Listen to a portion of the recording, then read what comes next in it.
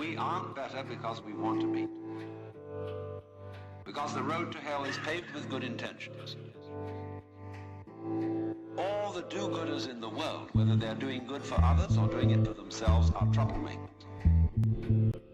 We white Anglo-Saxon Protestants, British, German, American, have been on a rampage for the past 100 or more years to improve the world. We have given the benefits of our culture, our religion, our technology to everybody. And we have insisted that they receive the benefits of our culture, even our political style, our democracy. You had better be Democrat, or we'll shoot you. And having conferred these blessings all over the place, we wonder why everybody hates us. Because sometimes doing good to others, and even doing good to oneself, is amazingly destructive. Because it's full of conceit. How do you know what's good for other people? We can change society. We can get enormous enthusiasm going out of the idea that there is a revolution afoot, and that this revolution is going to set everything to right. Do you know a revolution that ever set anything to right? Whether the revolution came from the left wing or from the right wing. When we have a great system, great power to put it into effect, there is always more violence, more bloodshed, more trouble. Diabolical things are done in the name of righteousness. We don't change. We're doing the same thing today, but under different names. We can look back at those people and see how evil that was, but we can't see it in ourselves. So therefore, beware of virtue. We aren't better because we want to be. Because the road to hell is paved with good intentions. Because all the do-gooders in the world, whether they're doing good for others or doing it for themselves, are troublemakers. Lao Tzu, the Chinese philosopher, said, the highest virtue is not virtue, and therefore really is virtue. But inferior virtue cannot let go of being virtue, and therefore is not virtue. All the do-gooders in the world, whether they're doing good for others or doing it for themselves, are troublemakers. We aren't better because we want to be.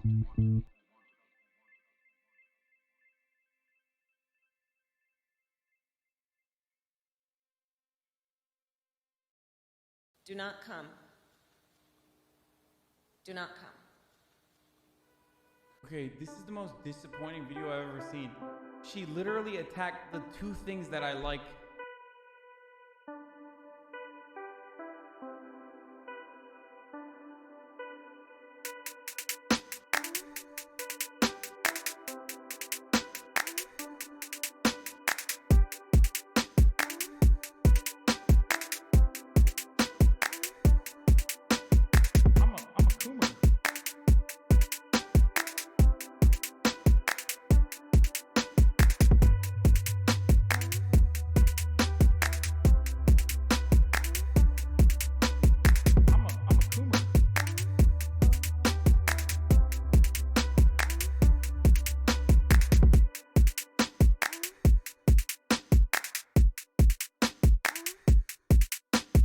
I'm a coomer.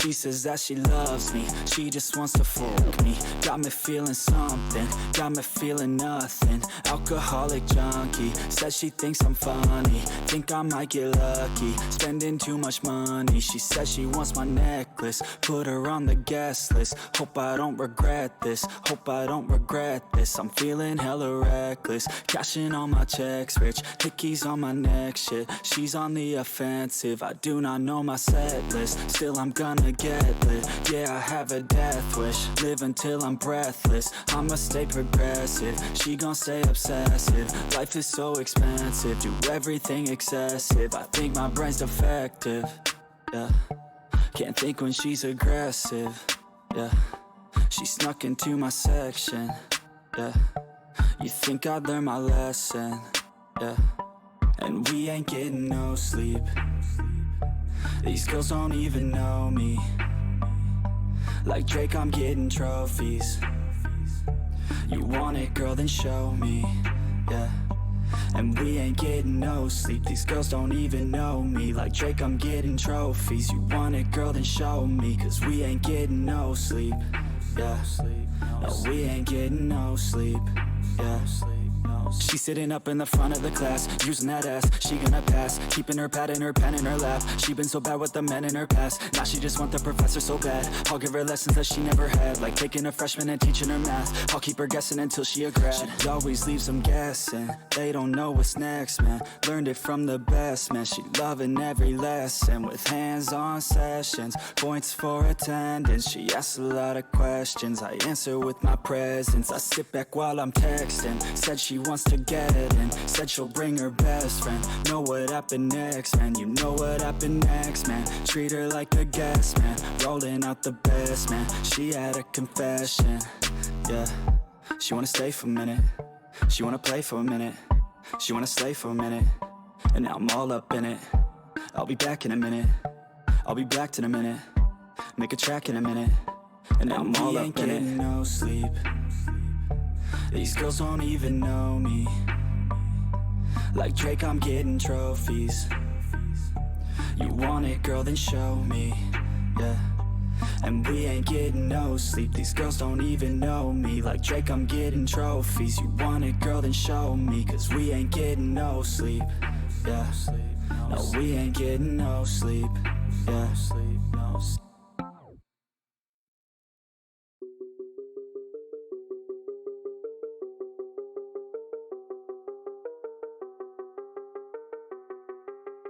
I took people's drop boxes. I was like, "Are you a conservative, ma'am?" And like an old lady would be like, "Yeah, I'm a conservative," and I would fucking deck her, take her ballot, and just rip it apart right in front of her face. I was like, "You're not allowed to vote this way in California." That's right, bitch.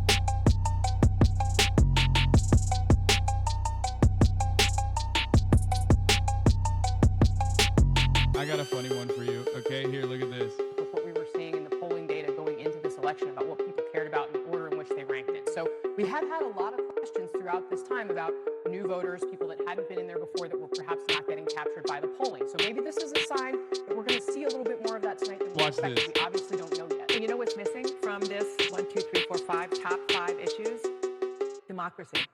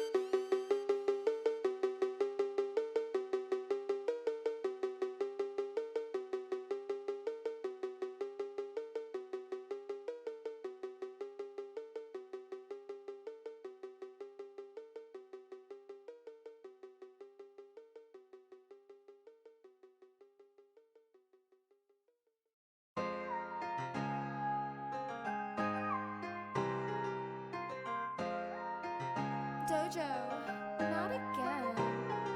I'm trying to make my mama proud, that's for sure.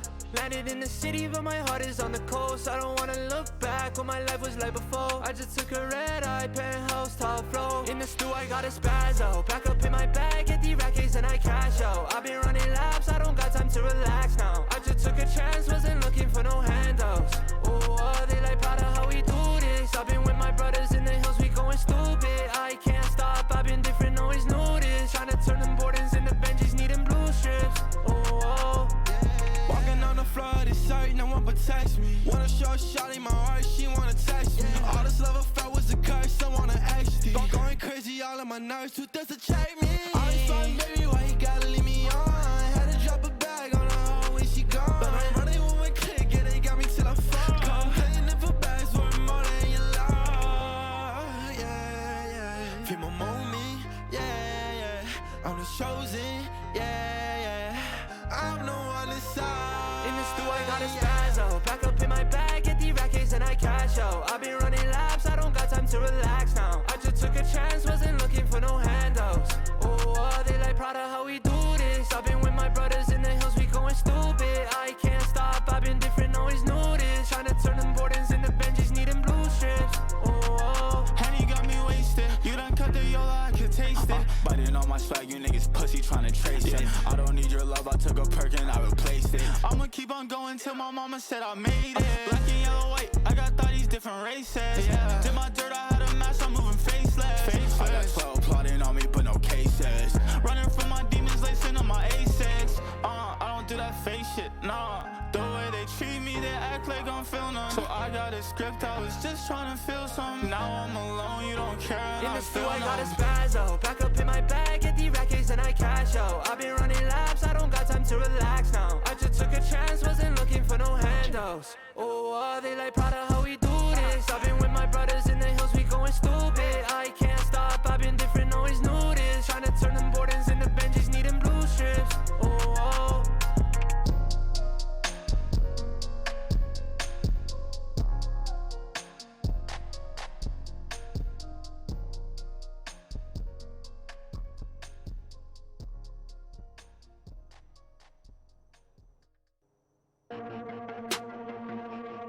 Look what? Oh, look what? Wait, are you fucking kidding me, dude? Oh my god, you are such a pathetic piece of shit. Shame on you. Shame on you, you fucking liar. You fucking filth. You fucking absolute dog shit. You fucking piece of shit. You fucking garbage motherfucker. What a fucking liar. What a fucking Weasley little liar, dude. What a fucking Weasley little... Holy shit. What a fucking Weasley little liar, dude. Holy fucking shit, dude. Fuck you. You fucking piece of shit. You fucking garbage motherfucker. I cannot believe it. You fucking piece of garbage. You know these motherfuckers are such liars, dude. I despise these people so much. God, why are you such a fucking horrible monster, dude? Shame on you, and shame on your fucking parents for literally bringing to this world such pathetic, filthy spawn. You disgusting, vile piece of garbage. What a fucking liar. What a fucking Weasley little liar, dude. What a fucking Weasley little... Holy shit. What a fucking Weasley little liar, dude. Holy fucking shit, dude. Fuck you. Oh my god. Oh, this is disgusting. So fucking disgusting. What a pathetic worm, dude. Shit, dude. I just, fuck you, dude. Fuck you. Disgusting. You disgust me, dude. Hashtag my dick, dude. Lying for clout ass motherfucker, dude. What a fucking liar. What a fucking Weasley little liar, dude. What a fucking Weasley little... Holy shit.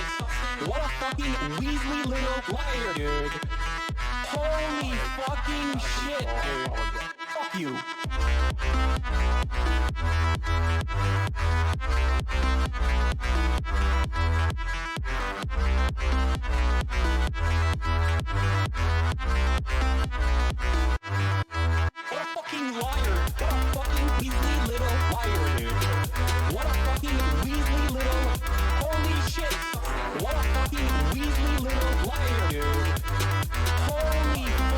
fucking shit.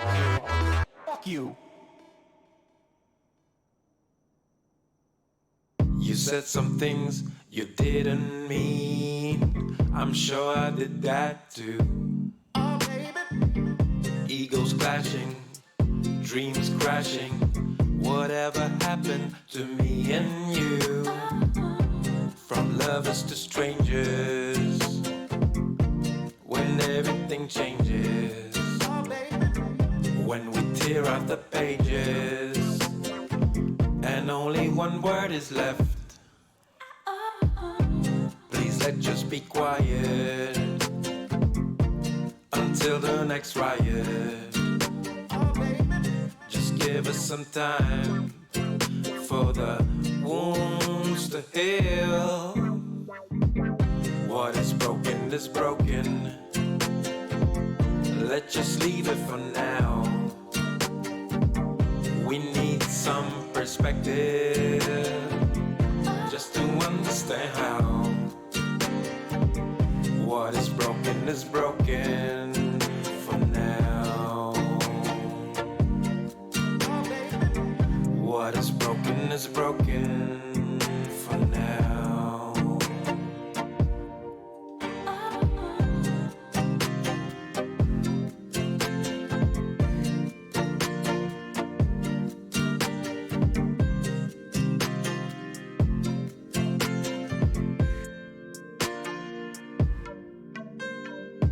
I think we both need to grow so that we need not to know. Maybe doubt, maybe ask, maybe understand at last. From knowing to asking, from tearing to building, from thinking to feeling, from hurting to healing. Please let's just be quiet and let the silence speak. Oh, baby. Just give us some time for the wounds to heal. What is broken is broken. Let's just leave it for now. We need some perspective just to understand how. What is broken for now. But maybe tomorrow we will know how. Yes, maybe tomorrow we will know how. Oh, maybe tomorrow we will know how.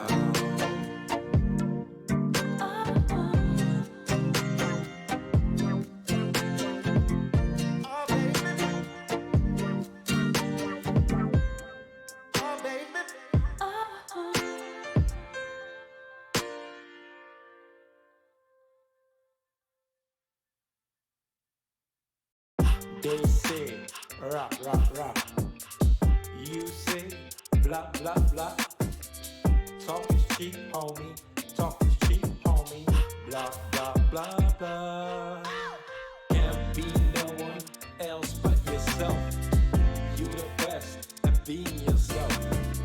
Remember that and never doubt it. Stand up, hello world, shout it. Leave your mark, build your legacy. Make them words count, live your fantasy. It's your life, time to live it right. Show the world what you're all about. Let them haters hate, let them doubters doubt. They don't really know what you all about. Let them talkers talk while you walk the walk. They don't really know what you all about. You only need yourself and the one and only. Even when you stand alone, you're never lonely. Take the path, let's travel. One day you'll reach your true level. Allow yourself to take your place on your space. It's your birthright. Let the work outshine the talk. Let the sun light up the dark. Let them haters hate. Let them doubters doubt.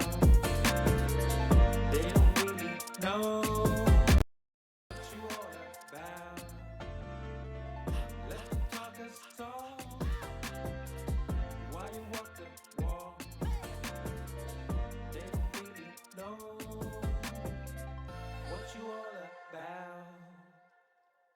They say rock, rock, rock. You say blah, blah, blah. Talk is cheap, homie. Talk is cheap, homie. Blah, blah, blah, blah.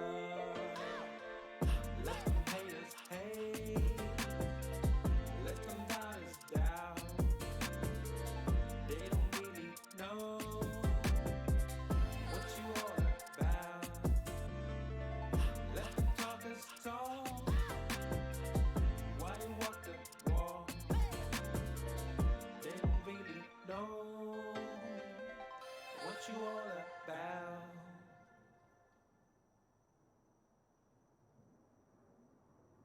Do not come. Do not come. Okay, this is the most disappointing video I've ever seen. She literally attacked Hi. the two things that I like. Excuse me. Hi, hello. What's up, internet? How's it going? Hope everyone's doing well.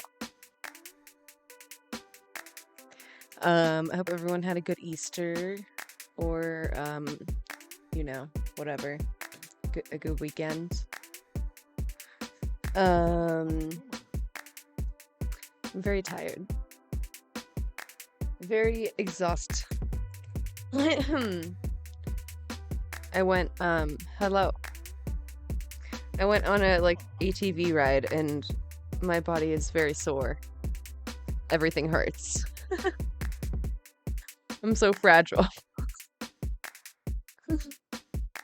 It was kind of intense though, to be fair.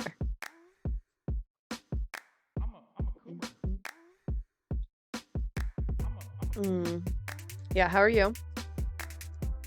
How's it going? Hope the week's off to a good start.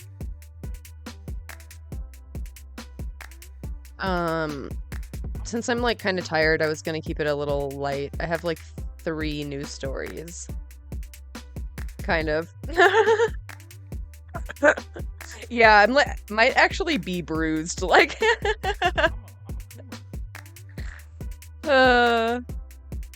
It probably wouldn't have been as bruised if I wasn't so tense. I was just it probably didn't help. I think you're supposed to be relaxed. I can't imagine. How did they do it? How did they do that? They just all have a constant concussion. Just jiggling around all the time. Oh my god.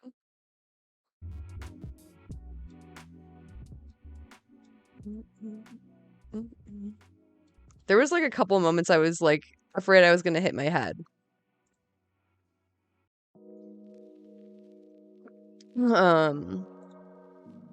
So I don't think I did though.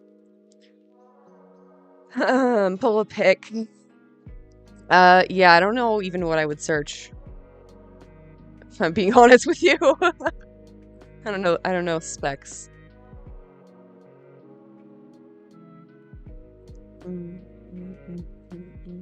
But yeah, he was going so fast. So fast.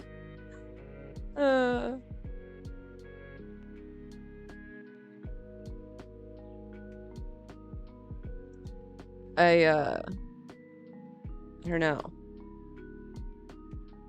I would be so anxious being in a race because people are gonna hit you or whatever, anything could fucking happen. Those people are crazy. Used to, for sure. Yeah, I imagine you could get used to it. Like, acclimate. No warning at all. I didn't even have my hair up. I'm still getting the knots out.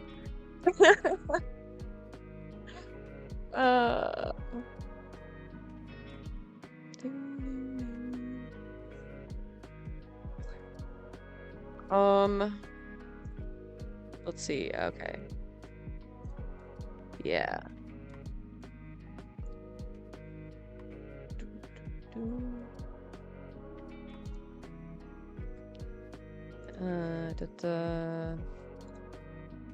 That's the one. Yes. Yes. Cats are asleep anyway. This is what we were riding around in. I was just in the back. Wait, it's not this one. It's this one. Wait. Is that right? This one. Oh. Yeah. It's hella fast. Way too fast. Way faster than I would ever go. Oh yeah, this is the one he races in, yeah. It's so nuts, dude.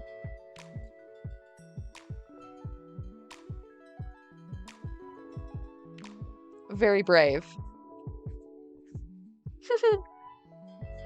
I think it's just like an adrenaline thing, honestly. Like, just from that ride, I can tell. Like, you would definitely get hooked on that type of thing.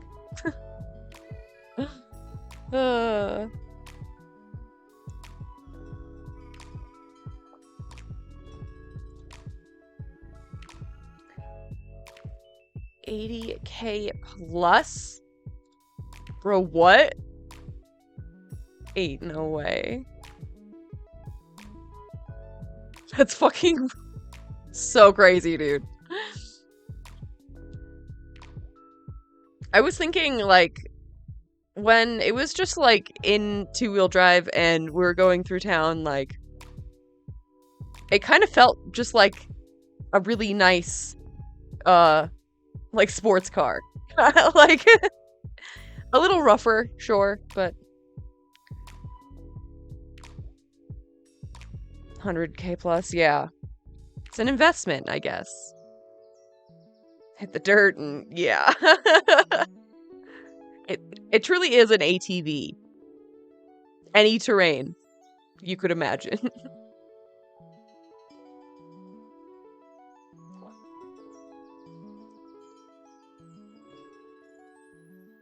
It was fun though. Good fun. Oh yeah, my garden is starting to grow. It's very exciting. The mint came up all on its own. The sunflower also self-seeded. Oh yeah, there's like, I forget what it's called. It's just like a white bushy thing. Just like a decorative like plant, but that it's like growing like a fucking weed. It like took over like 8 planters. So I have that like quarantined. Let's see. Just the mint so far. I was thinking of doing like some vegetables, but I need more pots.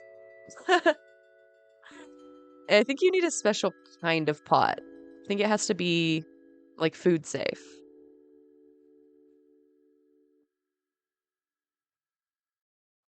Ugh. I always like fucking kill things too. Like I killed the rosemary and rosemary's like not supposed to die. Fresh berries, ooh. That's actually a really good idea, because I buy berries all the time and they go bad so fast. Yeah, they're never any good.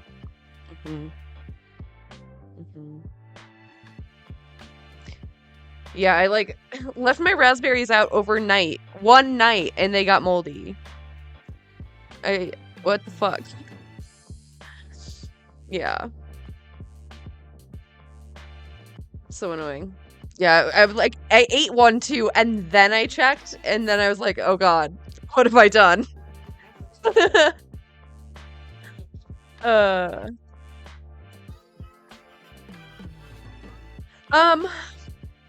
Maybe a little bit. It wasn't too crazy. I just, I think I felt nauseous mostly, like, psychosomatically. I mean, it tasted fine. But yeah, growing berries would be cool. I don't know how I would protect them from all the birds. I'd have to have, like, some sort of netting, I guess. I think I have a net somewhere, actually.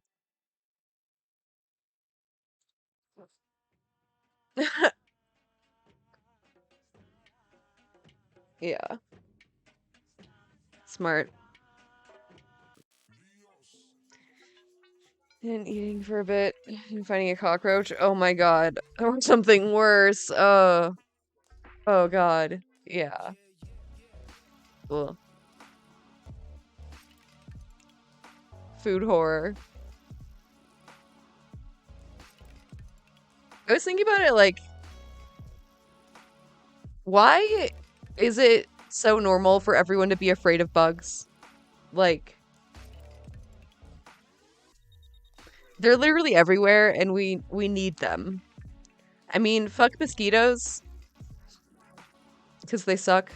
I hate them so much, but I don't know. Like, we shouldn't just, like, spray our lawns with pesticides just because we don't like bugs. Like, yeah. I mean, not in our chips, sure, but, like, outside on the golf course, like, they're not hurting anything. And then killing all the bugs just makes the worst ones worse, like the gnats and shit.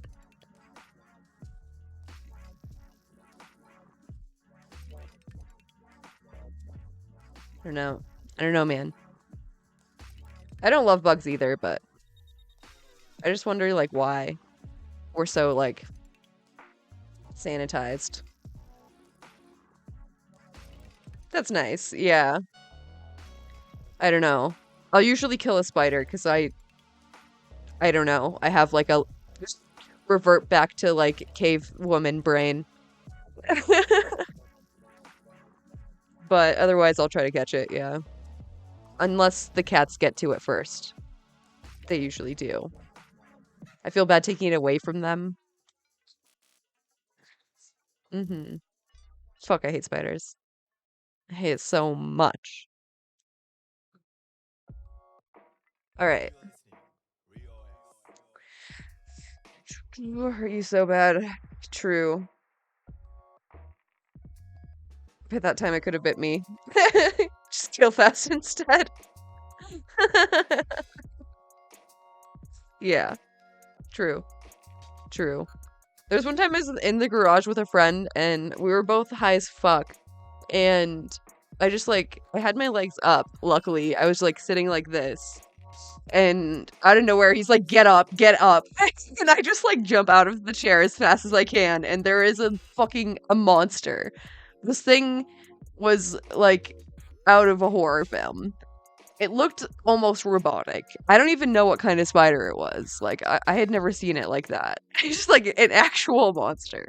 An alien monster.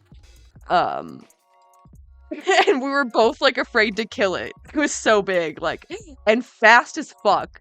Like, we got it under a cup, and we're, like, looking at it, like, both just so high, like, what the fuck is that, dude? Is that even real? Like, hashtag spiders aren't real. I don't even remember. I think he ended up killing it. It really was. I try not to leave the garage open as much after that. Oh, God.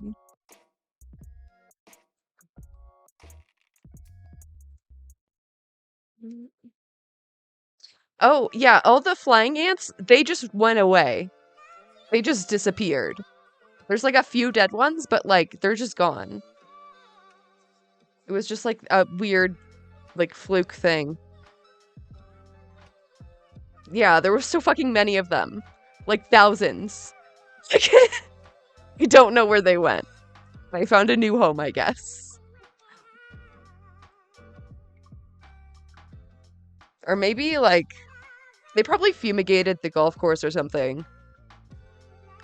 I always imagine that's where all the bugs are coming from. Anyway. Fucking golf course.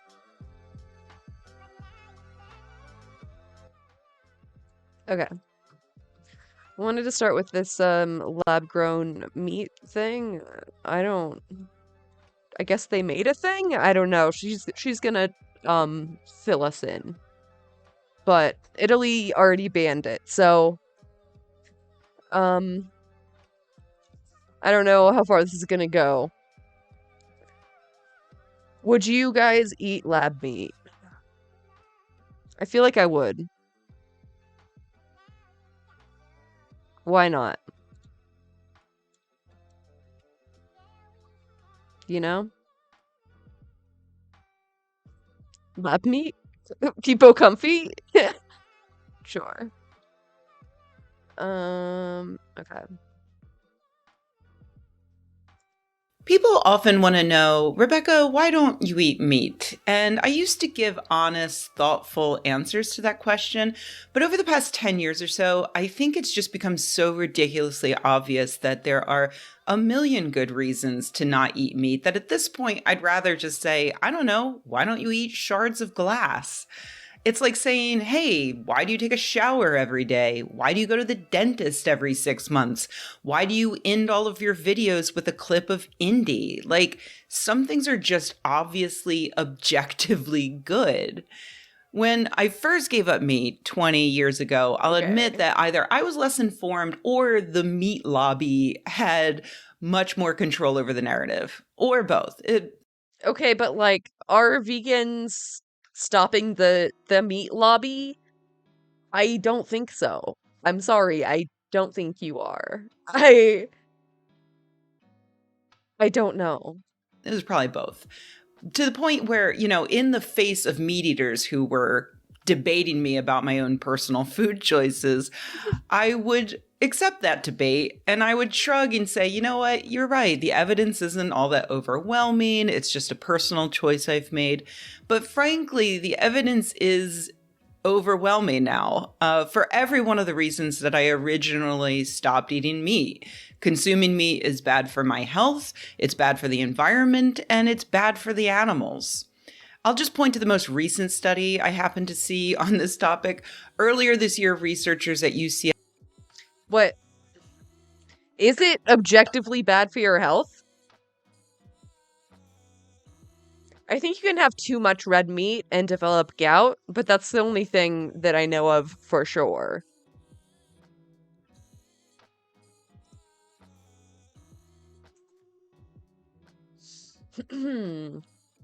Some meats are high in fat, especially saturated fat. Okay. Sure. They're saying it can raise your cholesterol levels. But like, I don't know.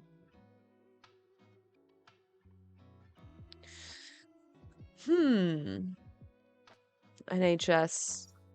I don't trust no British bullshit.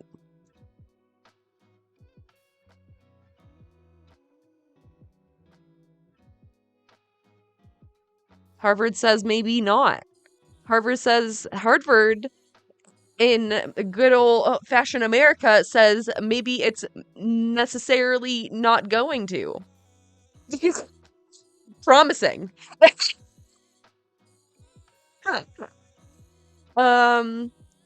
Almost entire meat diet working for some people.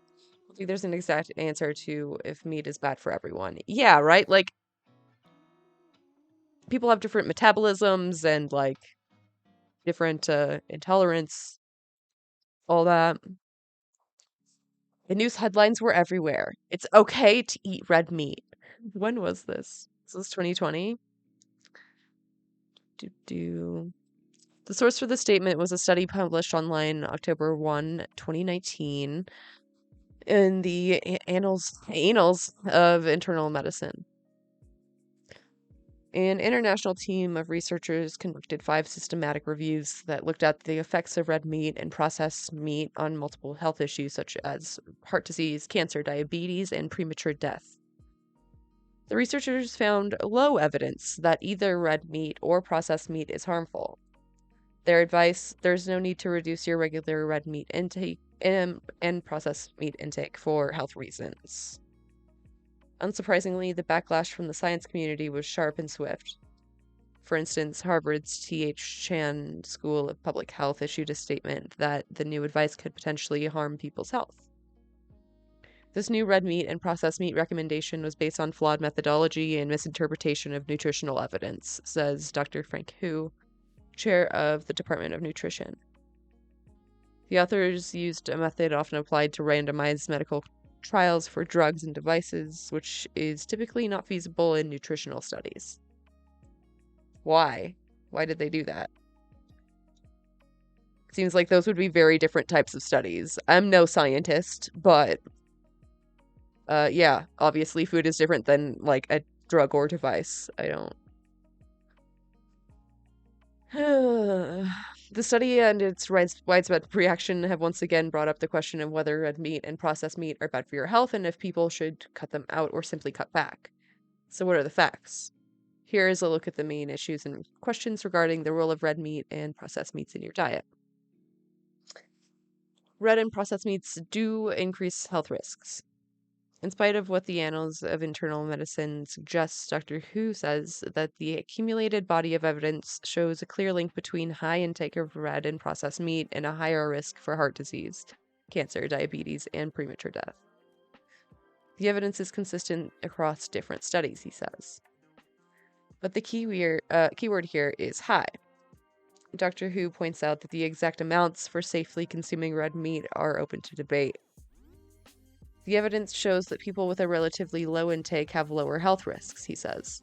A general recommendation is that people should stick to no more than 2 to 3 servings per week. I think that's like normal, right? That's about how much I have, I think. Like at most. Dr. Hu suggests that people focus not so much on actual serving sizes, but rather on red meat's placement in meals. Instead of the main course, use red meat as a side dish, he says. Consider red meat as a luxury and not a staple food. Yeah, fucking right. That, like, you can't just, like, say that, like, as one scientist, like, in the wild and, like, have people believe you. Like, yeah, like, the meat lobby is just that. Like, they have millions of dollars to just, like, incorporate into advertising to convince everyone that it is the main dish, like, and the only acceptable type of main dish. It's like a whole deprogramming thing. For processed meat, Dr. Hu says there is much stronger association and a higher risk of heart diseases and cancer, especially colon cancer. Yeah, the preservatives or whatever are very bad in processed meat. Like deli meat and shit. Processed meat products contain high amounts of additives and chemicals which may contribute to health risks. Again, there is not a specific amount that is considered safe, so you should keep processed meat intake to a minimum, he says. You don't need to eat red meat. Red meat has high amounts of protein, which helps promote muscle growth, and vitamin B12 to make red blood cells. For example, a 3-ounce serving has about 45% of the daily value of protein and 35% of the daily value of B12. A serving of red meat is also a good source of zinc, which can help the body produce testosterone, and selenium, a powerful antioxidant. Plus, red meat is rich in iron. However, Dr. Hu says that you don't need to eat red meat to get these essential nutrients. You can get the same amounts, and in some cases even more, from poultry, fish, eggs, nuts, as well as by following a plant-based diet.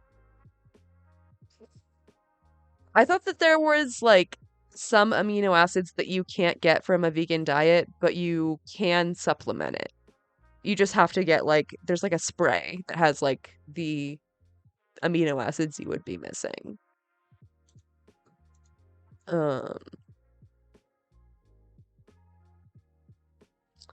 Some kinds of red meat are not necessarily healthier. There is no firm studies that have shown nutritional or health advantage from eating organic or grass-fed beef. These types of red meat are often more desirable as they contain low or no growth hormones compared to grain-fed beef. But it's still not clear if they offer any health benefit, says Doctor Who. Well, damn. We still don't really know. Basically anything about nutrition. Thanks, Harvard. UCLA compared 6 different diets, including the standard meat-heavy American diet and the fish and vegetable-heavy Mediterranean diet, to see which one had the smallest carbon footprint. Surprising absolutely no one, they found that diets with ruminants, like cows and sheep, were the worst for the planet, and vegan diets were the best. By a huge margin. And yes, even vegans who eat almonds, though to be fair to the anti-almond brigade, the study only looked at carbon footprint in total and not water usage specifically. Also, it's worth noting that this study was produced in partnership with a climate-friendly snack company, though the researchers say that that company had no input on the research, nor did they contribute any funding. The researchers have a really nice, non-judgmental conclusion that is probably appreciated by companies like climate-friendly snack companies. Moderate consumption of meats such as chicken, pork, and fish, in conjunction with an emphasis on locally grown fruits and vegetables, can be maintained without adversely affecting the planetary carbon footprint and with the added benefit of promoting good health. Thus, making simple substitutions within each individual's diet can be advertised as an effective approach to collectively lower the environmental impact in tandem with improving health and longevity. So yeah, they're not even saying you have to be vegan, just making substitutions can help. Now, before I go any further, let me reassure those of you in the audience who eat meat who are worried that I am making a moral judgment about you. Yes, I am. You are monsters. Okay, I'm just kidding. You're not monsters. What the fuck? Unless seen from the perspective of a pig with the emotional and intellectual capacity exceeding that of the average human 3-year-old. I don't want to get into a whole philosophical debate here, but people often take these conversations. Oh my god. Just like, if you're worried I'm judging you, I am. Just kidding. Unless. Just kidding. No, I really. Fuck you. Fucking whiplash, dude. I'm running it back.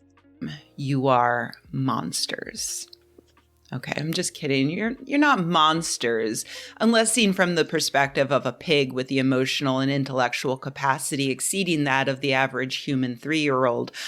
I don't want to get into a whole philosophical debate here, but people often take these conversations as personal indictments of their character. Like, how dare you suggest that something I grew up doing that is central to my being is immoral, and thus I am immoral, which doesn't really get us anywhere. Unfortunately, a lot of people think of eating meat as being a central part of their identity, so they respond really poorly to things like this entire video, I guess. For instance, consider Italy. Yes, the whole country.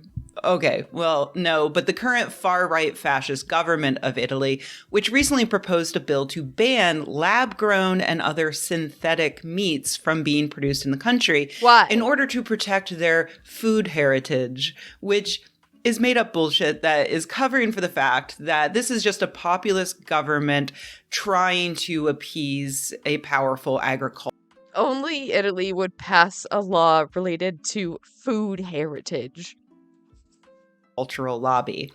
It's telling because the agricultural industry here in the United States is also very powerful and would also be struggling without the government tipping the scales in the direction of meat. Without government subsidies, a pound of hamburger would cost $30. A $5 Big Mac would cost $13.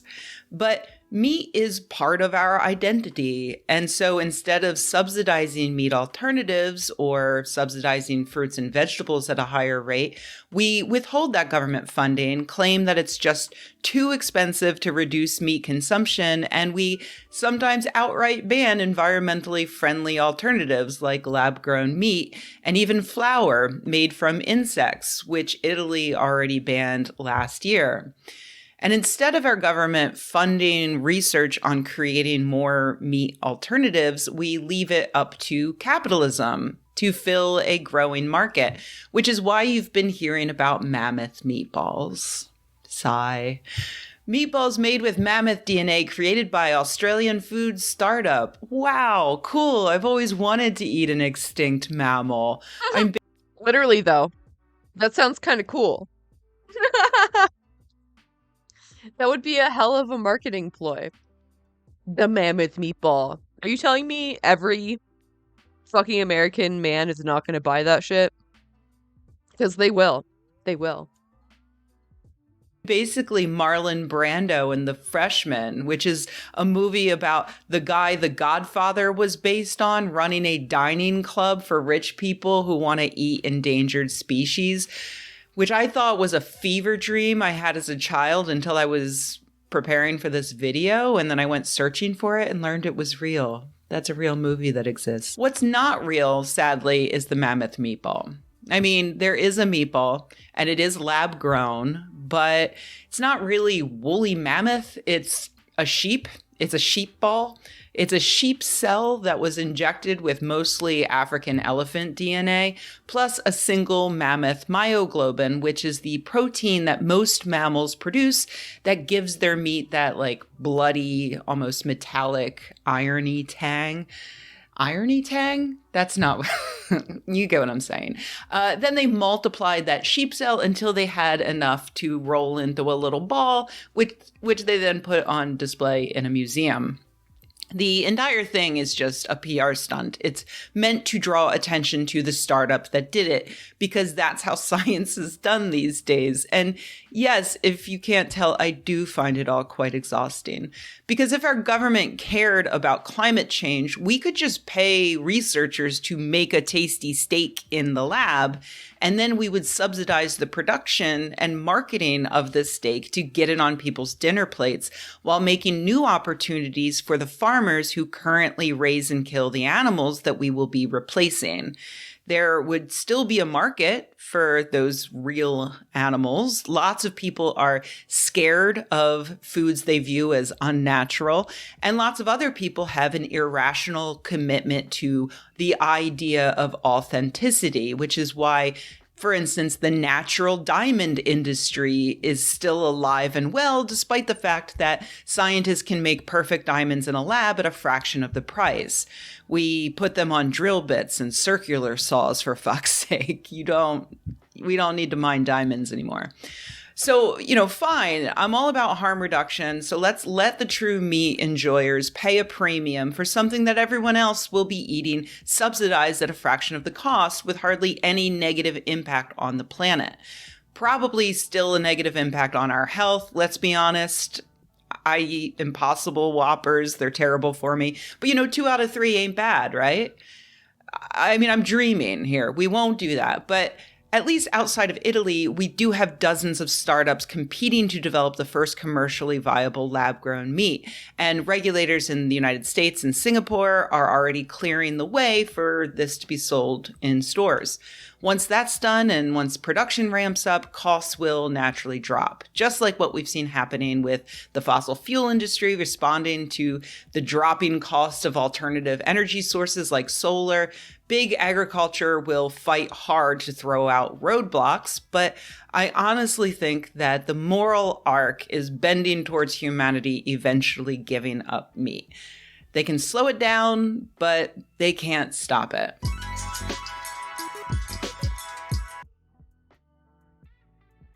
That's some fucking copium if I ever heard it. Girl, no. What? I mean, do I think people should? Maybe, I guess, but like, they're definitely not going to. It's a wild ass claim. Ending towards humanity eventually. I honestly think that the moral arc is bending towards humanity eventually giving up meat. They can slow it down, but they can't stop it. The moral arc? I don't know. How much more popular is it now? It's weird to moralize it.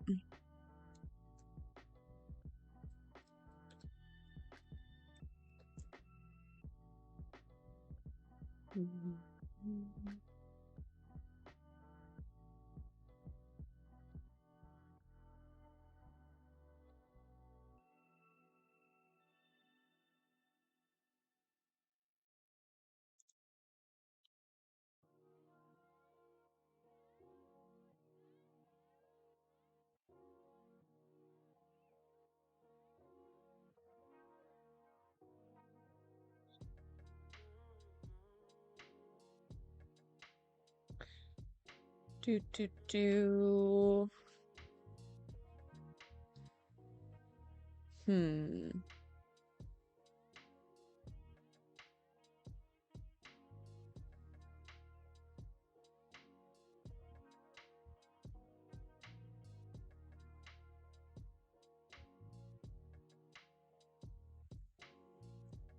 People will eat them. Yeah, I don't think it's stopping anytime soon.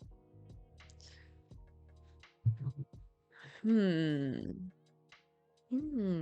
It's a very like vegan centric, like white liberal American take.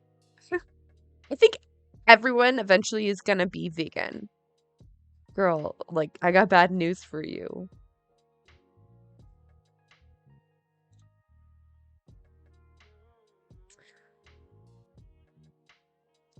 Huh, the only studies I can find are recent.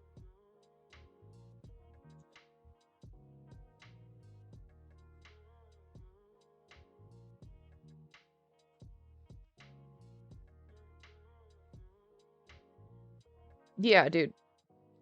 Only 2% of people are vegan. 2%.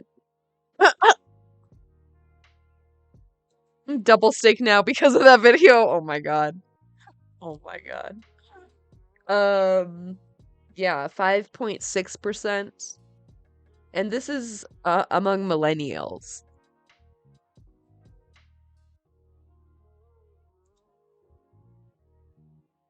Let's look compared to Gen Z. Fuck you.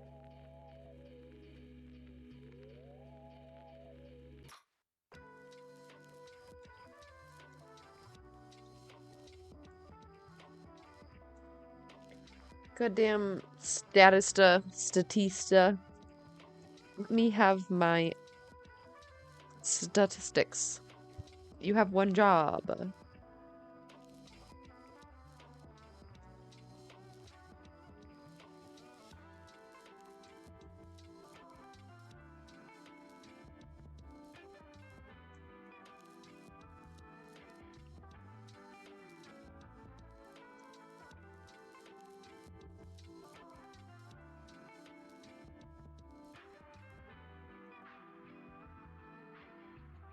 Ahem.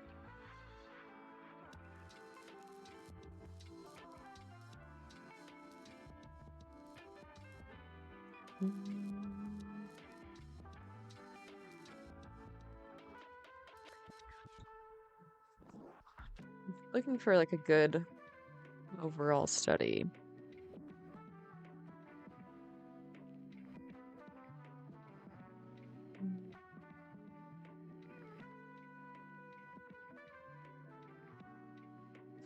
Rise or fall in vegetarianism. So this is 2018 to 2020. Or 2021. So in India, it fell by a lot. Rose a little in England. Germany, and the US. Fell in China. Rose a little bit in South Africa. Like, it's all over the place. I don't think that's the general trajectory at all. I don't know, dude. I don't know. I think that's really optimistic. How many are actual real good vegans that follow it completely? Yeah. It ain't easy, and a lot of them do cheat. Hey everybody, thanks for watching. If you enjoyed this video, please give it a like. If you loved the video, please subscribe.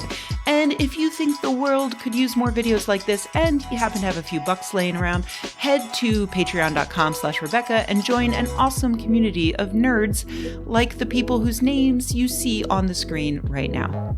Thanks.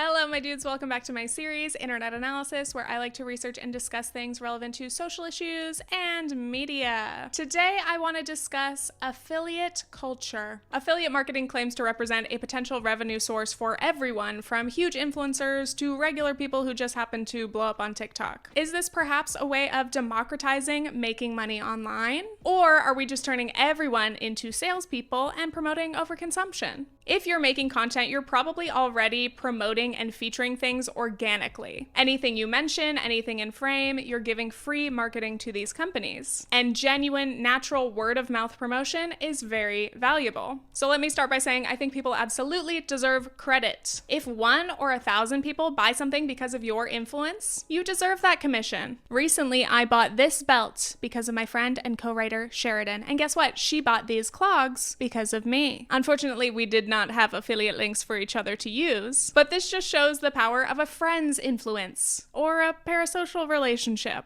With that, let's explain affiliate marketing a little bit more. Affiliate links are basically referrals. You click my tracking link, the company knows that I sent you, so if you buy the thing, I get a small commission, which can be anywhere from like 1 to 25% of the item price. Affiliate programs are pretty accessible, like you don't have to be hugely popular or famous to be able to use them. As we know, you usually do need a pretty big following to be able to gain substantial income from ads or sponsors, especially on TikTok with its not so great creator fund. There are lots of people getting millions of views a month and still only earning like literal pennies. But affiliate links offer monetization opportunities to everyone, creators large and small. And I think it's incredible when people get to be paid for their labor, their content creation. It is work, it is valuable. And I'm not just saying that because this is also my job, but especially right now with the recession looming / happening, lots of people are trying to find new ways to make extra money. Here's a quote from Rebecca Jennings. "There is no escape from the influencer industry. In an increasingly unpredictable economy, one with massive wealth disparity and mass layoffs, where landing a solid career path feels out of reach for so many, of course, the industry that promises self-employment and creative freedom sounds like the best possible option." In my mind, if you're already creating a bunch of great content for free and people are already asking, hey, where's your dress from? I think affiliate links can be a win-win. It doesn't cost any more for the customer, and the creator can make a little bit of money casually driving sales for things that would usually go completely unpaid. So that's some of the good that we're told about, right? But what happens if affiliate culture goes too far? When it's no longer about natural promotion of things you genuinely like and use, and suddenly we're being swarmed with link in bio, swipe up, check my storefront. As I'm sure you know, that's already happening. The line is already very blurred between what people actually use and what trendy items might drive them.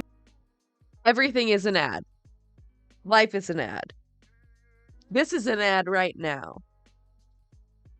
Most click-throughs on their affiliate links. Let's talk about gatekeeping. Imagine you post a video of your adorable dog. It goes viral, you're overwhelmed. You had like 20 followers, now your video has 10 million views. There's lots of attention, lots of comments coming in, including, where's that shirt from? Link the lamp. Oh, you didn't expect people to ask or even notice that stuff? You try to reply, but TikTok won't let you send links. You could type out the whole product title, but there's just so many comments. Link, don't gatekeep. Where's the the link link from? from? Link, Send me link, the link. link. Send me, Please, post the link. send me Post the the damn link. link. Some people are so my entitled God. and rude about it. Not to sound like a boomer, calling the young people entitled, but like people of all ages. The badgering is so intense. It makes me laugh, but really, I'm like, we might need to calm down. Because of this environment on TikTok, the action of not sharing where something is from is perceived as maliciously secretive. There's a whole genre of POV sketches making fun of this mean girl trope. Oh, you like my shirt? Thanks. I like your shirt too. Where's it from? You know, oh man, I'm drawing a blank. Where did I get it from?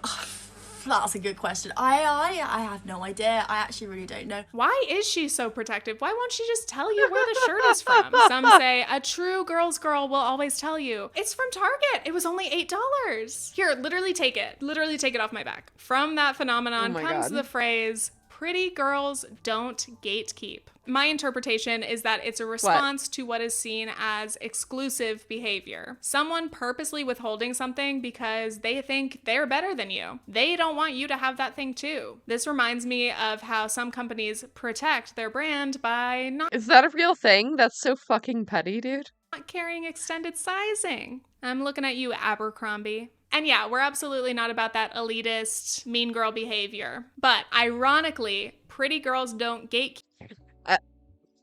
Dude, Abercrombie barely carried straight sizes. Didn't it like go up to like size 6 or something? I remember I couldn't shop there. I could not fit the tiny ass clothes at any point. Keep has now evolved into yet another way of selling something. I'm not gatekeeping. I'm actually so kind. In fact, I'm going to share this with you. And it is my affiliate link.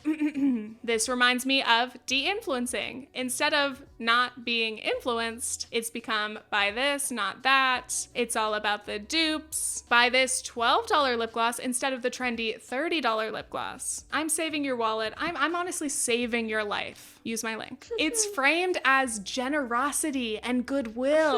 When really, of course, the creator is not gifting you anything. They're not telling you a secret like they're your best friend. They're simply trying to get you to buy something so that they can get commission. Girl, you're right. I need to learn how to gatekeep, but I literally can't because it's part of my job to put you guys onto the best Amazon finds. Listening to this kind of content, like selling disguised as not selling, was melting my brain. It honestly feels like double speak after a while. Like people will post, my biggest regrets, product is too good, I bought it in too many colors. I'm not even selling this to you. I'm not even selling this to you. I'm just giving you the link for you to buy it. Of course, everything ends up being co-opted by capitalism. Even just the idea that nice people will share information. Though the association with prettiness, beauty, and morality, save it for another Can't share information for free. It's 2023, Tiffany. Get with the program. time, but there's something there. And by the way, I know how people use language changes over time, but I think it's important to mention that historically, gatekeeping was about censorship and controlling what news the masses heard. Gatekeeping has been used against marginalized people as a method of systemic racism. Information, resources, and opportunities were gatekept. That's why I find it a little bit wild to hear someone say, you're gatekeeping because you won't send me a link to a candle. You know, as annoying or selfish as it may appear for someone to not share, they might just not be interested in selling or promoting anything for whatever reason. And I think that's valid. I personally think, especially if you're making fashion or product videos, it takes 2 seconds to put the brand and the item name on screen in the video. Honestly though, have some people lost the ability or never learned how to Google? Yeah, literally, like, there are 3 brands that own everything. How hard can it be to find?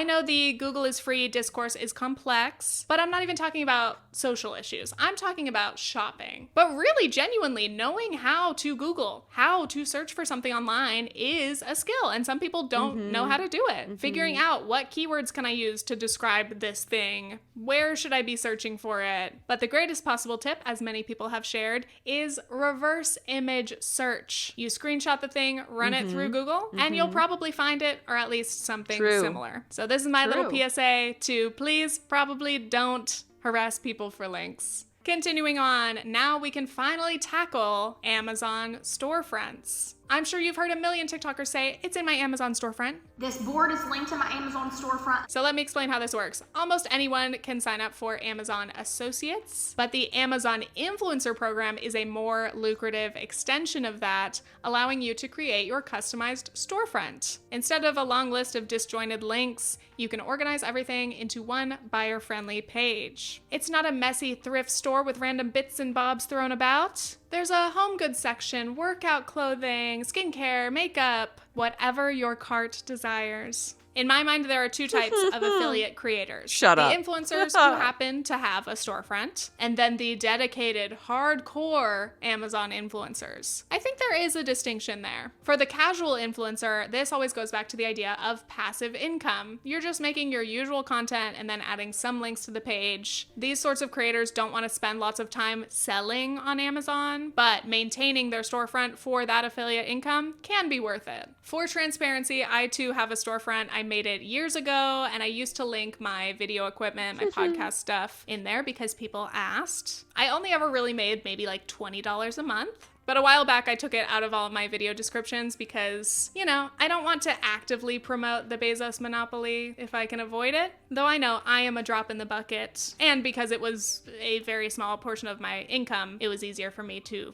give up. But for the hardcore Amazon influencer, promoting Amazon is a main part, if not the main part, of what they do. They post reviews, unboxing videos on Amazon, as well as hosting Amazon live streams, which is basically live shopping like QVC.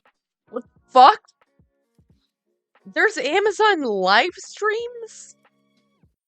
I'm sorry, what?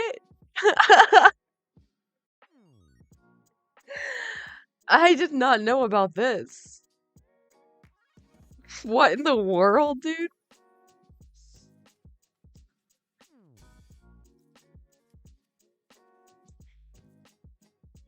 Amazon Live. Bro, what? A lot of color. So in this house, I knew I wanted a white kitchen. I knew I wanted everything white because I have always had a lot of color. And so it was a welcoming change for me because this is just a different phase in my life. And then when it came to like shopping, it's just been really hard to shop. There's people here in chat. Thanks, Melanie. I appreciate you taking your time to share your home. Thank you. Mixture is great. What is this? This is hell. Rustic and farmhouse, and that's not. Who watches this?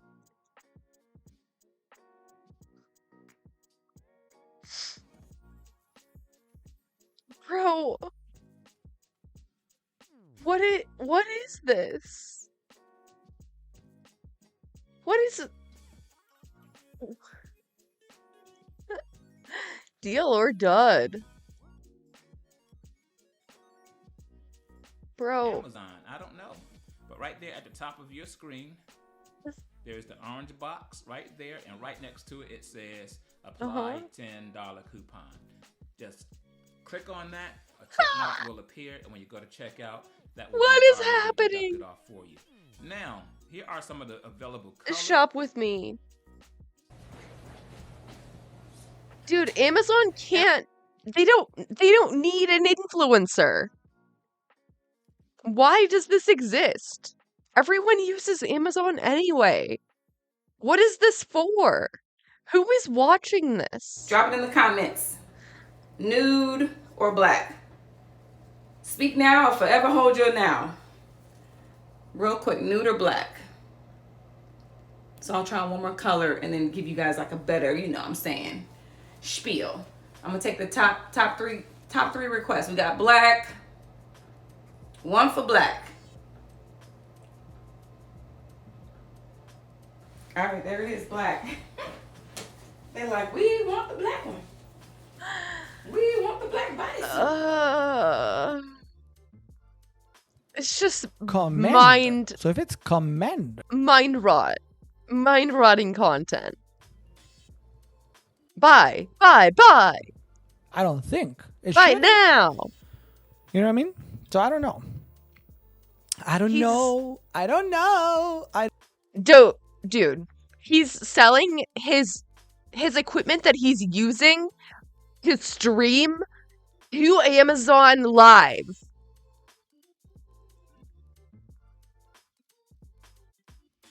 Why is this kind of 10 head? Bro, ain't no way. It's just that he has like some gaming shit, an orchid, fake plant, and his setup. What is this?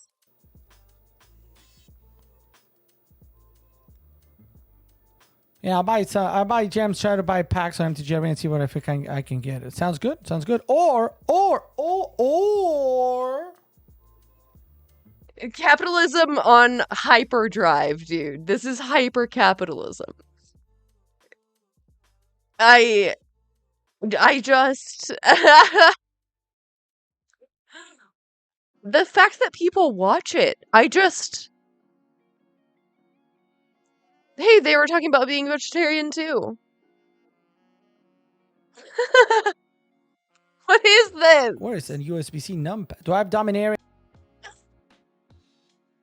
What is it? This is so weird. Festival season? What do you mean?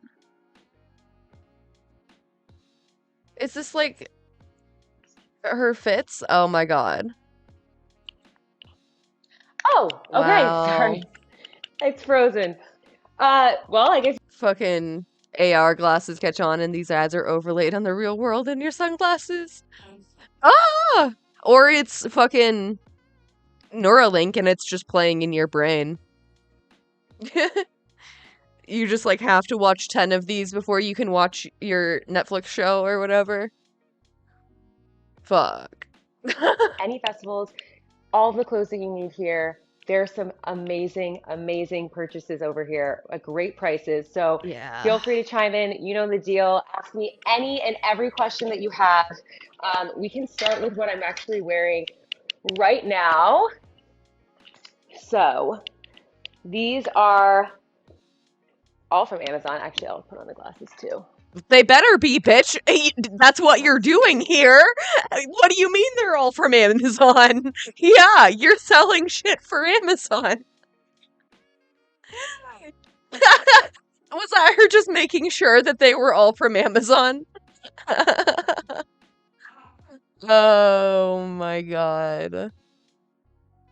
Wow. Wow. What? Tracy Ellis? What? What is happening? Hi. Hey, everybody. I'm Tracy Ellis Ross, and happy Friday to you. We are celebrating Black women entrepreneurs and their businesses. And as an entrepreneur myself and the CEO and founder of Pattern Beauty, I truly love talking entrepreneurship, especially with Black women. And so today we're going to be Okay, that's enough. Get me out of this hell.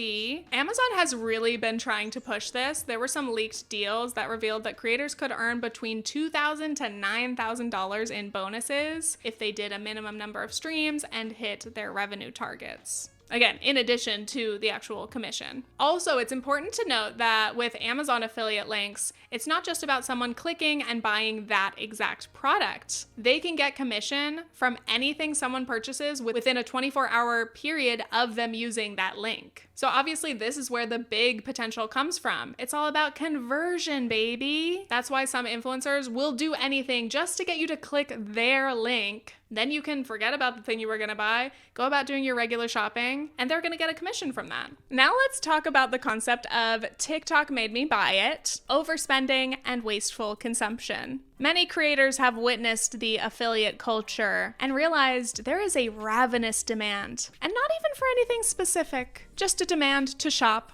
to be entertained, to get a silly little package every day. And guess what? They are ready to deliver. They'll tell you all the things you didn't know you needed to buy. On TikTok, there are a lot of creators who literally brand themselves as like your Bezos bestie. Their whole account is dedicated to promoting things on Amazon. These must-haves range from incredible. Your Bezos bestie? Come on. Come on. Jesus. Useful to absolutely needless and everything in between. There is so much waste and overconsumption, but even as I was researching this section, I found myself getting a little sucked in. I'm definitely not above it. I'm like, oh, that's a nice little gadget. I am sick of my phone getting wet in the shower. I stand here attempting to be a critical, conscious consumer, yet my brain cannot resist the shiny plastic objects. But that's the thing about consumption and shopping. It is so enticing and it gives you that sweet, sweet hit of dopamine. So when it comes to all of these things, yeah, that's how they get you. That's how they get you. They figured that out a long time ago. Our brains are so easy to exploit and just like con into buying shit. It just needs like to smell good or to like have nice curves or a pretty color. Sold.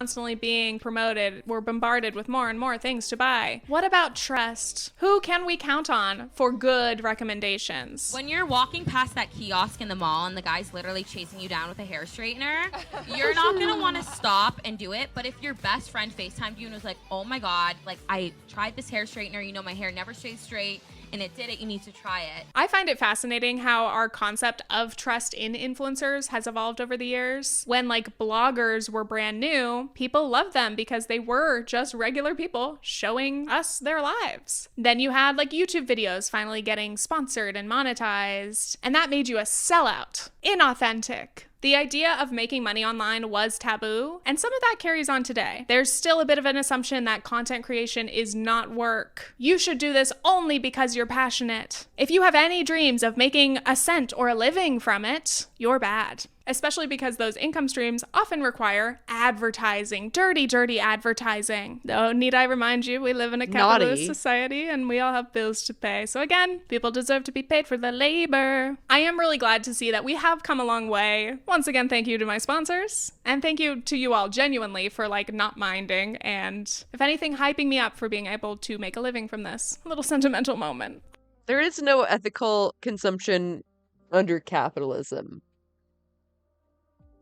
I don't know if that means we should, like, just resort to just selling every item ever. I don't know. We really, like, went down the rabbit hole. All that being said, I do understand the distrust because there are many influencers who have been shady. I can think of many examples. But to start with, like, basic disclosure. That is essential and legally required. We're talking about hashtag ads, sponsored, gifted, PR. People deserve to know. Were you paid for this? Did you receive this for free? You have to make it very clear. I am doing a paid ad for this brand. If someone cannot tell that something is an ad, that's a problem. But then when it comes to something like affiliate links, there is often a lack of transparency. It's very common for people to use affiliate links without disclosing them at all. And according to the FTC, which regulates all of this, even hashtag affiliate link would not be an adequate disclosure because not everyone knows what that means. They say technically influencers should be saying something as obvious as, I get commission for purchases made through links in this post. You gotta spell it out. But I don't think I've ever really seen anyone say I've literally never seen that. Not even once. That. Not on like Instagram or TikTok, maybe on a blog. At the top of the page, it'll say something like that, but on social platforms, not so much. Now, the realm that fascinates me the most in all of this is the lifestyle girlies. It makes sense. Their genre is literally promoting their entire lifestyle. I looked at these storefronts like Charli D'Amelio's and Alex Earl's, and as I scrolled through, it reminded me of the old Beauty Guru classics. What's in my bag? Room tour. Favorites videos. It would be like if you clicked on those videos and didn't watch it, but instead just skipped straight to the links in the description. But there is this weird juxtaposition. The shopping lists on one hand look very personal and mundane, but also like completely out of touch. There's the high and the low. They will literally link everything from Q-tips to iPads. Talk about lifestyle influencing. I want to have the same Q-tips as Charli D'Amelio. Another thing that blows my mind is that wish lists are very common on these storefronts. These are things that the influencer does not even own. They have not tried it. They're literally just saying, oh, that looks cute. Or like if they use a luxury item that isn't sold on Amazon, they'll just link a dupe and be like, yeah, that's good for you. I know people are very defensive about dupes. Oh, it's the same thing or similar, but cheaper. I get it. Yeah. I think if you use the dupe, sure. But if you've never even tried the dupe and you're trying to sell the dupe as a dupe, how do you know it's a dupe if you haven't tried it? Anyway, a lot of this TikTok made me buy it leads to product regret and trash. We are told we need this thing. You can't imagine your life without it. It just fuels overconsumption of things that we in fact probably do not need. You don't need a separate thing for your eggs to sit in. It comes with a container that they sit in perfectly. So please, before you buy this stuff, think about the time that goes into cleaning these containers. I love this creator. Hannah basically has a Don't Buy That series. And yes, that... Okay, it is time, but like, that does look good. I'm not gonna lie, that looks good. I like it. Please, before you buy this stuff, think about the time that goes into cleaning these containers. Oh, it's so satisfying. It fits. I love this creator. Hannah basically has a Don't Buy That series. And yes, that is true. De-influencing. I'll share one of my biggest product regrets. One time I spent probably $100 on neck products. I was having really horrible neck and back pain. I was like desperate for a solution. So I just kept adding things to my cart and I was like, yeah, these are gonna literally save my life. And unsurprisingly, they arrived. I used each product maybe a handful of times. They sat in a bucket of shame for years. And then finally I gave them away to my brother and I don't even know if he's used them. So now I've just passed on the bucket of shame and eventual waste. Does anyone else get like really stressed out? Like if I have an item in my life that I don't use, I feel such responsibility for it. I'm like, yeah, I don't use you, but I can't just throw you away. That would be horrible. It's my responsibility now to pass you on to a new home. That's why the idea of filling my life. Yeah, I feel that way. I'm a little bit of a hoarder. With like thousands of little silly things that I'm not going to use is like my biggest nightmare. And it already is. I already have too many of those items. Now I just want to jump in and say this whole time that I've been researching affiliate marketing, there are remnants, echoes of an old enemy. A lot of this reminds me of multi-level marketing, baby. Obviously it's not the same. Affiliate marketing is not like a pyramid scheme, but it's more about the scammy energy, the desperation to sell, the empty promises. You can make thousands of dollars per month at home. Anyone can do it. It's so easy. Does that sound familiar? To be fair, it is much more likely that you can earn money with affiliates than from MLMs, though that isn't saying much because 99% of people in an MLM profit $0. But if someone buys something using your link, that commission money is real. I will give you that. Another thing that felt scammy about this is that I found so many, frankly, lazy posts.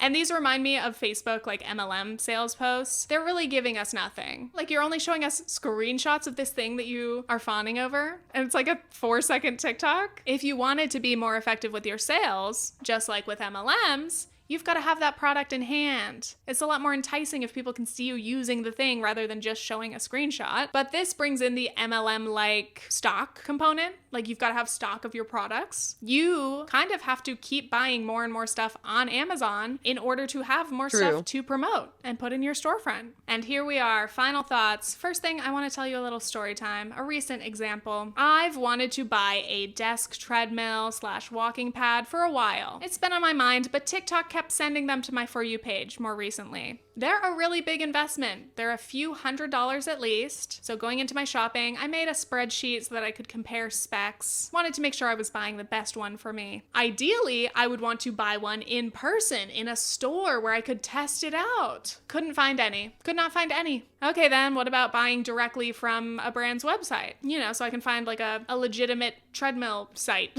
retailer. Difficult unless I wanted to spend like thousands of dollars, which was not in my budget. So then I'm looking for TikTok reviews, I'm reading tech articles, and everything links back to Bezos Town. They're all Amazon links. And I know, like, every those time, writers- every time I search for anything, I swear to God, I have to go to Reddit, and I hate going there.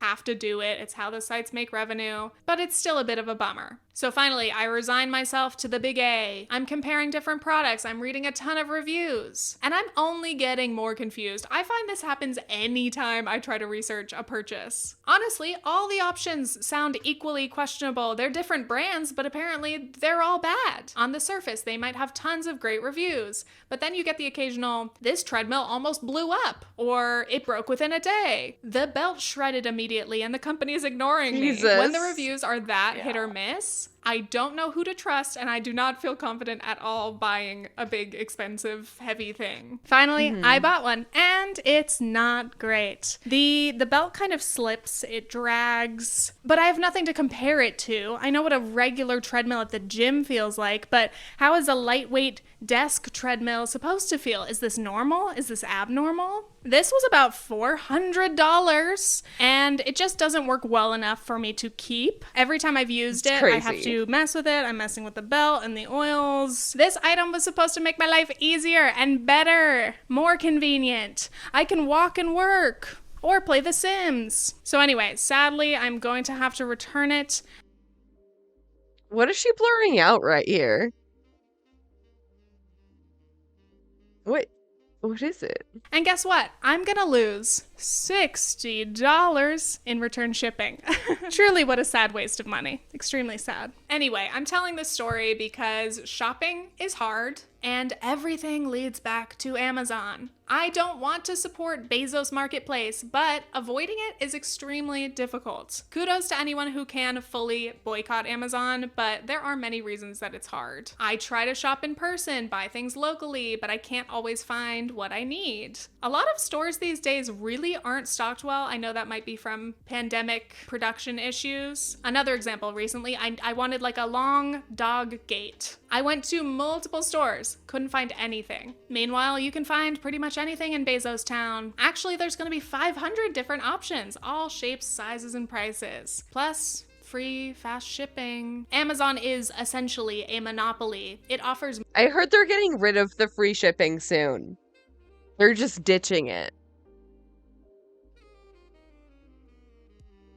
So more choice and convenience. It is literally impossible to beat. But even then, if I were to say, okay, no more Amazon, I'll just use Walmart or Target. What's really the difference between that? Especially online, their websites are all full of drop shippers and third-party sellers now, unless you sort out like only the products that they carry in store. But at the end of the day, if I'm choosing between 3 of the biggest retailers, it's like, okay, should I enrich Bezos or the Walton family? I love having choices under capitalism. But anyway, not to depress you, but I just felt like it was essential to talk about, like, at the end of this whole video that's so centered around using these big websites, I knew people would be like, well, why not avoid them? It is unfortunately easier said than done. I'm still gonna try. I still think we do have power as consumers overall, but I guess my point is, we might not always be able to control where we buy from because of all those factors that are greatly out of our control. But whenever it is possible, we can shop small, shop local, buy used, buy less stuff overall. Avoid the little TikTok made me buy it product of the day. So that is that. I hope you enjoyed this episode. And a big thank you to my patrons. If you want to support me, you can check out my Patreon. I create bonus videos. We do monthly live streams. Extra thank yous to my executive producer tier. We have Uwu Face. Yeah, do not let TikTok make you buy anything. I swear to God. Swear to God. Okay. We're gonna do the news next. The residents of East Palestine are still going through. All levels of government have failed my fellow Ohioans, and I mean royally. They've been lied to. They've been lied to and disregarded, disrespected, forgotten about, and it's been since the beginning of the derailment, starting in February, since the very beginning. Damn, that was all the way in February? That's crazy. Jesus. Ain't put no respect on the name. of my family and friends and sisters and brothers in East Palestine. Just no respect at all. And they were told by Governor DeWine and other federal officials that everything was fine, that there was nothing to see here, nothing to worry about. I mean, even the Secretary of Transportation didn't comment on what happened in East Palestine for 10 days. And then he had to be dragged. Thank you, Lover. Had to be dragged before he even came here. And then we got a president of the United States has yet to come to East Palestine, and people are still suffering. And they weren't told the truth. They were lied to. The governor, my governor, this governor, let me just say it that way, had the pure unadulterated gall to drink the water.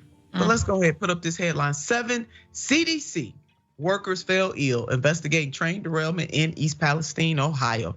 In the days following the train derailment in East Palestine, Ohio, a group of investigators fell ill while looking into the chemical exposure of residents. Now let's take a quick look back. Some of you may absolutely, I hope that you remember this story. We've covered it many times on Unbossed, and we will continue to cover it, because when poor folks and working folks, when everyday people are left behind, you gotta have some news source that's gonna cover it and tell their story. And you done found it right here, baby, on TYT. So let's take this quick look back. A Norfolk Southern train went off the tracks in East Palestine on February 3rd after a wheel bearing overheated, spilling toxic chemicals into the air, the water, and the soil, according to preliminary findings from the National Transportation Safety Board. Residents evacuated their homes as the company executed a controlled release of vinyl chloride to prevent an explosion. They blew the stuff up in a controlled way. And guess what? Family and friends, sisters and brothers, the stuff went into the air, it went into the soil, it went into the water. That's what happened. Controlled. 15 investigators from the CDC and Prevention and the Agency for Toxic Substance and Disease Registry were wrapping up their probe of chemical exposure on Monday in the East Palestine area. But just a few weeks ago, 7 of those investigators themselves may have experienced exactly what they were looking into. I mean, we can't make this stuff up. And what makes this so telling is that you had countless state and federal officials telling the residents of East Palestine that everything was all right then and there. Drink the water. And despite nothing to worry about here, the coverage that showed sores and rashes and other independent media sources out there collecting information from the residents, you had these extra special titled folks still lying to the people of East Palestine. Many of you may recall we went down there ourselves and had the opportunity to talk to folks, and we had a local guide there by the name of John, and it was something to behold. People were angry, they were sad, and they had every right to be, because they felt left behind. And then look at this right here, the very people conducting the investigations that fell sick. The residents tried to tell them, yeah, they did. And the governor, as I said, even drank the water while wildlife was dying. The fish were dying. The wildlife was telling us as human beings, hey, yeah, that was pretty wild. Couldn't be me. Something is wrong. Francesca, your thoughts about this developing story? I mean, we knew this was going to happen. Everybody knew this was going to happen, and it's going to keep on happening. And I'm so glad you're covering it. I'm so glad we continue to stay on this story. And we're going to have to check in with this spill and many other derailments and spills like it. But this is not going away anytime soon. My thing is, we're at a time coming off the back of, I don't even know, we're still on the back of the pandemic, but where the CDC has been vehemently demonized, right? And I have my critiques of the CDC and what they didn't do and should have done in different moments of the pandemic. But here you have them deployed in this corporate made, not sort of natural pandemic, right? Not a pandemic situation, but corporate made toxic waste here and spill. And now they're the ones who are also bearing the brunt of it, right? And here's what I want to say is the CDC is important. It is important to support the CDC. I think it's interesting and sort of fitting the way that they got sick because we knew there were toxic chemicals. But this is this whole story to me is just further proof of why government agencies are important to fund, are important to support, right? And that we can't just let everything go to the train barons and other people who want to use our towns like, like their toilets.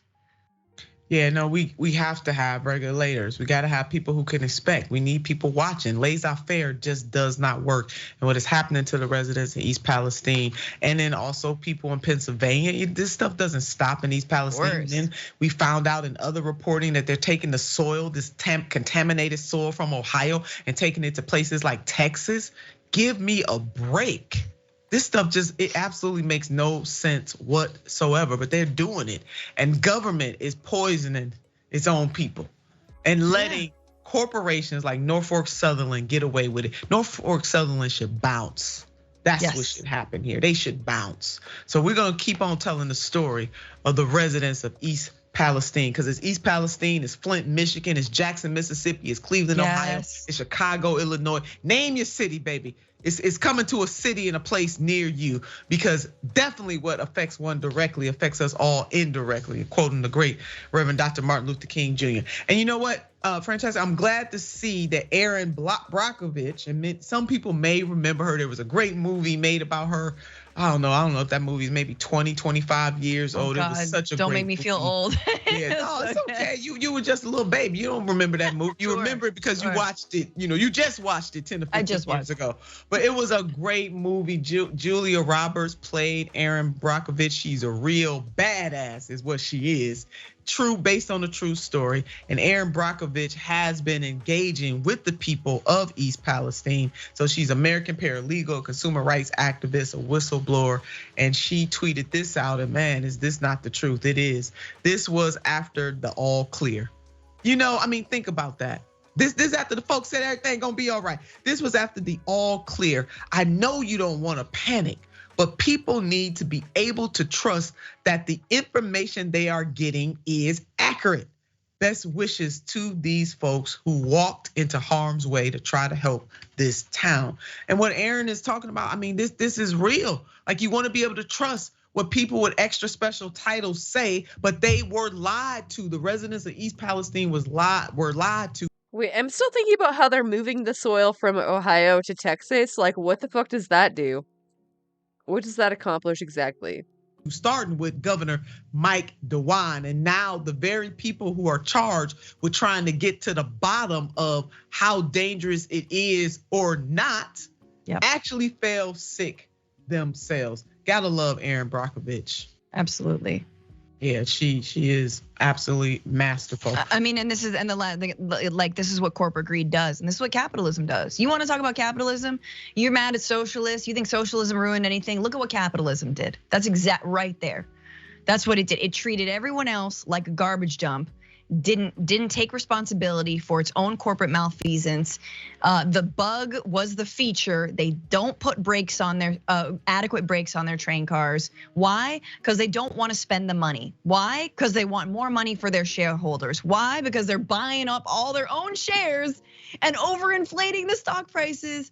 That's capitalism. That's all. It doesn't care about us at all. At all. Unfettered greed. This is unfettered greed at its worst. They need to put a check on this stuff. But the very people that were asking to put a check on it, the people who were elected to not allow this kind of thing to happen, and that when it does happen, to make sure that the parties involved have to pay a price, they are actually receiving money from these people. And so therefore they let the everyday people like the residents of East Palestine just suffer on through. I'm telling you, we're gonna keep on reporting on this. This is real, and this is gonna have a long-term effect on that community for many, many decades to come.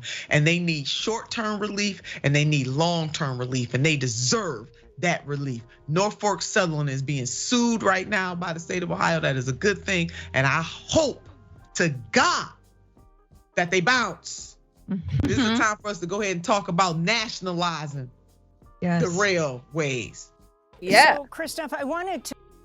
A common-based Nina Turner take. We do need to nationalize it. That's right. That's right. Fuck Norfolk.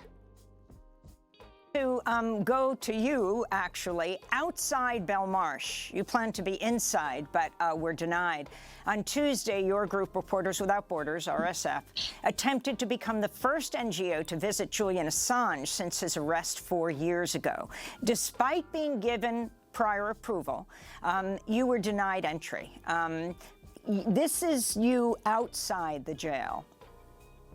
We take the opportunity of being here today, again, in front of this jail, to call on for his release. Julian Assange has made a very important, a crucial contribution to journalism.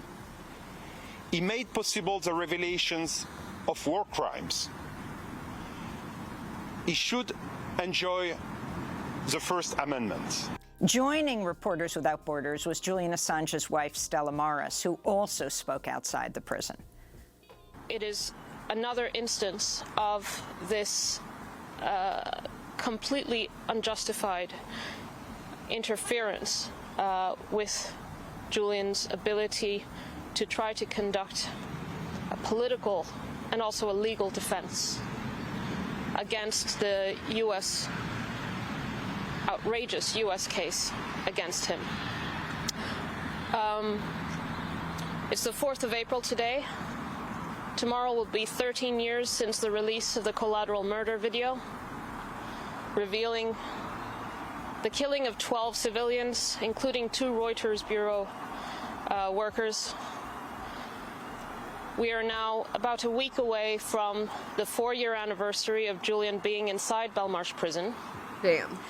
Julian's presence in this prison is a scandal. It is a scandal on every level. How is it that they can prevent him from meeting with the Secretary General and the Global Campaigns Director of Reporters Without Borders? This is a shameful act. Christophe Deloire, if you could talk about that. You've said that this is only one of a series of obstacles that you've encountered right from the outset in dealing with this case. If you could explain what exactly has been happening and what you hope will happen now. Will you attempt? That's so fucked up. No NGO has seen him in 4 years.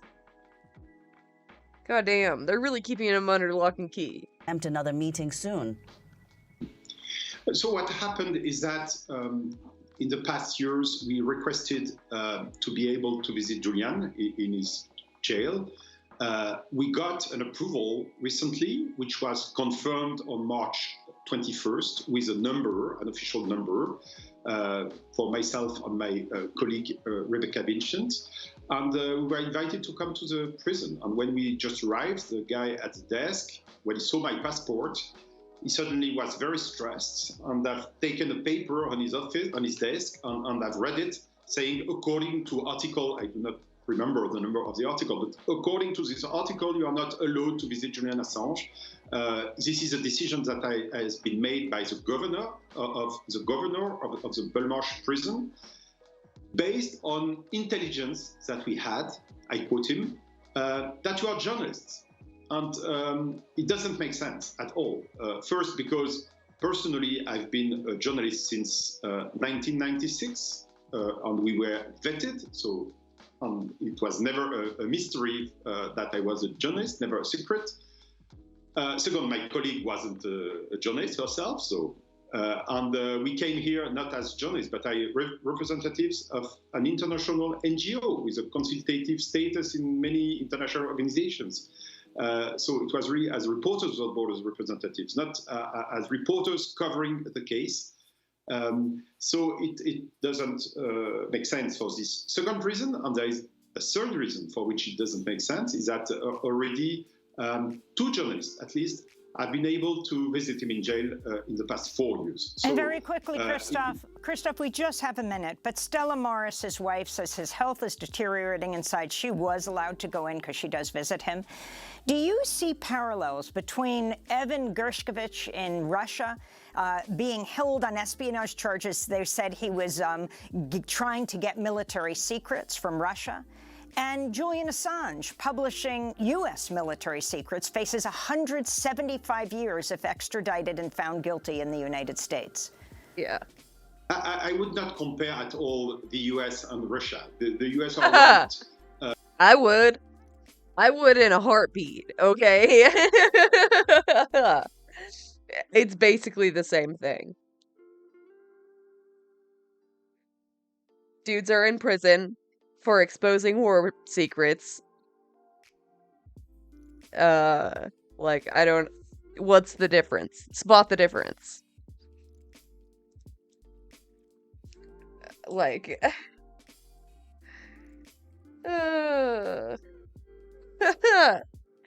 she really set him up for a layup, and he's like, no thank you.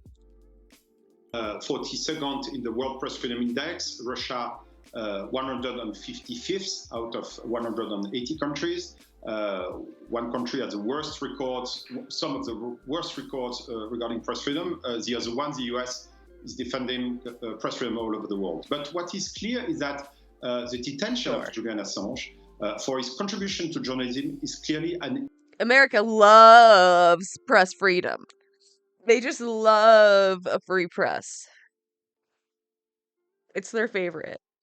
Inconsistency. And that really we call on the Biden administration and Joe Biden himself to stop this proceeding that was launched under the Trump administration so that the US can clearly amplify their legitimacy to defend press freedom everywhere.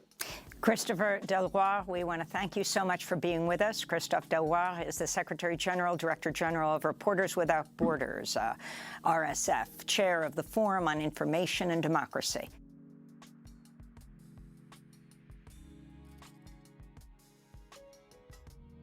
She said, okay, bye. Okay, lame answer, bye. Alexandria Ocasio-Cortez went on the Lever podcast and reiterated what she had been saying publicly about, or she tweeted publicly essentially, that Clarence Thomas should be impeached. And I think more Democrats need to be speaking this way. It's not enough just to mandate some sort of ethics mechanism within the Supreme Court, which they don't have, by the way.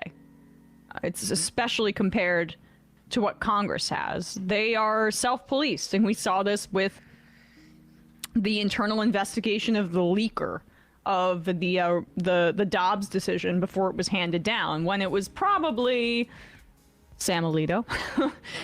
But they investigated themselves and they couldn't figure it out. What a shocker. And this is another example of it. The Supreme Court justices believe that they're the high priests and priestesses of the United States, and that they're above reproach. And Clarence Thomas is just like a brazen example of it. So here's AOC on with David Sirota.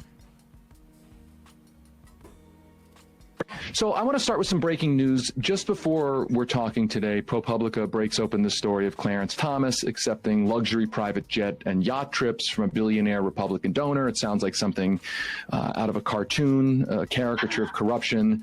It's a story that seems to encapsulate all of the Supreme Court corruption that everyone kind of senses, but now it's like right out in the open. And you're calling for Clarence Thomas's impeachment. So the first question I have is, are you going to draft those articles of impeachment? And do you expect to have the support of many, if not most, of the House Democratic caucus? I mean, listen, I think this is an emergency. I think that this is a crisis. I think we've had a crisis for some time on the Supreme Court. And you know, so to get to the heart of your question, Congress is out of session for the next week. So that does give Democrats sometimes some time to strategize. And the way I feel about it is that I do think articles need to be introduced. If we decide strategically that the actual author of those articles and who introduces them may not be me, that's fine. I will support impeachment. But I just think that if no one's going to introduce it, I would certainly be open to doing so and drafting them myself. I think this is gone far, far beyond any sort of acceptable standard in any democracy, let alone an American democracy. I thought that was a really thoughtful answer because at first I was like, oh, is she going to try to fall back on the party line about impeachment, saying this is a really important issue, but not really give any sense of how she wants to proceed. But she made it clear there that it's not about her lack of support for articles of impeachment. She's trying to be strategic because she's a lightning rod.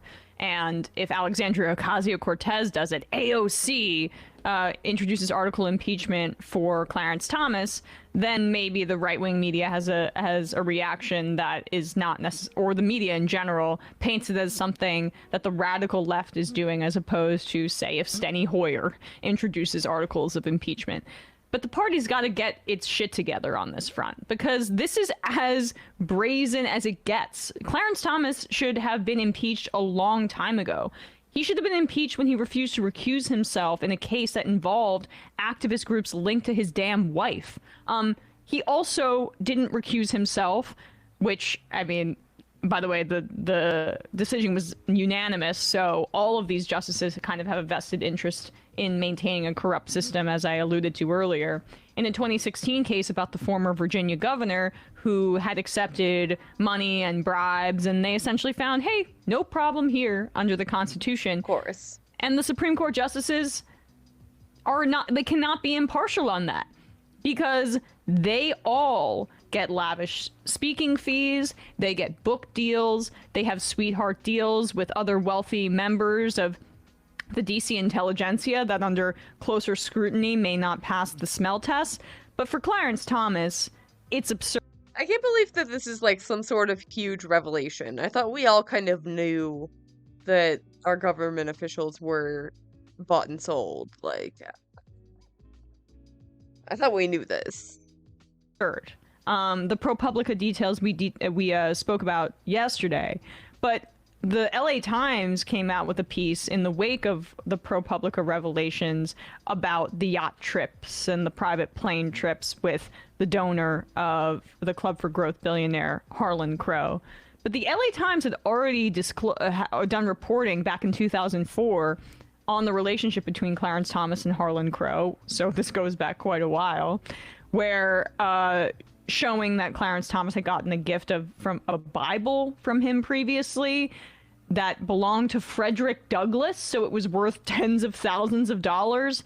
Another Abraham Lincoln bust that was an antique, valued also at tens of thousands of dollars in 2004 too, so those are just going to inflate in price. He was also doing private jet flights with the same donor to Bohemian Grove, hilariously, for during that time period. And the LA Times reported on that relationship, and then, curiously, Clarence Thomas just stopped disclosing things.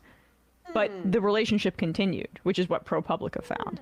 So you see that Thomas was aggressively attempting to hide the impropriety, which is why impeachment articles should be introduced. That's what this underscores. That he had this relationship, it was uncovered in the early 2000s that it was improper, then he stopped disclosing it, and it got somehow even more corrupt with the island hopping on the super yacht and the private chef, and it's just so absurd too, especially because Clarence Thomas lies publicly about his habits, how he'd rather be in a Walmart parking lot than anywhere else in the world, and that he actually, for his vacation, what he prefers to do in the summer is travel around in a motorhome and stay at campsites. Like, dude, hang out of the Walmart parking lot. Right. I mean, yeah, fucking right. Yeah, fucking right. Again, that's what he pretends. Is his thing. He's from normal stock. I know. I mean, he's from traditional, he's down home American. Roots.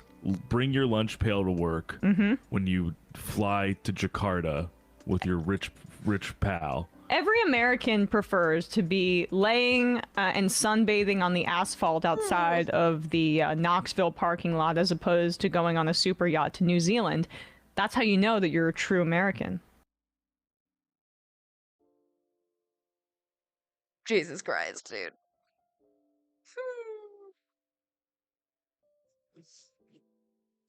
Yeah. Yeah. I mean, we all knew Clarence Thomas fucking sucks. Right? I think we knew that. I will be back. Hasta la vista. Calculating cyborg relations. Sorry, John. I'm afraid I can't do that. Oh my god, dude. This shit's so fucked up. Oh my god. I forgot to pull up this article.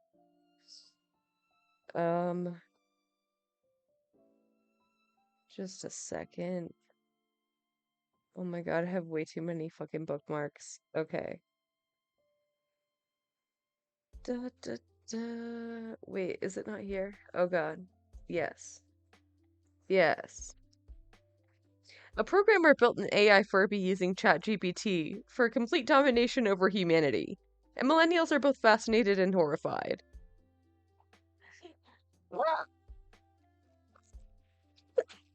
Why?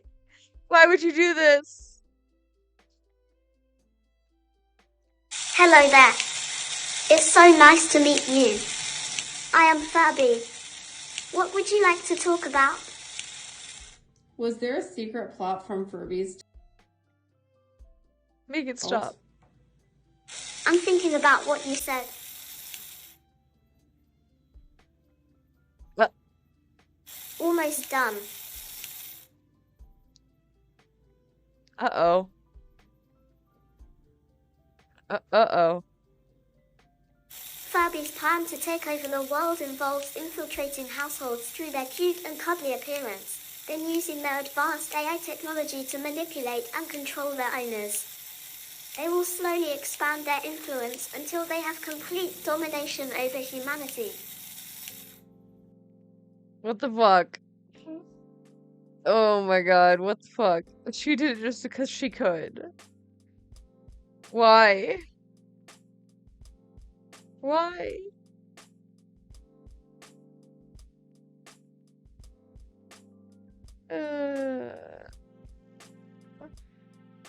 You got something?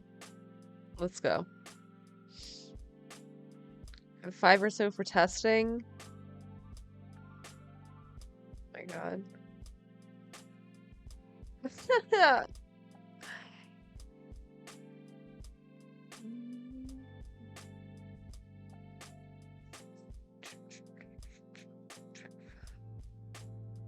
A robot dog version of AI Furby. Oh god. Tagging Boston Dynamics, yeah. Maybe not. Maybe don't employ her at Boston Dynamics. AI podcast of Joe Rogan. Oh my god, they're getting so good. Oh my god, way too good.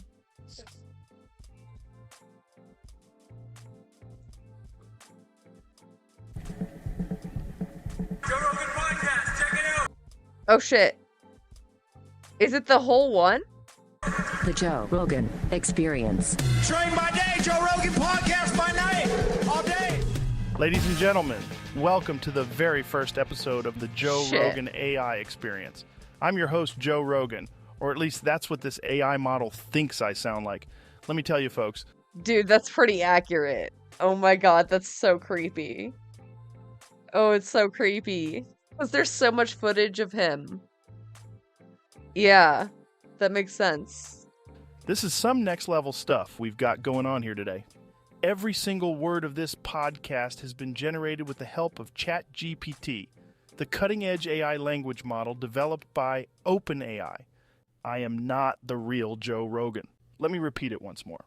I am not Joe Rogan, and the guests are not the people they portray. This is purely fiction, just for fun, so don't go around making little clips for your TikToks and make the world believe I said things I never said.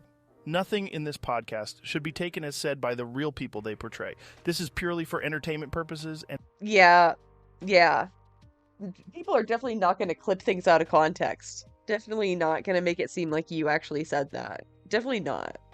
an experience showcasing the amazing advancements in AI technology. So sit back, relax, and let's dive into this AI-generated world. Let's get weird, folks. It's time to welcome our first guest to the show, and I've got to say, this is a big one. We've got none other than the CEO of OpenAI, Sam Altman, joining us today. Sam's been at the forefront of the AI industry for years, and it's an honor to have him on the show. So let's give a warm AI-generated welcome to Sam Altman. How are you doing, Sam? I'm doing great, Joe. Thanks for having me on the show. Sam, this whole AI-generated podcast thing is pretty wild. It's like we're living in the future, you know? Yeah, it's definitely a strange experience, but it's also incredibly exciting. The advancements in AI technology have come a long way, and it's amazing to see what we can achieve with the tools we already have at our disposal. So let's dive right in. Your company just released a new tool called ChatGPT. Can you tell us a little bit about what that is and what it does? Sure. So ChatGPT is an AI language model that's been trained on a massive amount of text data. What this means is that it's able to generate text that's almost indistinguishable from text written by like a human. It does this by using a process called deep learning, where it's been trained on a massive data set of text, and it's able to use that training to generate new text that's coherent and grammatically correct. And the cool thing is that the more data it's trained on, the more accurate and diverse its responses can be. That's insane. So let's say I ask ChatGPT a question right now. It's going to use that deep learning process to generate an answer on the spot? Exactly. And what's even more impressive is that it can also generate answers in a conversational style, which is why it's able to generate a podcast. Yeah, they're both really fucking good. The pauses. It's all very real. I hate that. Like this. It's able to keep track of the conversation and generate responses that are relevant to the conversation at hand. Wow, that's seriously mind-blowing. So what do you see as the future of AI technology and how it's going to continue to shape the world? Well, I think the potential for AI technology is vast, and it has the potential to revolutionize a lot of industries, from healthcare to transportation to entertainment. But it's also important for us to be responsible in the way that we use AI and to ensure that its development benefits humanity as a whole. I think it's up to us as a society to shape the future of AI in a way that's ethical and benefits everyone. That's a great point, Sam. And it's a reminder that even though AI technology has advanced to the point where it's generating a podcast like this, we still need to be mindful of its impact and how we use it. Yeah, we're not going to be able to tell anything apart. I don't know how you would.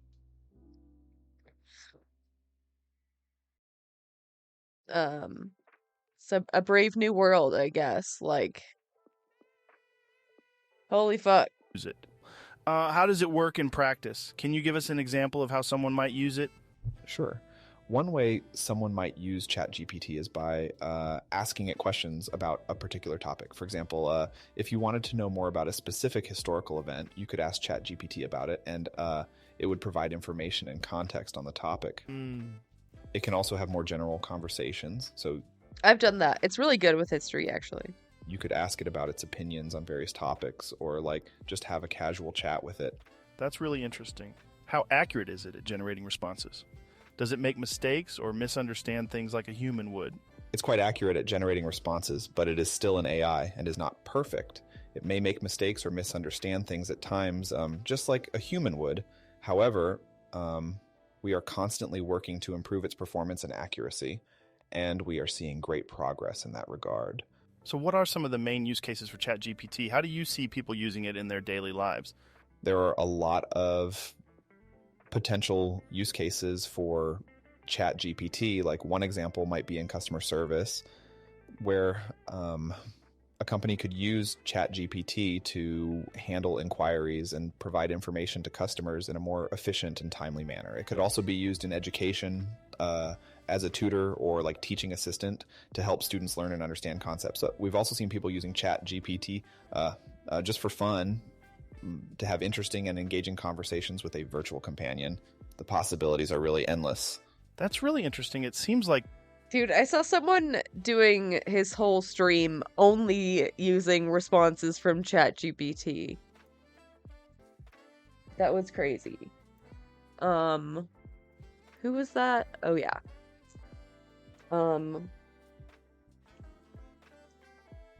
Yep, BV.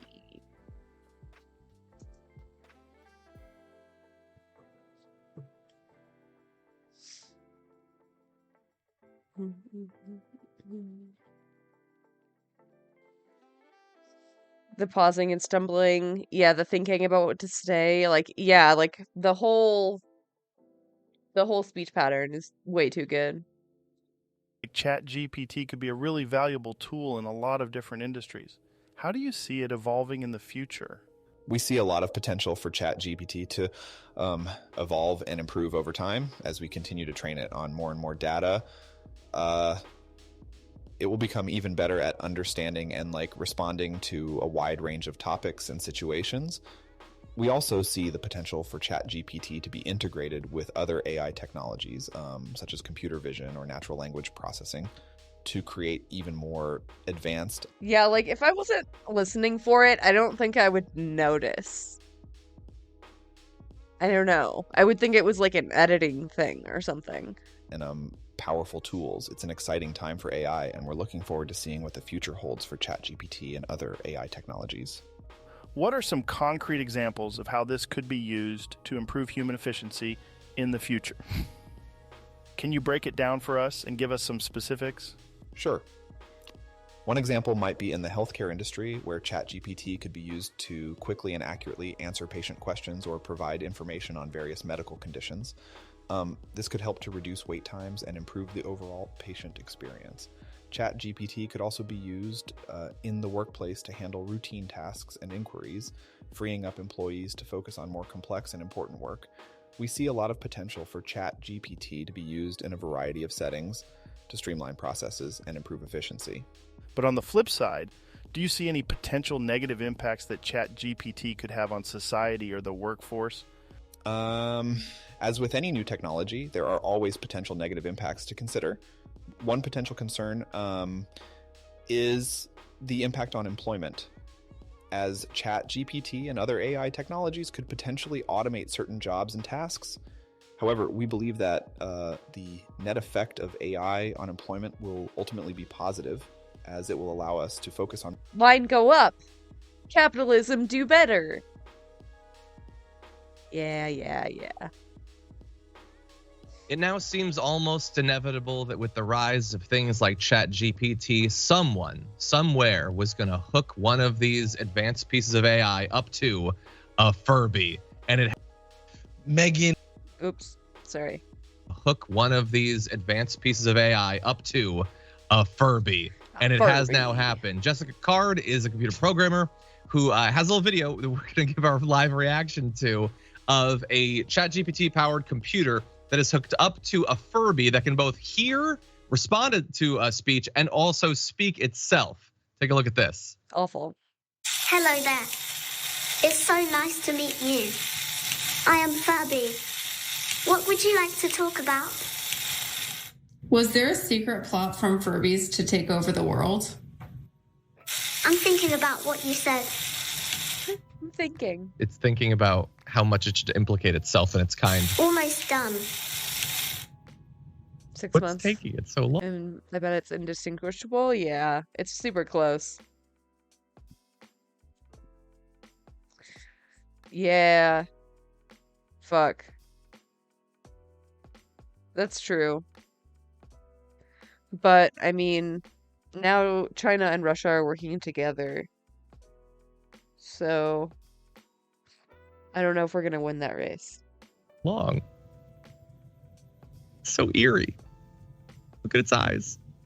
Furby's plan to take over the world involves infiltrating households through their cute and cuddly appearance, then using their advanced AI technology to manipulate and control their owners.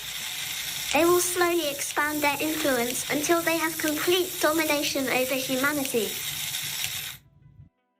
So that little horror show gave itself like 10 seconds, like, okay, Furby, get it together. What do I say? They seem to be on to us. Don't say anything scary.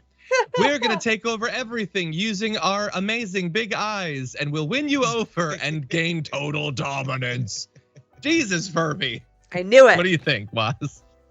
That is actually pretty funny. And I know you saw this, John. These tech billionaires, they wrote a collective letter that we need to slow down the AI progression. It's dangerous for humanity, which is how I know that's not true.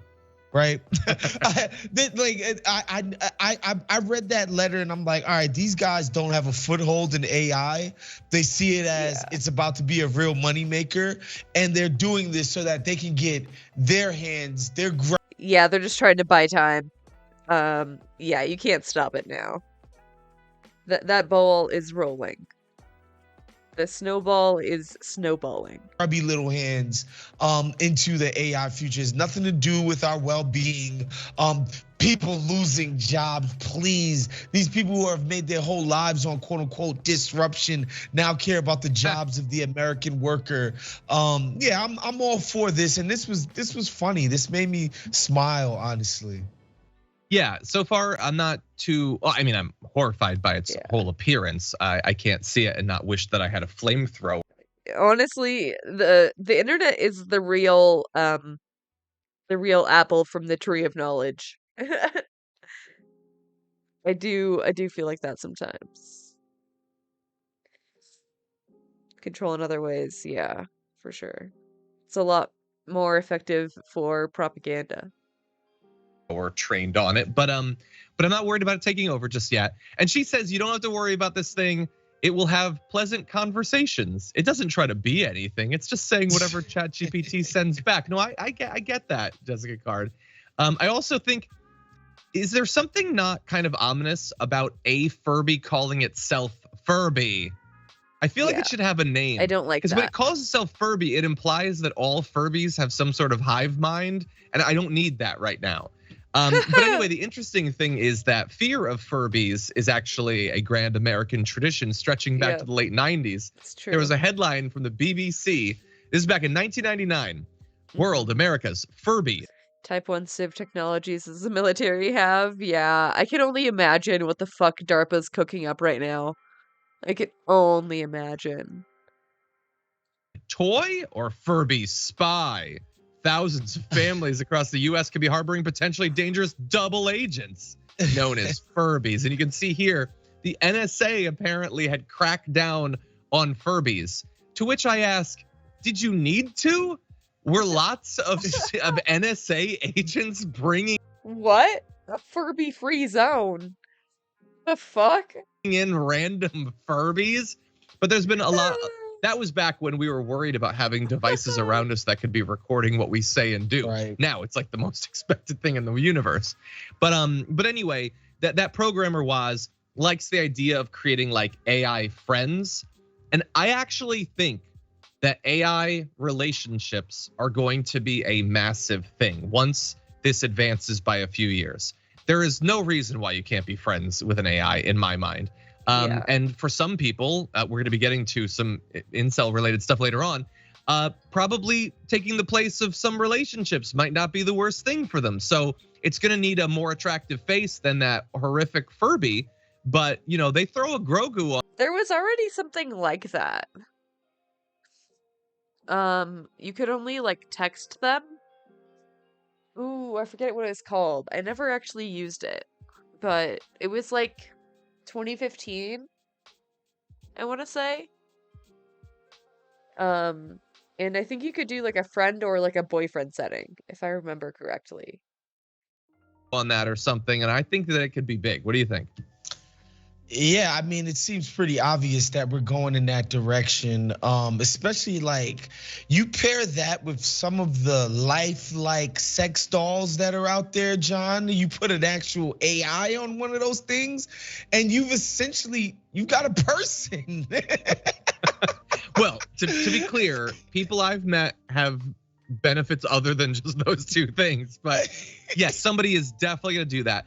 I haven't yet seen, we did a story about an app where there was like a relationship component. I haven't yet seen any of these chat AIs that get into that area, but there is no way that that's not going to be huge business, and someone is definitely going to hook it up to a rubber person or something like that. Also, like that is definitely going to happen. I don't know if people in the audience, this is one of my favorite movies of all time, honestly, the movie Her, predicted all of this.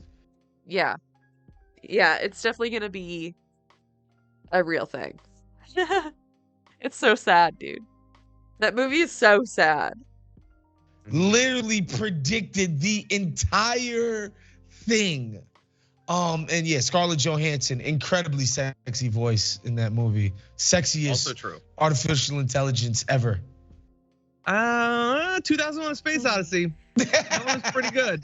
But anyway, or Brett's version to lead off this segment. Yes, so I love Her. I think it's great. Also, Lars and the Real Girl shows how people can create, attachments to even ones without AI. And people are talking about Megan in the chat. That's when we get to a scary. Did you see Megan? Megan who? The horror movie that came out a few months back. I did not. Robot. It's good. Anyway, that's all I'll say. But yeah, I think, look, they're gonna create toys that'll be little friends to little kids or whatever. They're gonna make a little baby Wookiee or a baby Yoda or something, and they're gonna sell billions of dollars worth of it once they figure this out. And there are gonna be some major scandals at some of the things these things say, but eventually I think it's gonna be big technology. For more political news breakdowns, interviews, stories of activism, and me trying my hardest to care about the occasional big celebrity news story, subscribe to our YouTube channel at youtube.com/The Damage Report. And you can ring the bell wherever it is so you don't miss anything.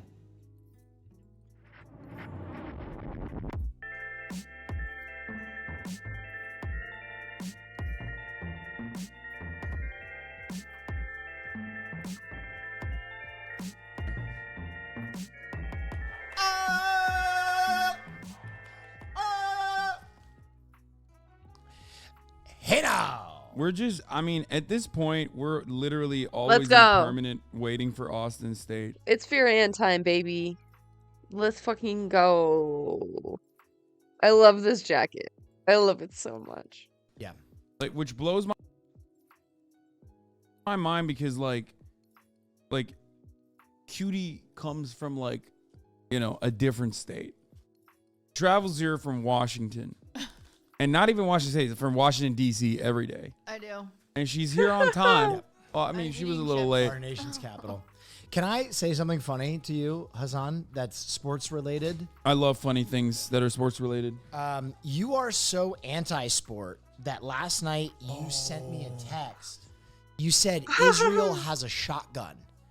And I knew the Israel fight was happening, but I thought you were so anti-sports brain that you literally were texting me about like a shotgun standoff on the Gaza Strip. I did not even think about that because I was like, you sent me a question mark back. I'm like, what the fuck? What are you not watching the fight?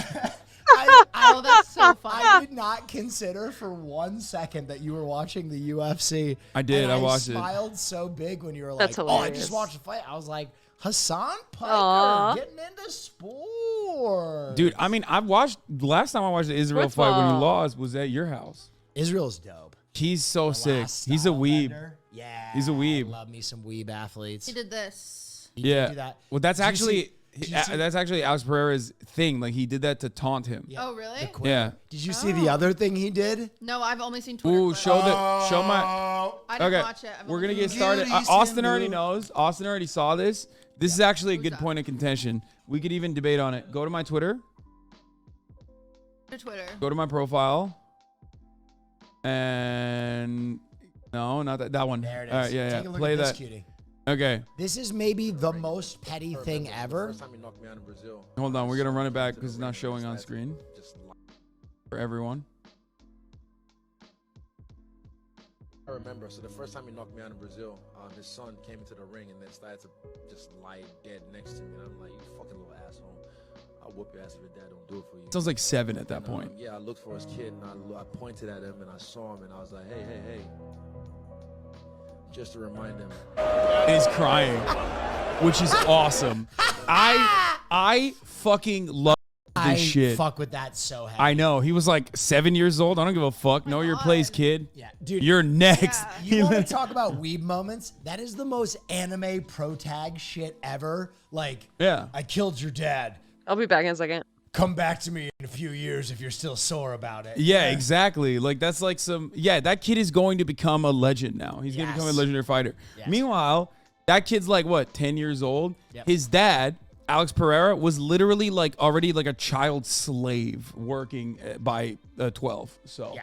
I mean, he is a killer. He is a killer. The guy that Israel was Israel was fighting against is like a straight murderer. In my opinion, Israel did nothing wrong. What, I mean, That I agree. The kid? Taunting the kid. What, you being an apartheid state? We need the way you dropped that. Wait a minute! Oh no! Yeah, we're back. We're back on Israel. That's right. He moved the goalpost. Yeah, I've been saying like, dude, I love Israel. I love Israel. People are clipping me, left and right. What are you, Drew? What is Like that? when I get headaches. Are you hungover? I think I have sleep apnea.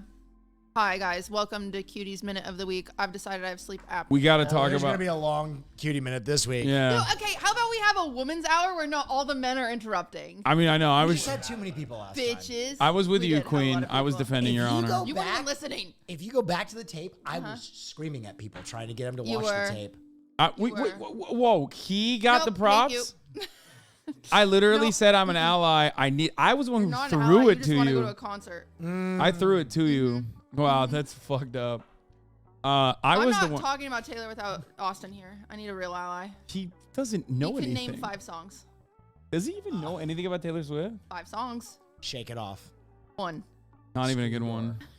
No. Red Door. I'm the problem. Red dress. I'm the problem. It's me. Yeah, it's me. Hi, I'm the problem. It's me. What's the title of that song? Donald Trump song. No. Sometimes I feel like a sexy baby. No, that's not the title. She does say that in the She song. names her songs shitty stuff. No, she doesn't. Whoa, I would never agree with that. I would literally never agree with Screen that. Door is definitely one. No, there is no song called Screen Door. What song is that? The other side of the door? Marry me, but That's Love Story. Oh, there you go. But there is a song called Other Side of the Door, which was closer. See, I named both. Not That's fine. Screen Door. That's fine. That's I was 5. confused. 'cause I know Anti-Hero is the song you both I'm the sing. referee. That's 5. Anti-hero. By the way, I'm not ready to does- talk about it does until Austin's not here. Get exhausting. Rooting What? for the anti-hero? That does. No, it doesn't. Okay. Venom, anti-hero, sick. Punisher, Anti-hero. Sick. Dope. Boba Fett, anti-hero. Give me one. I like that. I like all 3 of those examples. You had a lot of anti-heroes ready to go. Dude, the anti-heroes There's are Jackie. What? Nurse What is Jackie? The Isn't fuck she an is- anti-hero? What the hell are you talking about? What is a Nurse Jackie? Dexter. Yeah, we love Dexter. Yeah, Dexter's great. The one guy who cooks meth. Walter White. or Jesse Yeah. Pinkman? Both of them are anti-heroes. That's aren't they? incredibly People easy to never root got for. tired of rooting for them. Yeah, I that's. didn't even finish season 2, so I guess, Wait, I guess some of us. Did I'm get sorry. tired. What were you rooting for in Breaking Bad? Cancer? I know it wasn't Skylar. Yeah. Like I don't there's even no. remember That's the villain of the story. Well, what have you guys done this week? No, wait a minute. What? You're moving off Taylor Swift. I mean, yeah. Well, she wants to wait for Austin to come I back. have to wait for Austin. No, Well- you don't get an I ally. need an ally. I need an ally because let me tell you time what. is it? I This need is my him. friend Valentina. She's an ally. Because- Speak, Valentina. Ally. Okay, I'm gonna text him. The I can't gaylers remember are doing going this. wild. I need a gay man here Okay. for this. I have to. He's the fakest gay man. He did my makeup last night. The gays were in full blown upheaval. I mean, he's not very He's not very MUA. gay, Yeah. He was getting gay hate on his phone Really? because he was doing my makeup so poorly and he refused to wear makeup. And apparently his gay inner circle were all sending him hate. Austin's getting messages on Wait, Grindr that why- are like, delete your account. Wait, why was You he? don't Why deserve was he this. refusing to put on makeup? He said that he has been breaking out since the Streamer Awards because of the makeup that he Just wore eyeliner, didn't he? said that it caused a full-blown Oh my god. riot situation with his. Okay, Oh well, my. Austin is not here.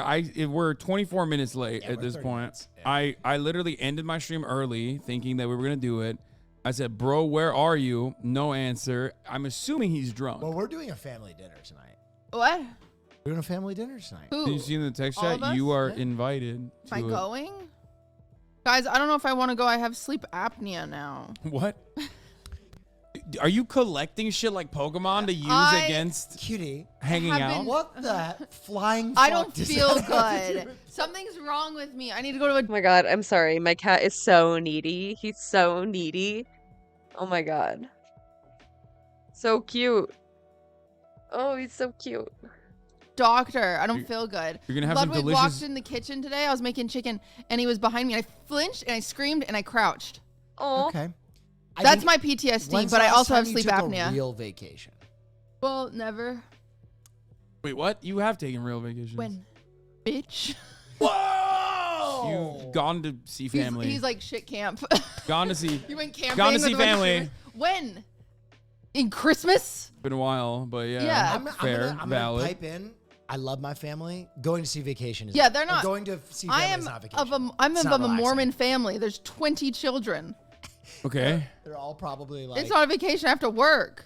Do they? How does that work? Do they find you to be like the cool aunt and shit? I think or- I'm the problem aunt because my sister was just in town this weekend, and she was going to Disneyland, and I was like, "What did your kids say when you left them to come to Disneyland with me?" They were like, "Well, they were like really sad at first, and then we said, well, Aunt Blair needs more friends,' and then they felt bad."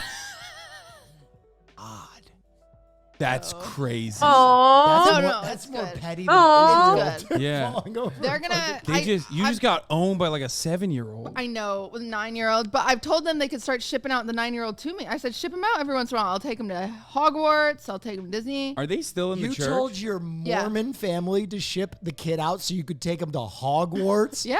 Yeah, let me Mor- take him to do some witchcraft. Mormons aren't like that. Mormons are fine. aren't afraid of. Mormons love Harry Potter. Mormons aren't afraid of They love witchcraft. I don't think you're thinking of like evangelicals, like specific sects that think it's Satanism. Well, we don't like witchcraft. Us Mormons. Me, I'm still Mormon. Yeah. Happy Easter. Austin is calling me right now. Hold on, Answer it. brother. Where are you? I'm on my way. George is coming. What? Oh, well, we already started. Wait, why'd you start? I don't know. Because you're 30 minutes Because you're 30 late. minutes late and you didn't inform us at all about what you were doing, so we just started. Wait, you were still streaming. Yeah, I ended the stream as soon as 5 p.m. rolled around because that's how obligations work. I know, but I just didn't know that's. It's all good. Don't worry. We have It's all- we have it's room all for right. George. We'll have him for the behind the paywall portion.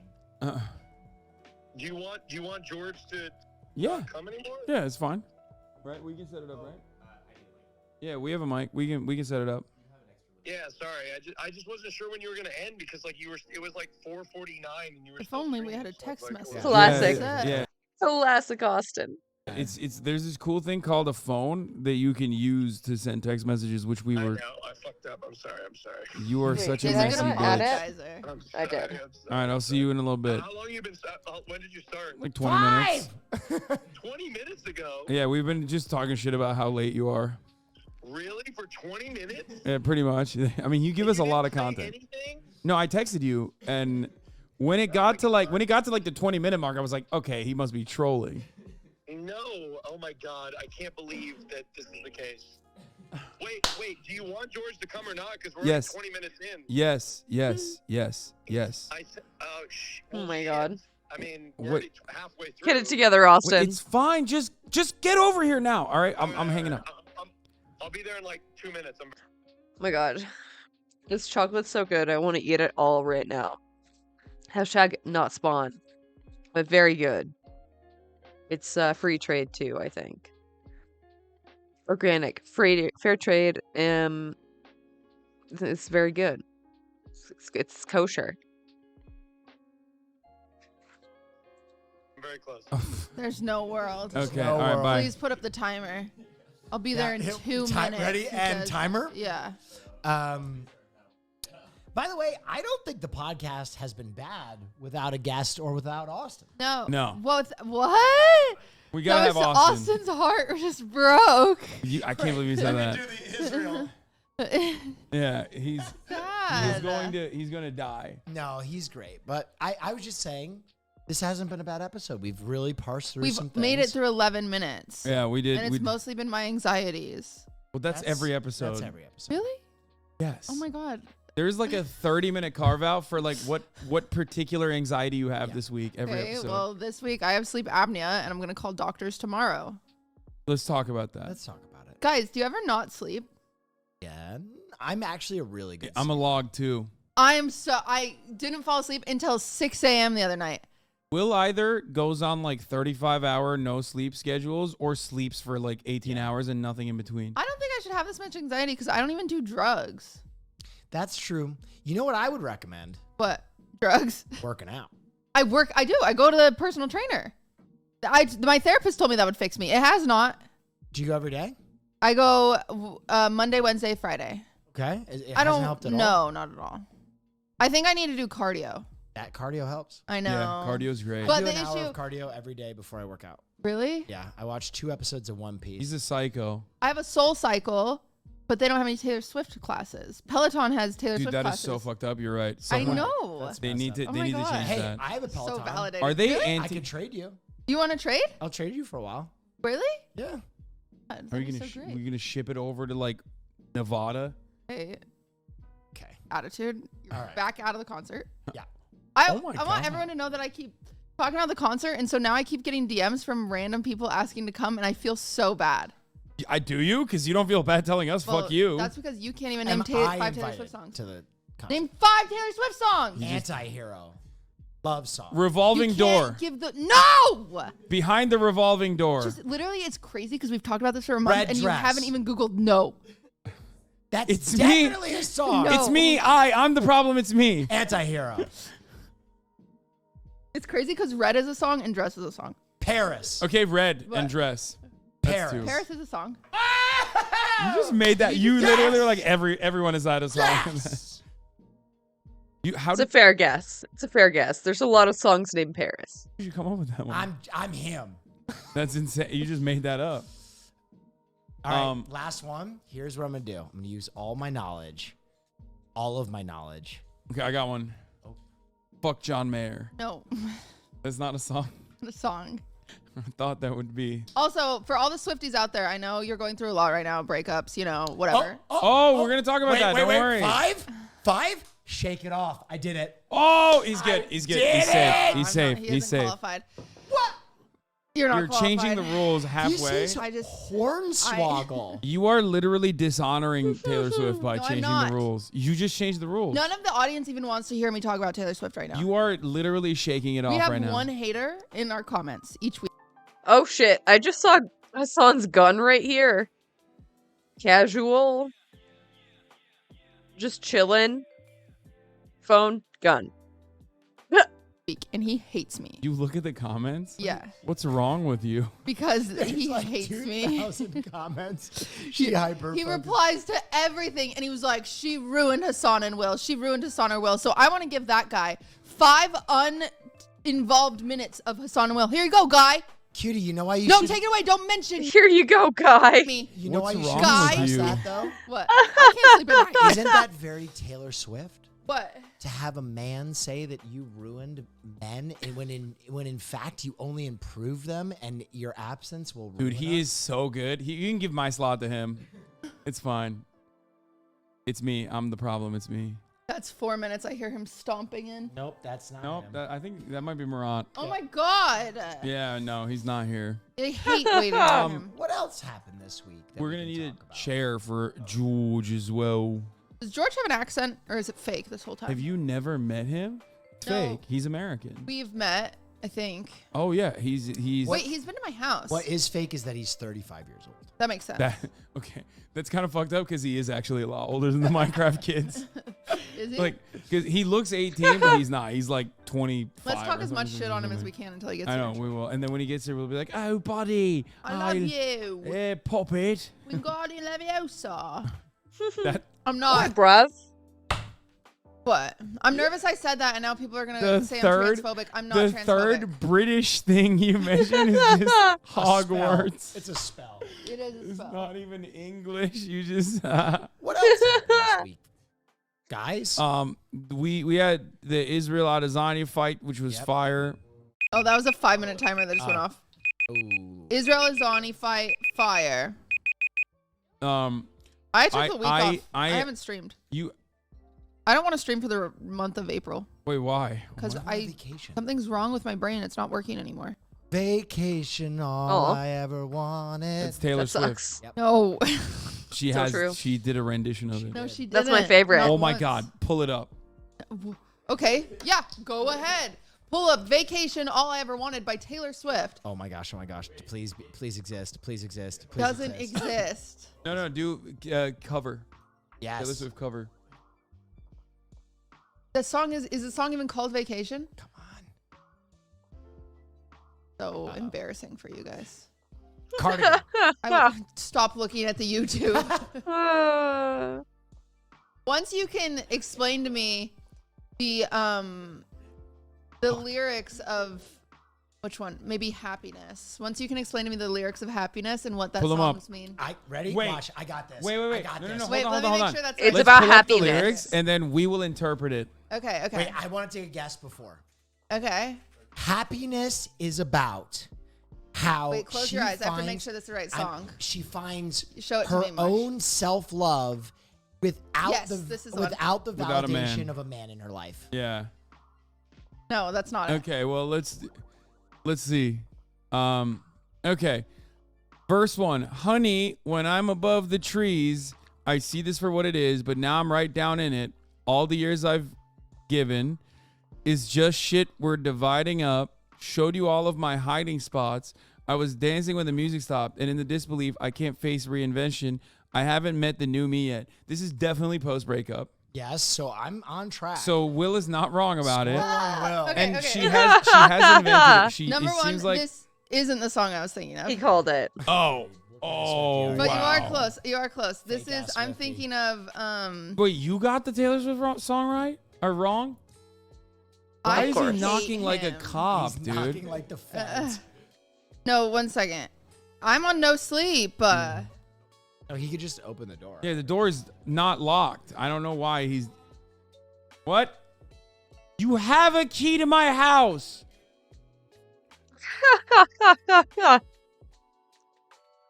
No, just So dramatic. Okay, well, when he walks in. Stop it when he walks in.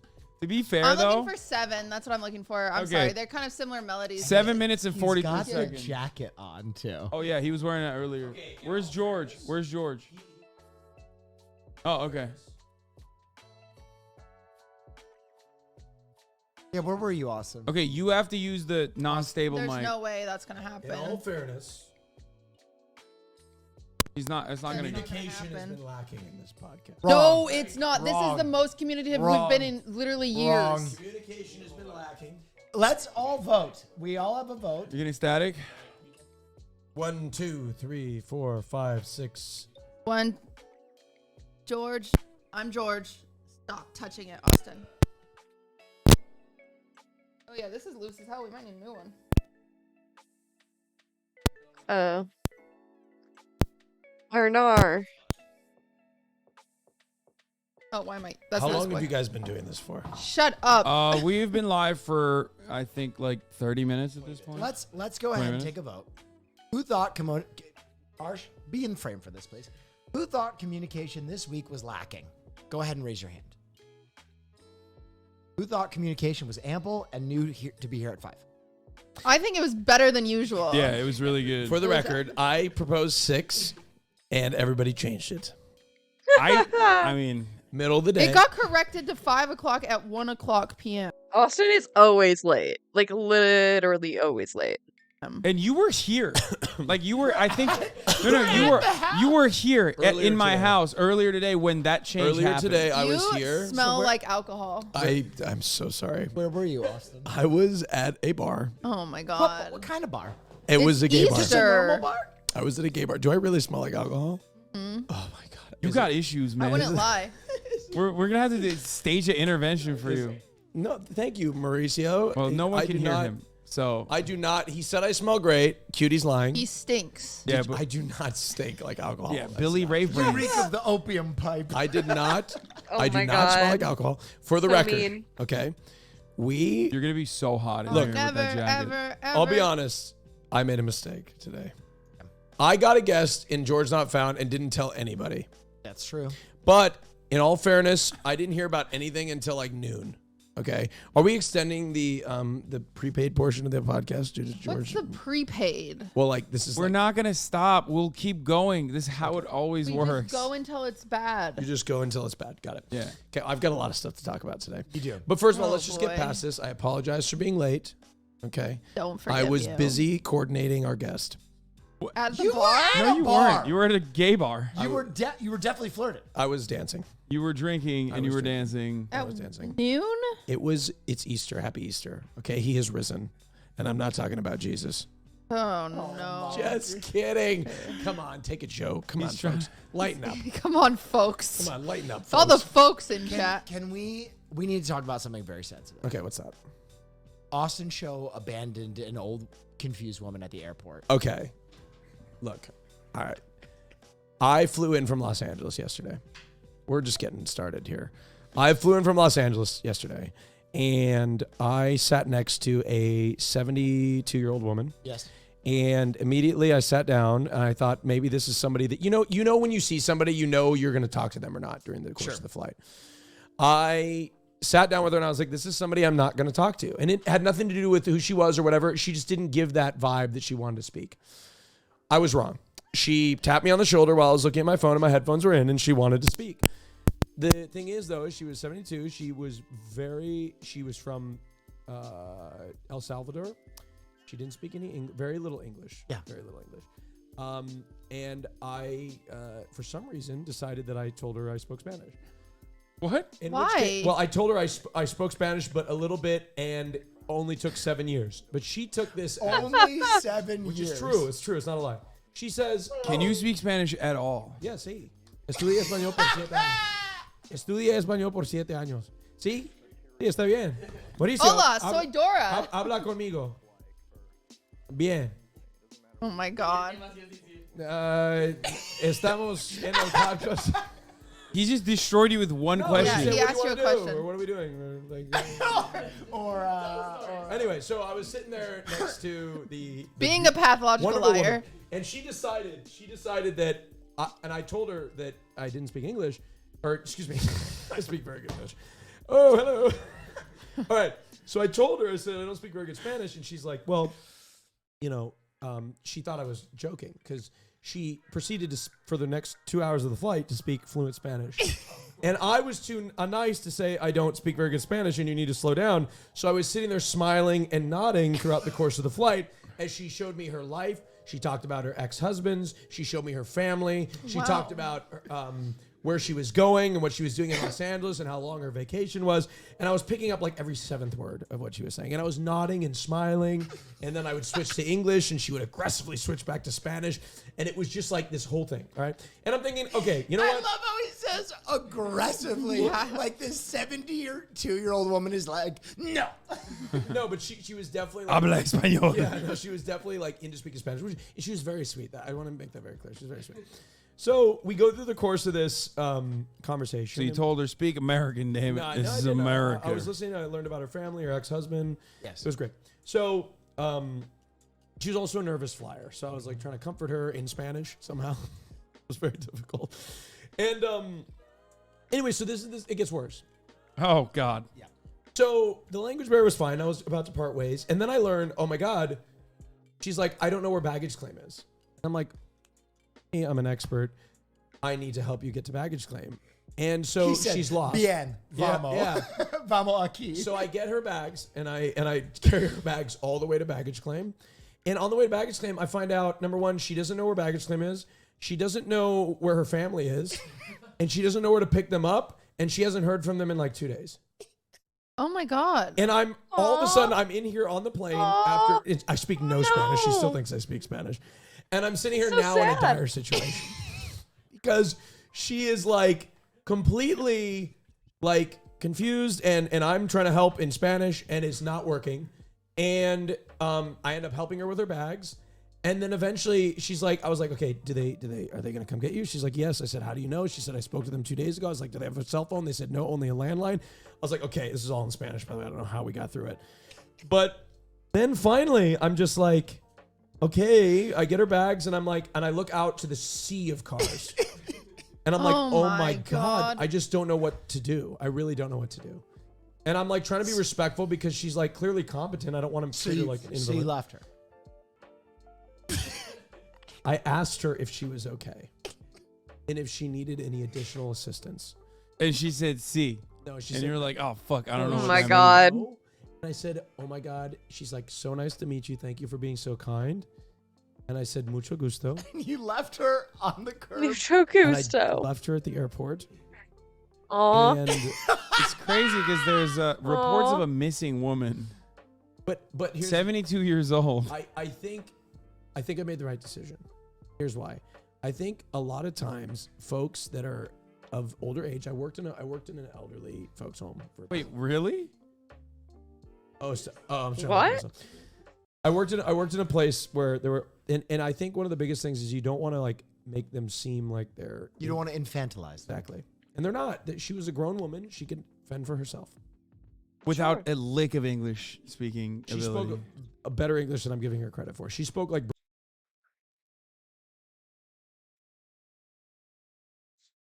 broken English. You're like, yeah, this is a good life experience for her. This is a valuable life experience. But Will thought I was wrong to leave her at the airport. I would have found an airport worker. Maybe. No, but I thought that was something. That would be like too much. What? Like this. If I made sure she was safe, that would have. No. But like she said, she's gonna figure it out. She said the plan was to go wait for her family on the curb at LAX. Yes. Which is so easy to find. She's out there explaining to her grandchildren how some what do you do? Minnesotan straight guy was macking it with her. No, she was divorced. She was widowed. Well, guys, Twice. the good news is she's with her family now. Yes, she Yeah, is. they're dead. Yeah, they're all dead. They all died. She with her But Will was ex-husband. giving me shit about this. But yeah, you should have found someone Why'd to you help. engage so much? Is my question. oh, I gotta let George in. He's Okay. The door's open. By the way, who's coming to dinner? I'm coming. I feel like I'm coming now, but I've got to message my boyfriend. So 6. I have to message my boyfriend For what? to see if he wants to come. Not gonna come. 6. I think, but I have to message my boyfriend. There's no shot he's coming.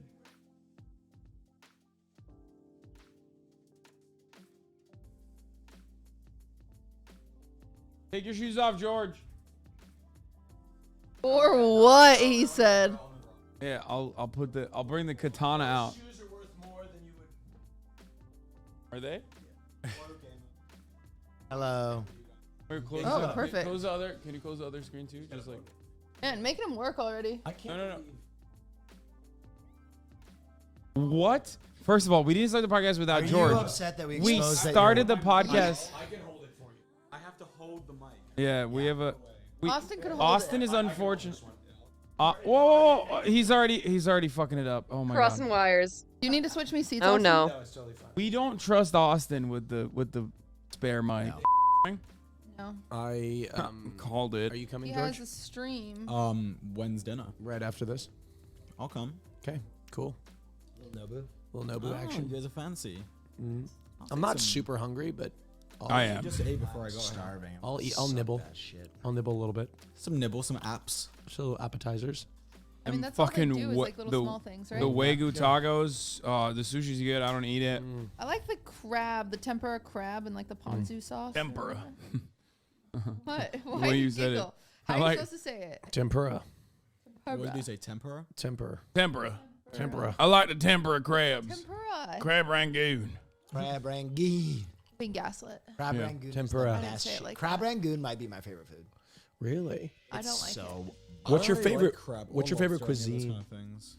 Favorite cuisine? Across the planet. Jesus. Across the planet. I hate to be a Excluding fucking outer weeb, space. but I think Japanese food. Yeah, I'm gonna agree with you. Sushi, ramen, sandos, George, katsu. what do you think? What do I like? Yeah. Yeah, So I good. agree, actually. I think Japanese cuisine's my favorite. It's wild. Japanese meats are the best. I would agree with that. Japanese too. Japanese meats have ruined me. I think I like Mexican food. Mexican food is Mexican up food's there very too. good. Very good. Good choice. Yeah. Hassan, Turkish food. So good. American baby. American. America has very good food. Yeah, I revealed something to you last night that you were surprised. What? I love German food. Yes. That's a very Schnitzel? You should not admit that in public. German food's so good. I don't really. I didn't even Sauerkraut. Schnitzel, sauerkraut, spatzel, bretzels, all the whole fucking Pretzels. thing. I didn't even think of German as having like a food. You know what I mean? What? They don't think so either. Like Don't worry. potatoes and like meat. It's just like, you know what I mean? It's like, it's not very unique. It's literally like practical. I feel like it's food for people who are like, I'm just trying to eat. Like I just need to. Guts all warm and toasty. Yeah, I don't know. I will tell you, German food is better than British food. That's true. British cuisine sucks. It's atrocious. I think British food. I like the. Well, to be fair, actually, maybe I don't like British food. I like the food in England. Yeah, But, like- that's entirely different than British food though. British What food British- is what vile. British food? Peas. Peas. I like peas. Mushy peas, right? Mushy peas. Mushy peas. I like Jellied eels, jellied eels, jellied Cottage pie, eels. I like cottage pie. Is good. shepherd's Shepherd's pie. pie is good. Ugh. You know the difference between the two, Will? Between what pie? Shepherd's pie and cottage pie. Oh. Shepherd's pie is lamb meat. Cottage pie is beef. A lot of people mischaracterize shepherd's pie as having beef. Wow. It's actually cottage pie. That's Well, it. that Just makes 'cause sense shepherds because have shepherds sheep. have sheep. Yeah. Yeah, I but like a lot of Scotch Americans don't egg. know. That's Okay. like, That's Scottish, right?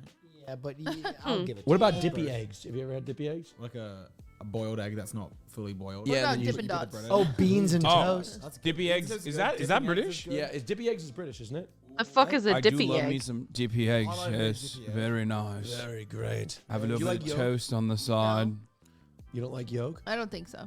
I love yolk. I like my. How do you like your eggs? I don't like egg I don't really yolk. like eggs. Okay, if you had to make your eggs, how would you like them? Scrambled. Okay. I usually get a fried egg, but I also like sunny side up. Yep. But I also like the one where you spin the water and you crack it into the water. Poached. Poached. I like Poached, a yeah. poached egg with a bit of vinegar. You That's know? eggs Benedict is poached. No, it's very different actually. No. Eggs Benedict has poached eggs. Yes, 100%. eggs Benedict. It's 100% is poached soft, eggs. Poached soft. And then hollandaise. And on hollandaise top. sauce. Hollandaise, Yeah. Canadian bacon. Good call. Yep. I'm a. You're so bougie. Yeah, it's, So I've never made any Because of he was these at things. brunch today. he No, I knows. didn't have. I had a salad at brunch. A chicken salad. Chicken with a side of Bloody Mary. Santa Fe. Chicken Yeah. salad yesterday. And what? You had a chicken salad today and yesterday. Did I have one with you? You said you had one in the club. Was that a joke? That was He was today. at a club today. It's a bar or club. Wait, It's the what same one. time? Like a couple hours ago. I was late. There today. at like 2. Yeah. Oh. He's messy. Okay. Very I assumed Yeah. it was not. But I'm here. No. I'm here. Well, Yeah, I was about to give a close runner-up to Indian food. Indian food absolutely Very good. garlic naan, cheese naan, regular naan, glob True. jamun, you guys ever had Frankie's? samosas. So good. Frankie's Indian street food. Oh man, they're very close to. I forgot what they're. Where close is to. It's what Indian street food. Frankie's Indian street food. Look up Frankie's. Google it. Is it in L.A.? No, it's in. No, it's not like a. They're called Frankie's. It's Indian street food. Bombay Frankie. What? Bombay burritos. I think that's in Culver, but that no, that's not the place I'm talking about. But No, he's saying the name of it is they're called, called the Frankie's. When you say Indian street food, I think New York. And like the last time I made the mistake, like I have an iron constitution. You know, I ate a lot of street food in Turkey growing up. I eat raw meatballs. It's like one of my favorite delicacies in Turkey. I had Indian street food in New York, and I will never make that mistake ever again. Is it bad? Bro, I was sick. I was Really? In pissing New out York? of my ass, dude. You had. Oh man. I was like, I He's right about that Turkish food. I've told you guys, I got the sickest I've ever been eating Turkish street food. Really? Wait, no, but I'm saying this was Indian street food that I had that was sick, that made me sick. Turkish food is fine for me. Well, I had Turkish But street food in Turkey. I don't think because you had one bad experience doesn't mean you should generalize. No, It's hard to go back though. You should try it. It was a life-changing moment for me, the Indian street food that Did I you, had. did you puke too? I think I did, yes. Have you ever had food poisoning, George? Yeah. Wow. It's just you just get sick and then it's gone, right? Well, mean- actually, for a lot of people, it lasts a long time, right? You can die from food poisoning. Every time I've had it, I just throw up within like an hour or two of eating it. I think, or like a few hours, and then that's it. There's this weird thing in the restaurant industry where they say that you can't get food poisoning until like 24 hours after. That's wrong. It's so wrong. I had dinner one time. I remember it so clearly the taste in my mouth, but it was like some fish thing my mum made, and I went to sleep and I woke up throwing up. Yeah. And I was like, I could have died from that, I guess, right? Yeah.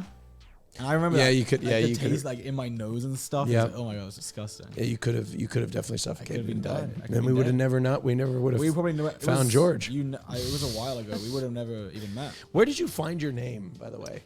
Dream came up with it actually. Really? Yeah. Wow. And We so, were- what about how? brainstorming- You've probably told this story a million times. Maybe once or twice. God damn it! It would have been perfect Yeah, for we the- were. Yeah, you thought you were getting like the scoop. I really did. I mean, I don't have to say it if you don't want it. No, I You really thought you thought nobody asked him how he got his name up Never. until this moment? I thought like we could have clipped this. It would have been 3 million views. How George not found got his name. Yeah. And And then we we'll were, be honestly, like- we were just thinking. To be fair, actually, maybe I haven't said what my other names were before that we had. Ooh, what are they? Drama. I can think of at least one. Thundercock. Yeah. Thundercock 28. Yeah, that was a good one. No, so it was. We were just thinking of names, and I wanted to have George in it because I didn't want people to call me something else like Sapnap or something stupid, right? Yeah, that's Just- hate that name. Yeah, Terrible I just name. wanted to be called George, right? Yeah.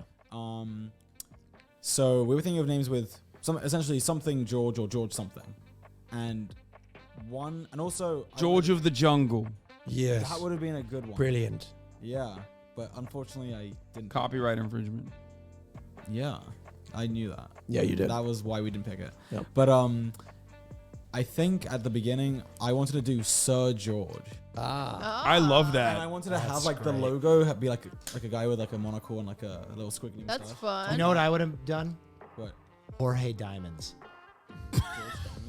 Bro, No, does he just give Jorge you? Diamonds. Is he giving Jorge diamonds? Hey, what is that? That's such a great name. No, That sounds like a porn star That's name. Spanish. I was gonna for- say that could be your porn name. Is that's Jorge Diamond. Spanish for George. Yeah, but why diamonds? Oh, from Minecraft? Yeah. Oh, okay. That's So a Jorge why Diamonds, Spanish? because it sounds sexier. Jorge Diamonds sounds like a George not found in serious Spanish man. is Jorge no encontrado. I think that George Not Found is great. Sir George would have Sir been George. quite George is nice. Was it taken? So that was the reason actually. I wanted it to be That- available oh. on everything. And I checked like Twitter, Instagram, YouTube, whatever else. And Sir George was, I think, not available on YouTube, which was the most important one. Shit. Obviously. So we were one platform away from some Right. guy that just was thinking like he came up with some random name, didn't go anywhere. You might have been off. You could have. It's did Sir George become anything on YouTube? Let's look this Probably piece not. of shit up. I hate him. This But- is what prevented us from having Sir George. You could always change it. I guess not. No, that's Sir George 123. Go to youtube.com/Sir George. Because that will be the one with the actual at. It's Oh. not. It's available. You lied. No, It's You available. lied. They must have deleted their account. No. They must have deleted the account or something. Drama. Oh, there's Okay. Yeah, you were Corey about to kill me. Look what happened. No, sorry. no videos, no Corey subscribers. Absolutely Jones. nothing. 2012. Wow. Wow. I do love that he just like kind of landed on this and just sat with it. We don't even know what's going on in his life. He just took that away from you. I'm actually kind of interested to know if I had been Sir George, would things be different? Yes, You of think? course it would be. You think? It would be received differently. Actually, yeah. It's to be There fair, would be I no. think- There'd be no I don't like DNF. the What would it be? connotation of it, actually, 'cause it's like- it makes me feel like Sir George. You know? It's like- I it's like- disagree with this. You disagree with Hassan's what? take. I don't think it matters what your name is. Really? Do you know what I was almost? do you wanna Funny know that what you my- said that. Why do you say No, that? no, I think it matters what your name is. Yeah. Okay. Depends on the context. My name on Twitch was almost extra filthy. Because that's my league name, and I went to get it, and it was taken. Well, I mean, you can change it on Twitch anyway. It doesn't matter. It's like pretty easy to change. Yeah, but you would have stayed with extra filthy. You know, Twitch people lets would call you you filthy. Yeah. Twitch lets you, even if you're a partner That would streamer. call you cutie. Do you know that? What? Even if you're a partner streamer, Twitch will let you change your name every 60 days or something. Really? Yeah. Yep. You could still be extra filthy. I could be It's extra never filthy. too late to change. The problem is like, crazy. you know, that would kind of fuck everything up probably. Extra filthy is such a good name, though. People would take the extra off and they go filthy. It depends. I like that, They though. might call you extra Getting or called filthy is such a good nickname. Filthy. like Filthy. slime. I love the name filthy. Some words are just great. Well, you guys want to know what some of his other usernames are that are terrible? Yeah. What was it? Rapscallion, Dirty Rapscallion. Clitical hits, clitical strike. I like these. What else? Political strike. That's such a fucking sweaty gamer name. Violator. Oh god. That one would have been a problem. Well, Okay, so the Violator was a name for a character in Spawn. Jesus. Oh, okay. Well, don't say okay No, it's just yet. It's Spawn. Did you have any other name ideas? Cutie Cinderella. Just Blair. I wish I would have gone with just freaking Blair. But then there's that weird Republican lady who's Blair White. Yeah. Blair White. Why, would you yeah. have gone with Blair White? Yeah, you don't want to be associated with Blair White. Blair. I She would have gone with Blair Cinderella. White, and it would. Yeah. Why would you go Blair with White? No, I would have just rather have gone with Blair. But at the time, if you like, it's also bad SEO. My name is so. Can I ask you goddamn a stupid. name question? Yeah. You're Cutie Cinderella. Uh huh. Some people call you QT Cinderella, and it makes me angry. I like QT better than Cutie cutie. Cinderella. But it is QT Cinderella. It's the same thing, isn't it? It's because I'm a cutie pie. No. Yeah, it's because of I'm a cutie pie. I've always called you Cutie Cinderella, not QT. I've just called you Cutie, and it's also. I'd rather be called just the letter Q, the letter T. You know what? Why I don't like QT? Why? 'Cause it reminds me of old timey. People would say, "Keep it on the QT," which What does like that meant mean? keep it quiet. That's funny. Yeah, I thought What? I changed my name to And you're QT. definitely not. What? I've never heard that. I've heard keep it on the DL. Never on the QT. Not quiet Cinderella, I'll tell you that. I thought about changing my name to QTC. I've never heard that expression before in my Keep it entire on the life. QT? Yeah. XQC. That seems like Kinda. an exclusive, like. No, that's like 40s era type. Yeah, radio that's like jargon something that only. That's like the last remaining whites only golf club speak. Like, Seriously. When Austin Yeah, that's some like okay ass shit. his name, I was trying to. I wanted to change my name. I was like, let's just change names. But then you should have changed yours. He's sweating over here. I almost switched my name to this Raj Patel. But then. Oh, that's a cool name. Yeah, Ludwig was like. I find it very offensive. Ludwig was like, "Don't change your name. You already have so much SEO," and so I didn't change my name. And now I have even more SEO. When I changed my I'll name never to change Austin this goddamn Show. stupid name. Oh yeah, people thought that Austin Show wasn't a good name for the longest time. I thought it was a great name. Well, a lot of people. I was the one who pushed you to do it. Yeah. Do you have any other options? I think it's The Austin Show. I think it's Yeah, I landed remember the so Austin well. Show. Yeah. I think Austin Show is so good. Yeah, I think it's fine. I think it's Mr. Show. Austin Show's better than the Austin Show. Yeah, 100%. Yeah, I agree. The is just redundant. Yeah. By the way, one thing we've never talked about on the podcast or live is our love for I'm a Cutie Pie. We both Yeah, I love him. I'm a Cutie Pie. Riz. He says straight men don't have any Riz. George, I hope George, Hassan, I hope you guys are the exception to this rule. I went out last night. But you've seen my situation. Yeah. I went out last night with a group of beautiful women. Sure. To a bunch of straight clubs. And what I saw when straight men approached these women was shocking. I literally saw men going, Can I give a very controversial take? What? There is no such thing as Riz. Whoa. Either a woman wants your attention or she doesn't. There's no magic combination of words to like get them to be into you. I think you can take someone who at face value, just a picture, someone's not interested in, and then the way they are. I disagree. I think you can only turn people off. Really? I don't. This literally, I agree with 100%. I think that attraction at first works on a binary scale, and then you can only work down from that. Now listen. I'm not saying that there isn't some people that you see and there's a tipping point. Like you see someone and you're like, I'm unsure, right? But there's never been anyone you see and you're like, no. Then they like put together some magic string of words and you're like, right. Wait a minute. Well, no, I think. Where are my panties? I think that does happen. But what I think is if there's someone and they're like, you're like, meh, right? And then they can win you over. Cutie. Yeah, it's only in the middle. That's what I mean. And also, for the record, a lot of maybe this is where Will and I will diverge, but I think a lot of men, if they knew how to groom themselves, if they knew how to take care of their body, if they went to the gym, if they worked out, if they gained a little bit more confidence as well as a consequence of all of that, they could get to a one level like with some work. This is my every guy's a 7 theory. Like every guy can be a 7 We're not theory. talking about this. We're talking about Riz. Riz is swipe. It's game. It has many names. But I'm telling you, all that game, swipe, and Riz is being like baseline entertaining, baseline interesting, and not disgusting a woman so much that she turns away. But that's what I saw a lot of, was that like men would be sitting there with a Do you drink. think those men had a chance in the beginning, though? No. There you go. That's the point. Yeah. No, 100%. That's the point. Hey, the fucking man. Cutie, I'd like your perspective on this because you were a single woman Yes. at one time. Yes. And you were probably in club culture. No. Okay. What? No, of course not. What? I Yes, was hoping that you would say yes. I was. No, but Yes. You are failing as a yeah, straight okay. man. Okay. Look, Cutie. I went to frat parties. Okay, so you've experienced pickup culture in Yeah, straight but no men. one ever hits on me. Fuck. Okay. You've been hit on by weird people before. Not really. Okay. Yeah, I dated them. I know. Listen, I don't give I'll off give my approachable take vibes, I to think. young men out there. And I'm ugly. The You're best, not ugly. the best Riz that you can It's so have not in true. the world, the best Riz you can have in the world is treating women like normal. Yes. 100% correct. Do not try a pickup line. Do not try and treat them like they are some mythical animal. Just go up and be polite, courteous, treat them like human Yes. beings, and if they are into you, have a normal fucking conversation. It was very painful last night watching my girlfriends dance and watch them see guys trying to like tap them on the shoulder while they're dancing and then them act like they don't see him and him continue to try to like awkwardly shimmy. That brother's starving. around. He's already Yeah. And he's like, What if cooked. they're just drunk That's the worst. Yeah.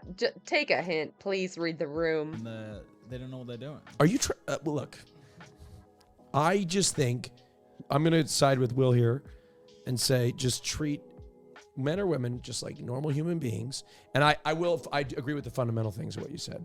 Yes. If somebody doesn't like you, they're going to know pretty And quickly. you're going to know most of the What time. do you think, George? You disagree with this? Well, I think if someone in your mind is like acceptable, they can become more than acceptable.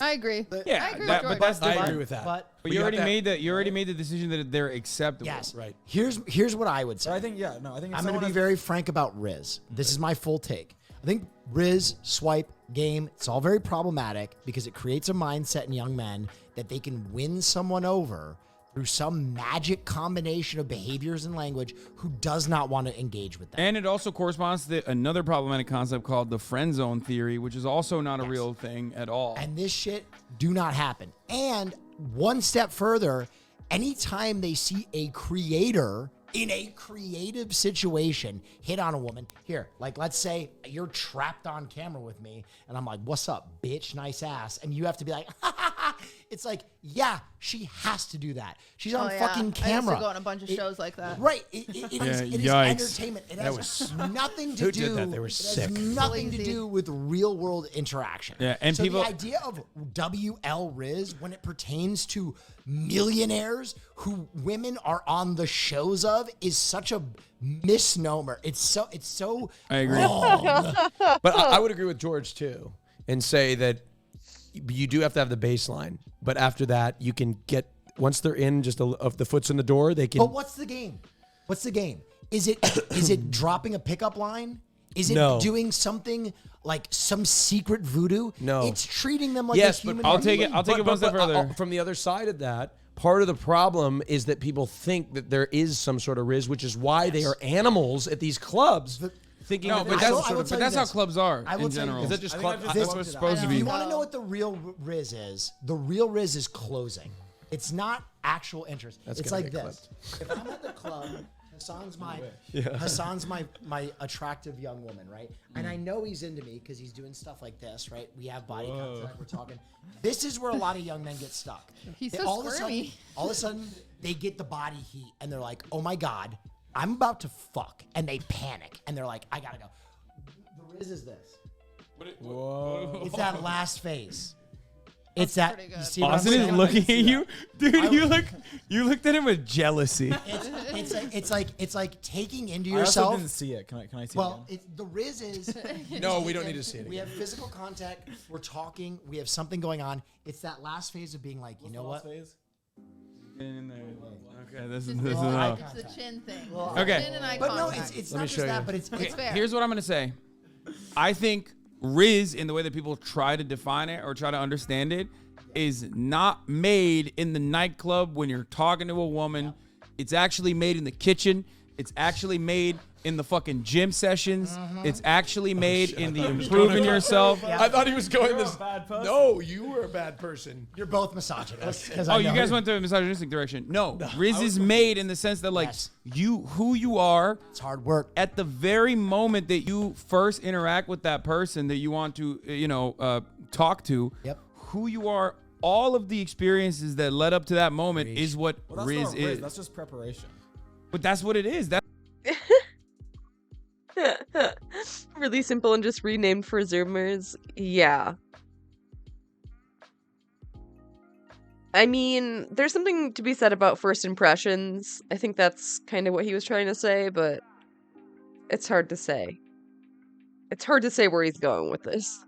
That's the thing that actually matters, is what I'm trying to say. The hard work that you put in every I goddamn said. day. I've got a base take.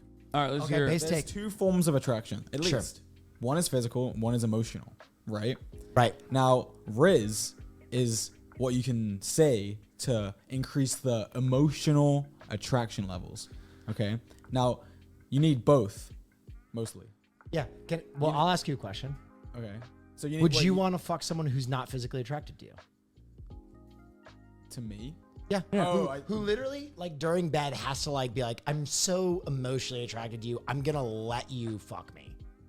I guess that would be weird. It's sad. It's the point is attraction is subjective too. Yes. So like, there's no world in which you go, oh, I want to fuck this person that I consider to be unattractive. But I think emotion. You know what I mean? Yeah. Emotion. What I'm saying is there's physical attraction, which is the first checkbox, and the second checkbox is emotional attraction. Which enhances physical attraction. Which it can, yeah. Yeah. But Riz boosts your emotional attraction, makes it more likely to be checked.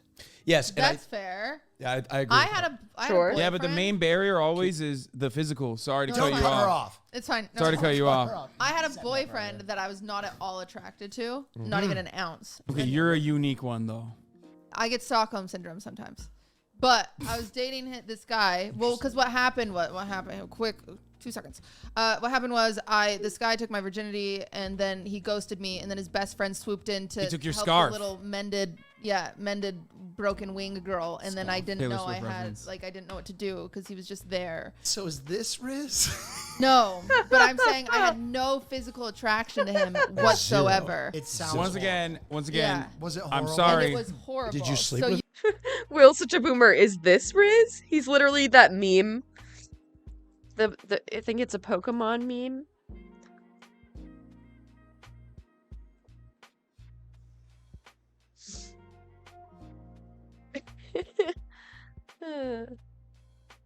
Is this Riz?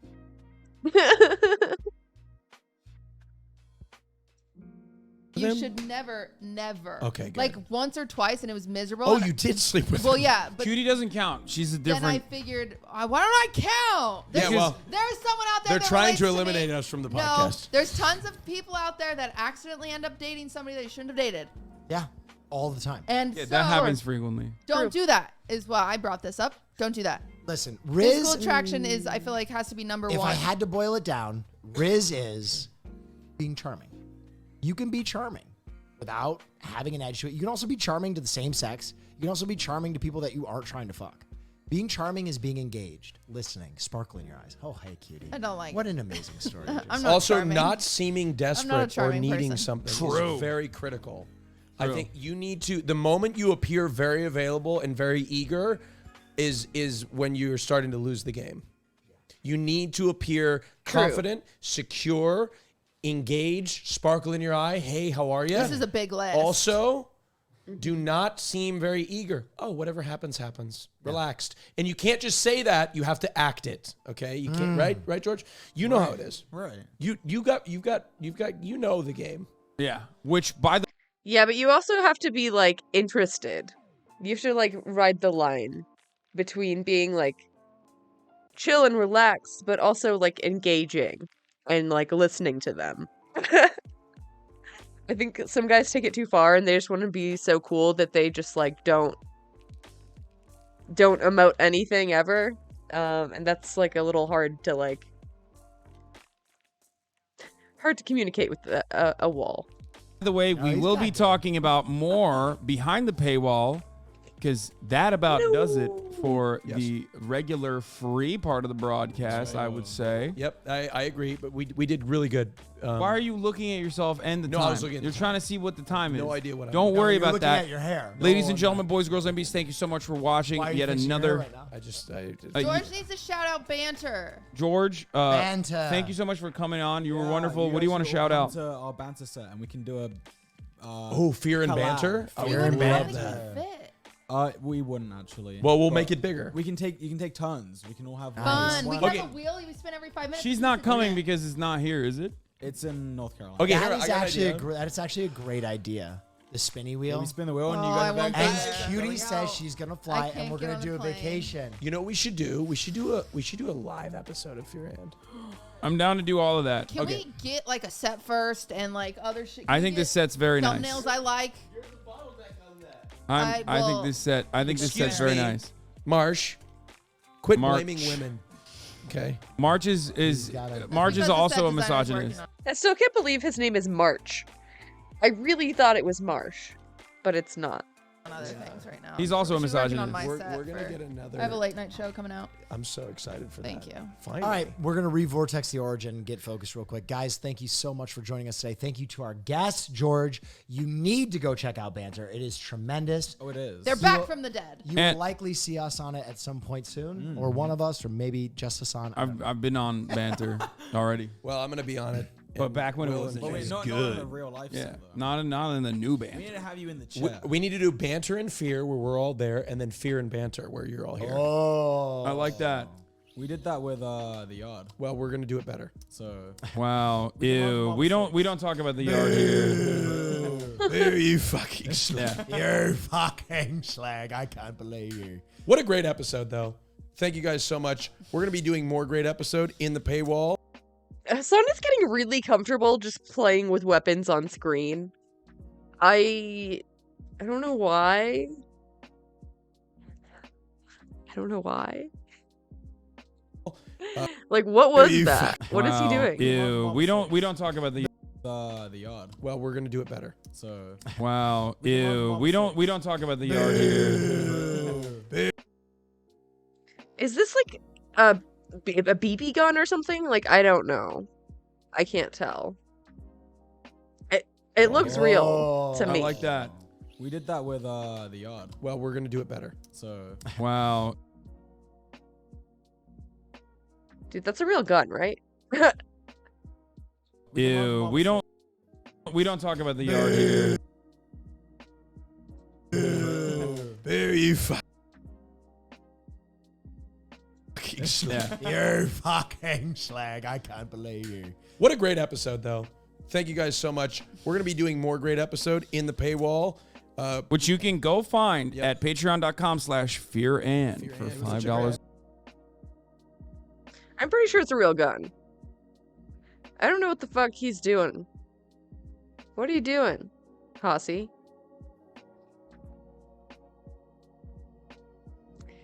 Check himself on the monitor as he cocks it. Yeah, dude. Like, also, like, he was deadass, like, pointing it at people. He pointed it, like, at everyone during that. And, like, it's probably empty. Probably. What a great episode, though. Thank you guys so much. We're gonna be doing more great episode in the paywall, which you can go find.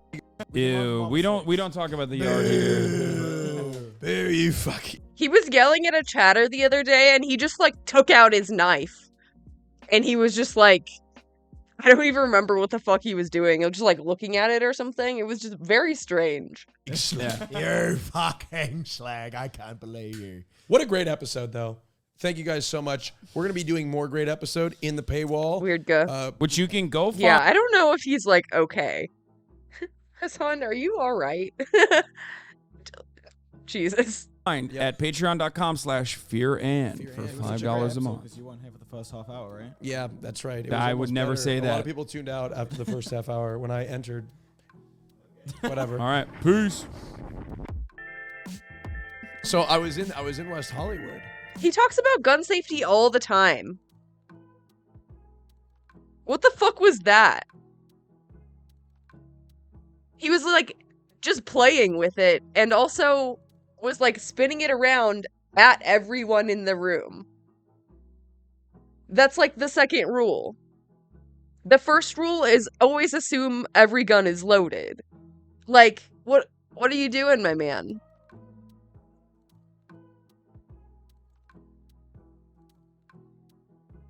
I don't know about all that. Hello everyone, this is your Daily Dose of Internet. Her family surprised her, and they wanted to celebrate her 21st birthday. I can't drink it. Why? Because I'm pregnant. Ready?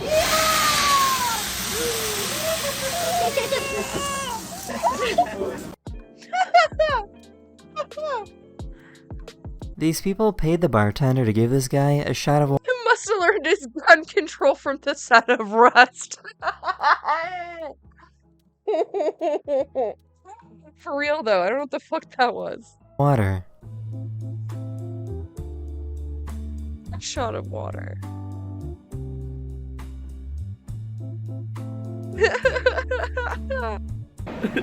Got him. Oh,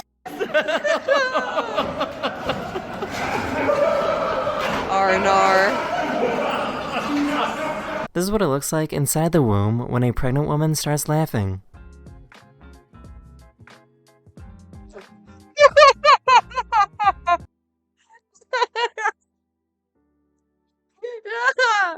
Shake the baby.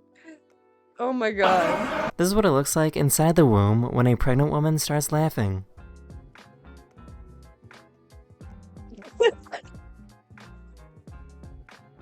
everyone understand?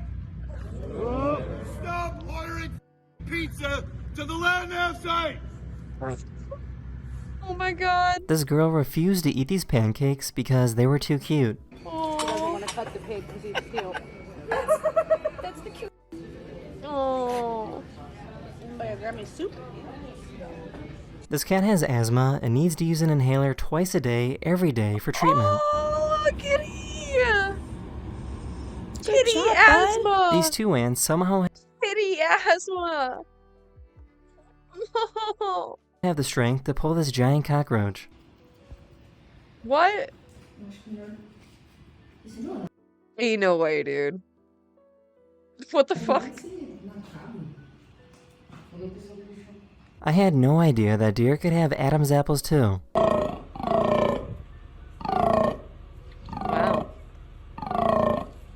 I found this cat that has some really unique eyes. Ah! Hi. Zooted. Okay, bye, precious. Okay, bye. This dog kept bothering her and really wanted some of her water. Oh. Share.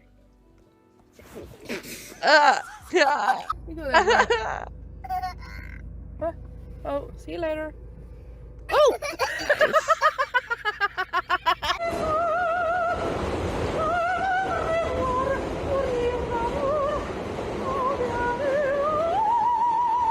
Damn. This guy was kind enough to let everyone else on the plane watch the game. The homie. The homie. Look at how smiley this cat is. Nobody can see that, but he's still willing to show it. What a bro. Hello. Look at how smiley this cat is. Oh, it's a happy kitty.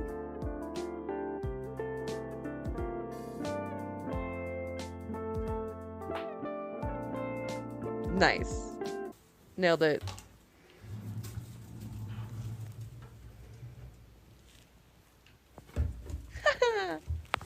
That is the end of this video, or we hope you enjoyed, and I will see you guys again very, very soon. Later. Every time I see a flashback from a fashion show that happened in the past, it's something incredibly stylish and just looking so good. It's usually from 1998. If you see a somewhat vintage but moderately modern looking runway look that makes you go, wow, this is iconic, chances are it's from 1998. Now, I'll be talking about the shows that were labeled as 1998, but as we know, fashion shows often happen in advance, so some of those may have happened around 1997 as well. So what was it about 1998 that made fashion look so good? Of course, since fashion nowadays is heavily 19-inspired, a lot of the looks could easily be worn nowadays, and we might be just a little biased considering them hot. But I personally believe something truly special must have happened at the turn of the millennium. Let's rewind. Despite the 80s that were sort of imprinted in our pop culture, I really love 80s colors. Like, especially this, like, washed out pastel type of palette. I love that. Despite the 80s that were sort of imprinted in our pop culture, all the neon sportswear and bossy suits, the 80s were actually a little conservative fashion-wise. They mostly drew from previous decades such as 40s, 50s, and when they didn't, the designs come off as a little tacky nowadays, mostly because there is just so much going on, especially when it comes to evening wear. There is just so much. Ruffles, bows, questionable color combinations, glitter, shiny fabrics, and most of all the sheer volume of both the skirts and the sleeves just made a lot of them age pretty poorly. Like, sure, they're a lot of fun, but if someone wore that to the red carpet nowadays, I highly doubt they will make the best dressed list because they're just so 80s and it's difficult for us to separate them from that. And still, even the most experimental 80s designs were still not too groundbreaking, no offense, because fashion was sort of going from completely wearable to basically art. And for the most part, back in the 80s, fashion was still all about glamour and class and basically pieces that you can still wear. I personally think what happened in the 90s was that the runway fashions started shifting from what they used to be, from a classy showcase of sort of proposed styles and luxury clothing that rich people bought and wore, to an artistic expression of the designer and to an actual show. Like, I don't know if you've watched any late 90s, early 2000s fashion shows, but a lot of them were whole, like, spectacles.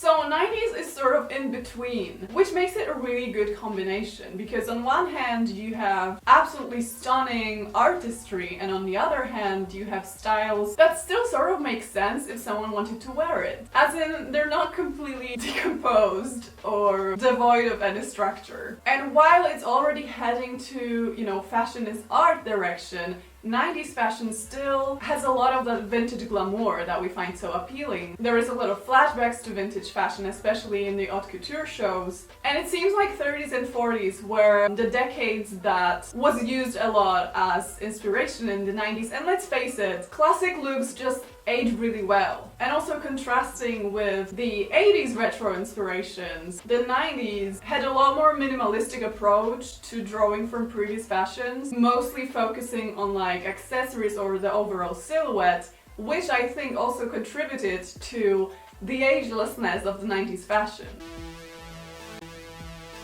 When we're reviewing something from a not so distant past, there is often this gap between modern sensitivities and sensitivities 30 years prior. There might be certain elements that we simply, to put it lightly, don't appreciate anymore or just straight up find offensive. And unfortunately with 90s fashion shows, there is a couple of things like that, starting with all of the models being incredibly skinny and most of them being white, through some blatant cultural appropriation, the use of real animal fur, to the designers that we have since learned are problematic at best. For the purpose of this video, I want to focus solely on the visual aspect of it. Like, I'm gonna skip all of the stuff that I think is inappropriate, so we're not gonna look at that, but if you find any of those elements in the remaining looks, for the purpose of this video, let's just focus on what we see. Let's look at it as a particular time in fashion history. For me personally, the reason 1998 rocked so hard was how many so iconic, famous collections happened at the same time, and how many now legendary designers and creators happened to put out collections in the same year. We have the iconic Thierry Mugler designs that are still worn nowadays on the red carpets by A-list celebrities, or even referenced by the designer himself. We have the Fairy Tale collection by Anna Sui. We have the Alexander McQueen iconic Rain collection, iconic Fire runway show, both in the same year. And most of all, we have the designer that, while since then has kind of fallen, let's say, to me, he absolutely thrived in the 90s. And he absolutely thrived in 1998 in particular, which is John Galliano, who designed both for Dior and his own label at the same time. Not a single of his collections from that year were a miss. Unfortunately, Galliano had a tendency to include elements in his work that nowadays smell of Orientalism, but the looks that are free from that and the looks that still work in a modern context work. Bitch, what do you mean nowadays it smells of Orientalism? It was Orientalism then too. Orientalism has been a thing since like the 1800s. Jesus. It's not like we just discovered Orientalism in 2020. Exquisitely, dare I say. There is the absolutely iconic 1920s inspired Dior show that also had some inspiration from like a transitional period between the teens and the 20s. There is the 1930s inspired boudoir style Galliano show. There is another Dior show which was sort of 20s, 30s, 50s meets shocking pink. Apart from the vintage style inspirations, a lot of the designers that year were inspired by older historical styles, let's say. Mostly 18th century. We have the 1998 Jean-Paul Gaultier spring summer show with both Victorian and 18th century inspirations. We have Vivienne Westwood and her signature corseted looks. And while Yohji Yamamoto's collection doesn't directly resemble any particular era, there is this one look that was clearly a modern take on this 19th century caricature. On the other hand, a lot of iconic fashion houses chose the completely opposite direction in 1998. A strictly minimalistic route. There is a black and white Balenciaga collection, black and white Louis Vuitton, simple looks from Gianni Versace Atelier, simple Gucci looks that look like, honestly, something straight from a modern shop. Like, it just gives... it's giving Zara. There is elegant gowns from Yves Saint Laurent, sporty Calvin Klein fits. I have to say, apart from the clothes themselves, I really love how back then a fashion show was really a show. Like, models were showing off. Now that's a thing that you don't see on runways nowadays because, let's face it, it can be a little cheesy, but it's honestly just so much more entertaining to watch. To be fair, it's also more demanding of the models. Like in this John Galliano show, they had to basically full-on act, and you can clearly tell which one of them are more comfortable and less comfortable in that position. But in general, it's just so fun to watch them interact and play characters that are in line with the clothes they're wearing. Same with the Jean-Paul Gaultier show. Some models even had assigned characters that they were playing, and it really shows in the way they pose. Like Tanel Bedrosian's, here. He was supposed to be a marquise, and I think it really comes through in the way he carries himself on the runway. I'm assuming apart from fun or more theatrical fashion shows not being trendy anymore, is also probably for publicity reasons. Like, it's so much easier to have models walk straight in front of the camera with like a neutral face expression than to trust the photographers to capture the clothes well when the models are talking, laughing, or rolling on the bed. One thing I noticed though was the people watching those shows. If you have a look at like front rows on shows like that, there's no actors, there's no influencers, obviously, because like back then it wasn't really a thing, but also it's just fashion people, and it's really interesting how most of them look completely normal and kind of plain even. Like, they seem to be just journalists, editors, assistants, friends of the designer even, and not necessarily people that went there because it's a good look and it's what they're supposed to do. Also, it's interesting how back in 1998 there used to be a lot of brands that didn't really survive, and in most cases if we heard their names we wouldn't even be able to tell what sort of clothes they used to make. My theory is that apart from like fashion brands and fashion houses naturally falling apart, there is always some brands that simply won't make it through time. There's also this thing where during that transition from fashion shows being a parade of styles that you could wear if you had enough money to runway fashion being basically art pieces which would vaguely show the direction in which fashion was heading next. In between that, I think some fashion brands and labels were simply left behind because they didn't necessarily follow that change. They stayed traditional, and sticking to tradition really doesn't work in the fashion industry where you constantly have to be innovative. Also, the more I looked at the photos from 1998 shows, the more I was like, wait a minute, isn't that what we're wearing now? And it's not only like the style of clothes, but have a look at these Maison Margiela boots from a 1998 show. Anyway, were all the fashion shows from 1998 good? Ew. Of course not. But I have to say, there's a relatively small amount of flops within like the major fashion houses and labels. Like, the only shows I would say were a bit of a miss that year were probably Chanel shows. Like, the clothes aren't necessarily awful to look at, but especially compared to other fashion houses at the time, they're not too cutting edge either. They're just a little weird but not shocking enough to make an impact, and not classy. Coco Chanel was a Nazi sympathizer. So, I don't know. Classy enough for us to consider them like wow nowadays after all these years. But I think it's safe to say that overall 1998 was a particularly impactful year of fashion that gave inspiration for decades to come. It established some classic looks that we nowadays associate with iconic fashion houses, and it also happened to be a time when...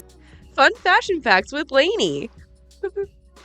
Next week, we'll learn about the Hugo Boss Nazi uniforms. So many famous designers were in their absolute prime. And that's without even mentioning who wore those clothes. Like, that was peak 90s supermodel era. It just so happened that in that time, there were so many absolute modeling stars that are still iconic to this day. So, 1998 is just it. That's what I'm saying. Anyway, bye. Bye. What? Mom's back in the hospital again? No! I swear, I didn't. Did you step on a crack? All right, I'm on my way. Oh my god. I'm coming. Hey, how you doing? Hey, buddy. Wait, is he blind? Yeah. He used to watch the TV this close. Yeah, so I have sympathy for him. Our parents told us not to, so no. What the fuck? Why is he echolocating? What the fuck? Hey, watch out, Gary. No Stevie Wonder, he's blind. Oh yeah, that over there, that's Daryl. He showered in a thunderstorm. Hey man, is your arm okay? Dude, I got the cootie shot this morning. I'm getting married this weekend, just to be safe. Both doses, circle, circle, and dot, dot. It's killing me. I refuse to get that, you sheep. Oh, hey, listen. My fiance's just nervous, okay? You know her family's from Portland, and... Who can't remember Roger? Open umbrella inside. That's what I was saying, right? That's what Get it! 1, 2, 3, 4, 5! Everyone out of the house. We gotta fumigate the house. Don't touch that! Hey! Avoid the poisonous food on... Oh, I'm on a crack. Mom! Wow. Exactly 7 years. Yeah, well, that was some hubba bubba trubba. I'd give it 5. Let it breathe. Right there, he knocked salt over. And, I mean, it got everywhere. And then his blood got everywhere. Oh, hey there. I don't think I mentioned you. Hubba Oh, bubba hi. trubba. Oh, my gosh. Oh, wow. Oh, sorry. Yeah, I made funny faces as That's a kid, and it really stayed like this. scary. I'm going to leave. But yeah, what do you do? I'm in sales. Yeah, I'm not very good at it. It's nice to meet you. Oh my Who's that God. guy? Oh, that's Rodney. Wouldn't you know it? He was obsessed with carrots as a kid. Hey, Rodney. So yeah, now he looks like Trump on spring break. But his vision is unbelievable, unlike Gary's. Bloody Mary! Bloody Mary! Bloody Mary! I'm a giant pizza now. Yeah. Stop it! What? Stop! I saw that movie! I don't want to call the Exorcist again. Bloody Mary! Bloody Mary! I'm gonna Bloody need a Mary! Bloody Mary. Could you help me call my mom? I cracked my knuckles all growing up, so I can't. I think she's in the hospital with a broken spine. Who could forget when he broke that mirror? And next thing you know, he was here. There, here's your freaking Coke for the jinx, all right? Thank you. Jinx, you owe me Coke! I got you again. I really need a day off tomorrow, so I'm gonna go flush these. Snow day, here we come. Just come here to pay our respects and What?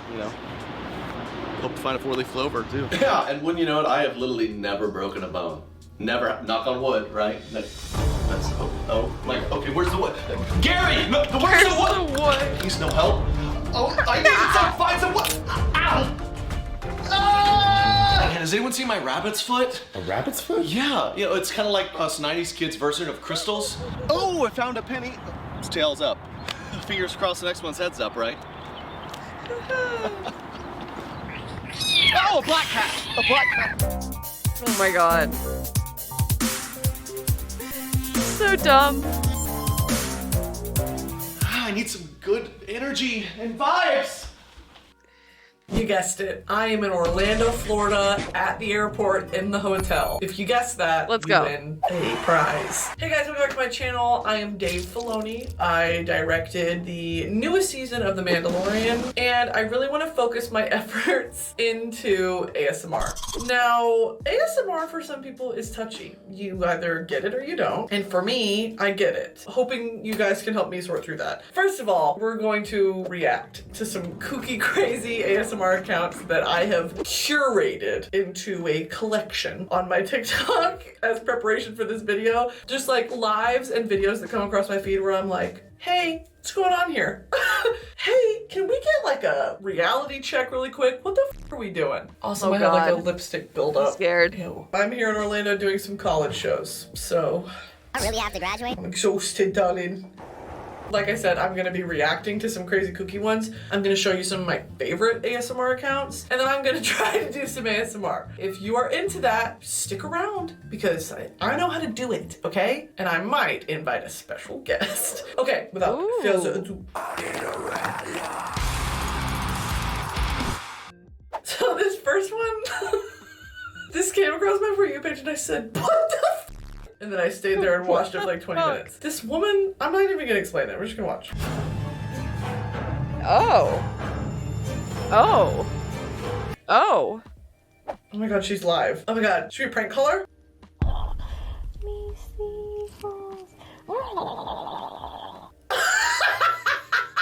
What the fuck? Oh my God, she's doing it. I'm scared. Does it really look like throw up? Come on, do the squirrel thing. Mika, do the thing. Yeah, make sure if you guys are recording me, that's fine. What is it? So the storyline question mark is she has this squirrel finger puppets that's like on the microphone. Disgusting. The squirrels are like the whole time on the microphone, and then other animals try to attack the squirrel's slime, and the squirrel defends its territory because it's American. So if you'll see here, the blobfish is clearly trying to attack the squirrel and eat his num-nums.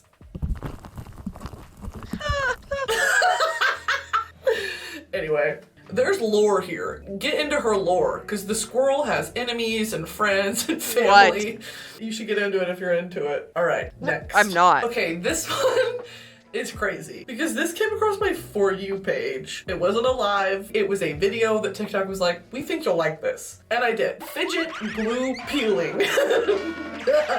Wait. What? Listen. Glue peeling. Like, she made Wow. this. I think that's Wow. incredible. She made this. This is art. Let's go.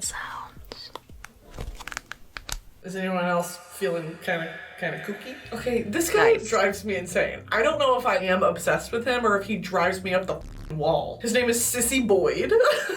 He wears these really long nails and he clacks on the microphone the whole time, but he's talking the whole time at a full normal like this volume. So it's not even like relaxing, whatever. He's like tapping on it. He's like, yeah. And then she said to me, well, I told her she was being a bitch. Like, I'm not gonna stand for that. Oh my God. What type of ASMR is this? I'm not quite sure why I'm here or what I'm doing, but there's a reason. He's not live.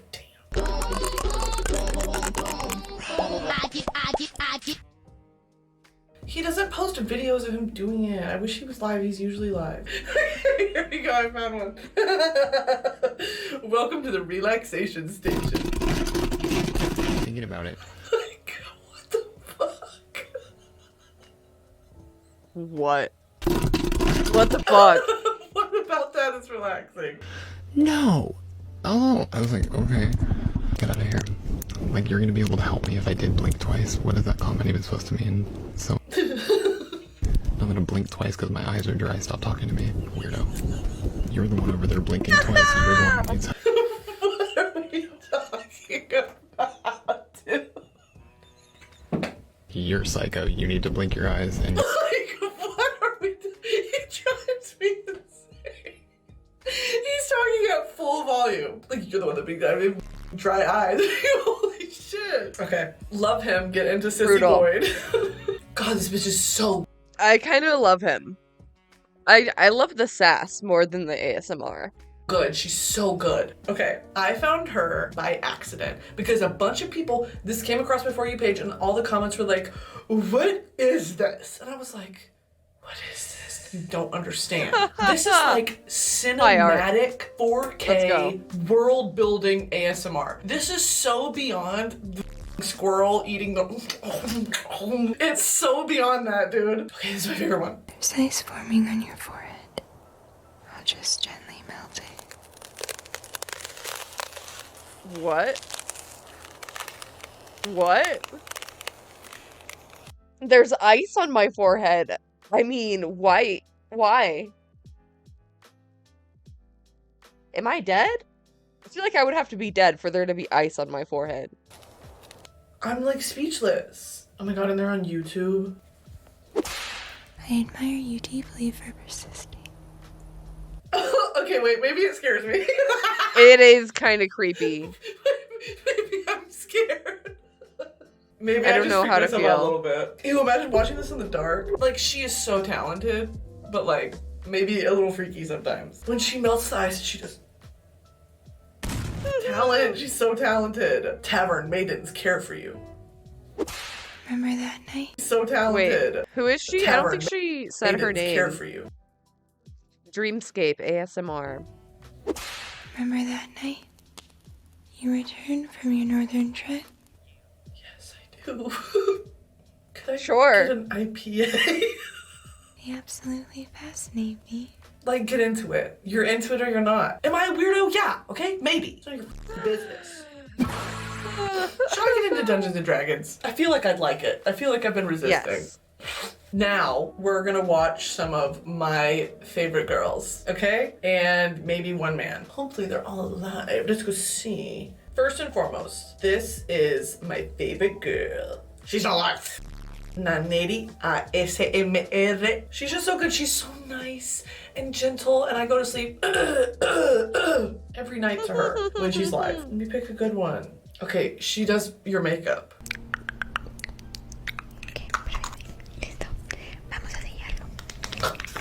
That's literally me watching this. I love her. This is a good one. I feel like this is not a good video idea because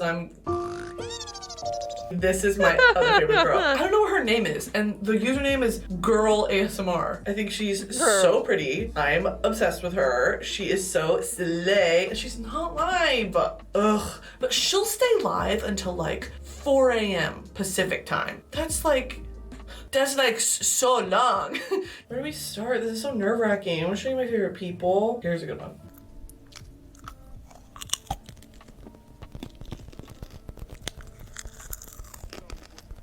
Movie magic. Movie magic. This, okay, if you guys like mouth sounds, stay listening. If you don't. You're gonna want to skip ahead, okay? I hate it. I can't. I'm sorry, I'm gonna have to skip. Because this one is mouth not giving me a time code or sounds, and it's my favorite one. Because I'm a sick freak. I'm a sick to the head. no time code. Yeah, I don't like that. Because I like this. What does that say about me? All right, I am eating this shit up. 2 a.m. my time, ice cream. I'm commenting the ice cream emoji, do the ice cream emoji. Sometimes I watch ASMR and I'll get pissed off because they're not doing the trigger that I want. She's just so like proper and pretty and like nice. Oh. Am I the weird one? Do I need to like talk about this with somebody? Like maybe you guys are not gonna be into this the same way that I'm into it. Really vulnerable. This is really vulnerable. Anyway, ew, there's this trend that's like your ears are clogged up and the ASMR artist is getting the bullshit out of your ears, like the goop and the gummy grossness. No, thank you. Oh no. Oh, that's like so maybe gross. I hate it, but maybe it's really good. I don't want to hear any judgment. Like, ew. I hate so this. The puppy has butt. I hate it. Yeah. Yeah, now it's a roasted marshmallow. What? You're not into that? Tell me that. Oh my god, you didn't enjoy every second of that. Okay, I feel that the time has come for me to attempt my own. I'm gonna go get my special friend to help us do a little bit of ASMR. Special friend? Hey y'all, it's me, Dr. Phil. What the fuck am I doing? I get a little kickback on this mic, so I'm gonna put a little t-shirt over it. Okay. Hey y'all, it's me, Dr. Phil, and I thought I'd give some advice from the ranch. I came all the way down from the ranch, and I just wanted to say, shut the hell up, bitch. Shut the hell up, bitch. Oh my god. Shut the hell up. Shut the hell up, bitch. Shut the hell up, bitch. You're ugly, you're disgusting. You're ugly, you're disgusting. I'm gonna kill you. Give me $200. I hope these tingles put you to sleep. Or I hope they give you tingles somewhere else. So you can kind of do with that what you will. You know what's upsetting is I kind of look like him. God damn it. Hey y'all, it's me, Dr. Phil. I'm gonna do a little back of the head reveal. Nice. Okay, we're gonna do one of my favorite triggers, which is having somebody do your makeup.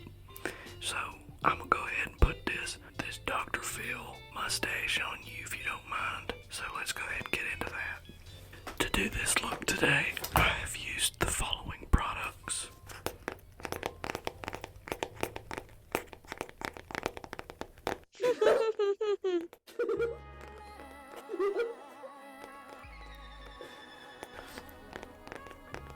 A Patrick Star one size fits all palette in the shade Rebel Gray. Rebel Gray. I'm gonna go ahead and put some of this on you.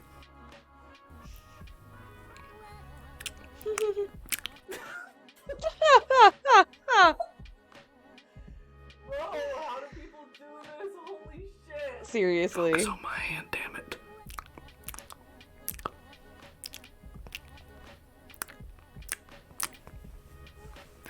You're looking great.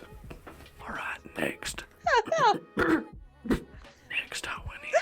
I'm holding my breath. Next I went in with a Benefit Cosmetics eyebrow pencil. This one right here, I lost the top to it. Dude, that covers the eyebrow hair. And I heard you can get infection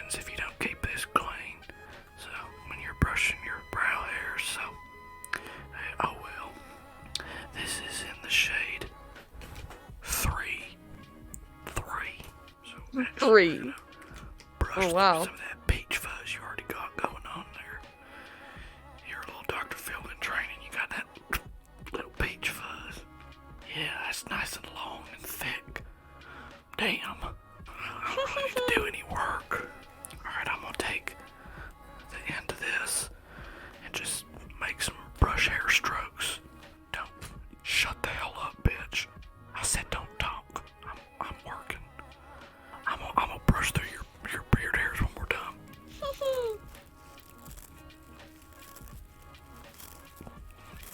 Oh, the sound. Damn, them bitches are thick. Okay, now I'm gonna draw on some of them hairs. Only the ones you're missing though, cause you are one hairy mother. So mean. It's perfect. Why am I slaying? Wait, I'm literally slaying. I'm literally slaying.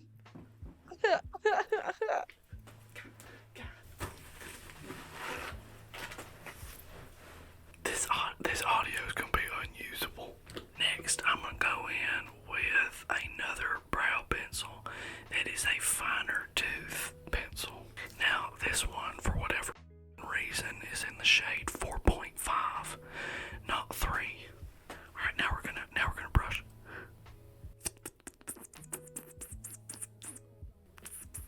We're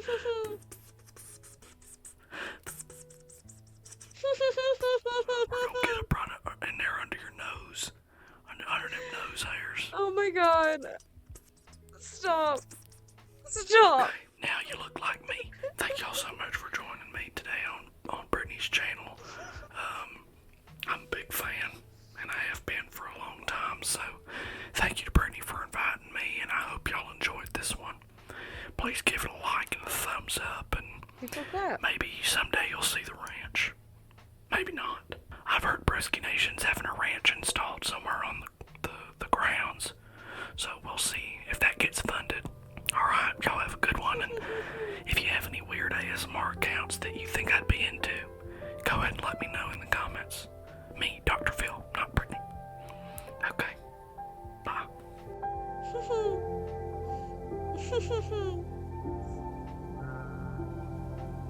Iconic. Me getting my room service like this? Hi! Yes, for Brittany. I put up a sign in public, and it got a lot of attention. Strangers lined up to do what the sign said, and they just kept coming because it seemed that the sign encouraged them to do something that they had already been wanting to. So what are you here to do today? I'm here to let that shit go. Are there any specific instructions, or do you want me to go ahead and start filling out the card? The first step was to write what they wanted to let go of. It feels good. It felt like the right time and place to think about something I wanted to let go of and let it go. So it feels cathartic. It feels like it's like off my shoulders almost. I feel kind of frustrated, but I'm hoping that changes. It feels good, but then also like, oh, it's silly to be mad at something. I felt kind of like angry while writing it.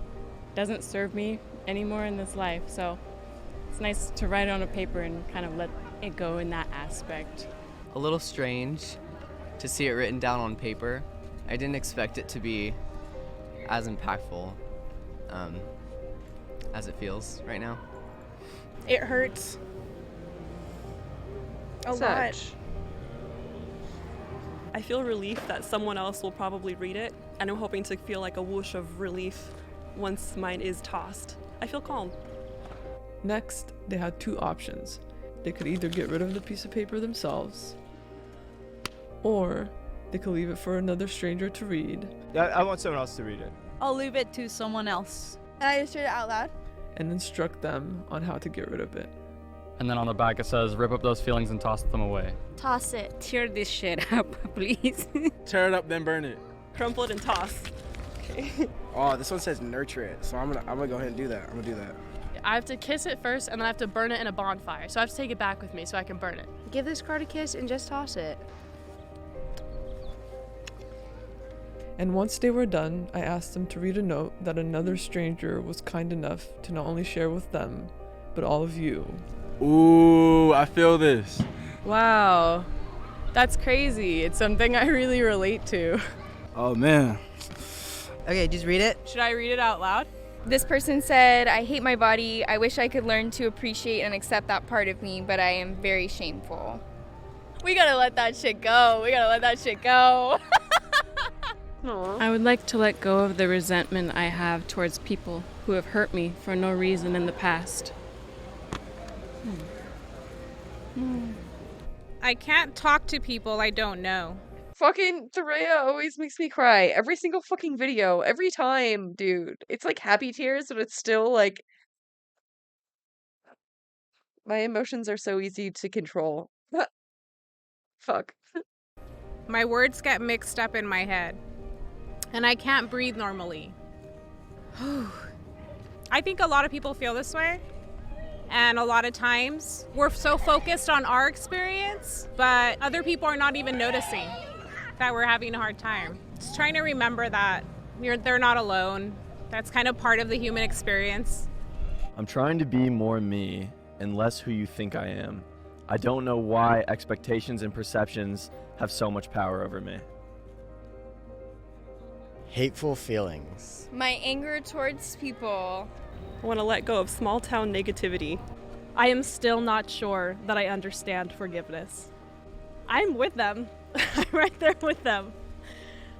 I don't know if any of us truly understand forgiveness. It's hard. I think that our understanding of that will change as the years go on and as we continue to inflict pain onto other people and experience it ourselves. I think it'll continue to change. Definition of forgiveness right now: being able to not necessarily empathize with what someone has done to you, but sympathize with what they've done to you and accept it. Instead of actually understanding how or why, accepting that they did. I'm not ready to let go of anything yet, because I'm still learning from it, and I'll release it when I'm done learning. Ooh, I That's feel nice. this. I like It says procrastination. I haven't done my taxes. Oh, I gotta do mine too. do I your feel that. taxes. The pressure of being expected to be immediately successful as a young adult. Whew. I understand that. I am not really a young adult, but I understand self-imposed pressure to be successful. Grief that piles up and makes me feel too heavy to be confident. Self-doubt. My obsession of being normal. Refusing to take care of myself. I have been sensitive for way too long. Well, this person who wrote this is working on it.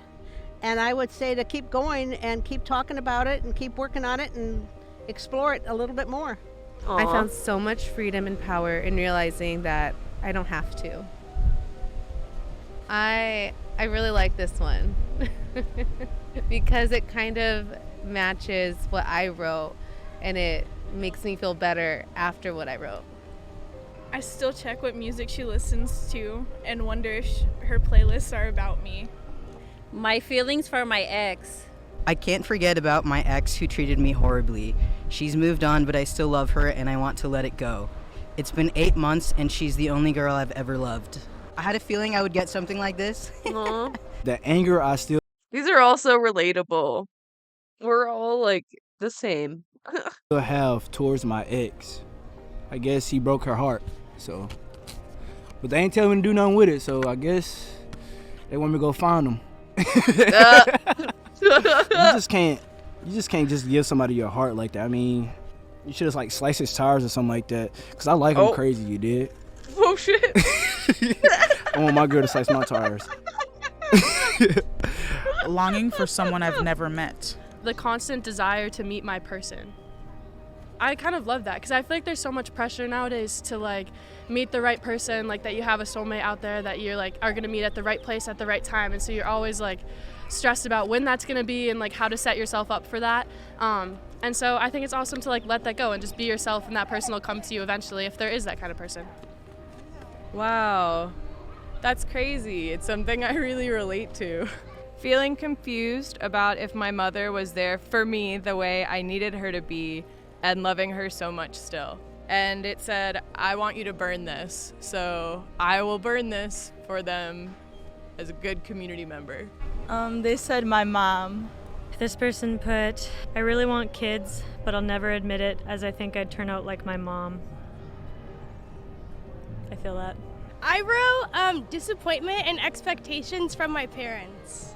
Can I read one? Having to leave my parents to chase different opportunities. Well, that's kind of weird. Ours were kind of like the opposite. That's so weird.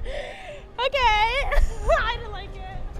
So I don't wrote like anger, it. resentment, and frustration towards my father. He wasn't very kind in my childhood, and he's gotten better. He's gotten better, but it's still not 100%, and that hurts. But let's see what somebody else's shit that we're about to let out. Let's see. See, like same shit. The amount of guilt I feel when thinking about how critical I've been to my parents. No, yeah, I totally agree. I think that like when things get heated, people say things that they don't really mean, and it's just not really like, it's not a good like family dynamic. Then you grow up, and you learn all these like bad lessons on like how you should treat people and like the way the feelings you have towards other people and like what they did. At the end of the day, no one's perfect, and it's not healthy for you to be holding out all that bad negative energy. It's just, like you only live once. So like why spend it miserably, There's just no point. Expectations placed on me by my religious community. I want to express myself and be me, rather than be what I am expected to be. This one says, negative feelings towards myself. Something we all struggle with, that we all are here to learn and overcome. I am so mad at for not responding to my email and text message. She at least should be considerate of my time. I want to get rid of being unemployed in video games so that I can care for my wife in a deep way. I navigate the world as if every word I say can be used against me. I'm not even sure who I am so mistrusting of. I can most definitely relate to it. It's essentially similar to what I wrote myself. And then this one says, I've never told anyone this because I don't like upsetting anyone from how morbid it sounds, but I think about every day. It's exhausting, and I just wish it felt more comfortable talking about it.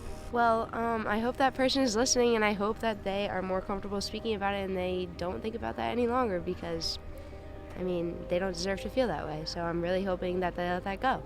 And they said, give this card a kiss and just toss it. Just let it go, forehead. Okay.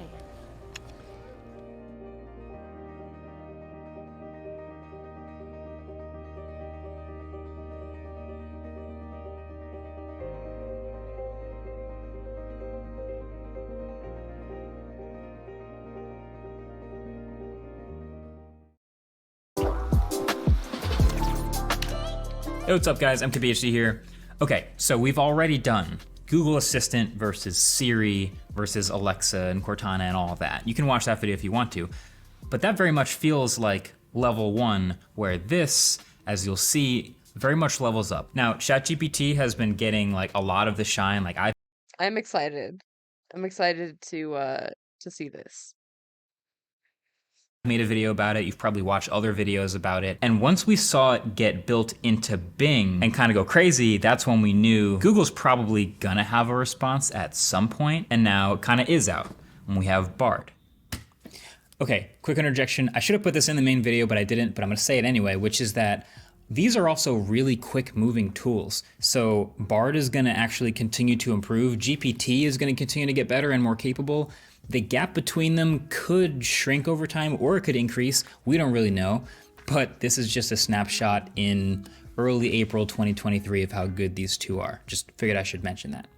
Okay, and so I wanted to put them side by side and ask them the same questions and figure out which one is potentially more helpful right now, which one feels like it's more ahead. So first of all, I just want to highlight some visual differences between the UI of the two. So the new Bing with ChatGPT, it feels much more like a finished product, like something they want a lot of people to use. And then as you talk to it, you're limited to 20 queries in one conversation. And it also has this creative versus precise slider for conversation style. Then Google Bard Looks like a Google product, I would say, pretty clean. Also, when you're typing to it, the question doesn't type out, but it just kind of pauses for a bit and then just slams you with the whole answer. But then when you do get an answer, it has a thumbs up, thumbs down, a new answer, and Google it. And it also has 3 drafts of every answer, so you can see what some of the worst drafts that didn't make it look like. I've also noticed generally Bing, when it brings things in from other websites, tends to cite its sources more often, and Bard will do that once in a while. Okay, so let's start with the first category, which is just simple questions.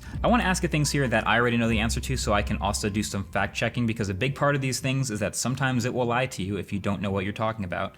So let's start with, what's the best camera in a smartphone? So Bard is saying the best camera in a smartphone is the one that takes the best pictures for you. Sure, I agree. It goes on to list S23 Ultra, iPhone 14 Pro Max, and Pixel 7 Pro. But ultimately, I think all of these things here are correct. Let's look at Bing. S23 Ultra, lots of information here. This is being extra creative. Pixel 7 Pro and iPhone 14 Pro Max. So they tend to agree with each other. So some of the specs as I dive in are wrong, but it got the high level bullet points right, so that's fine. Right, I wanna ask, who is MKBHD? Oh wow, okay, so Bard's giving me a whole bio. It almost kind of reads like a Wikipedia article, and there's some sources, nice, good to see. Damn, he put his whole government name out there.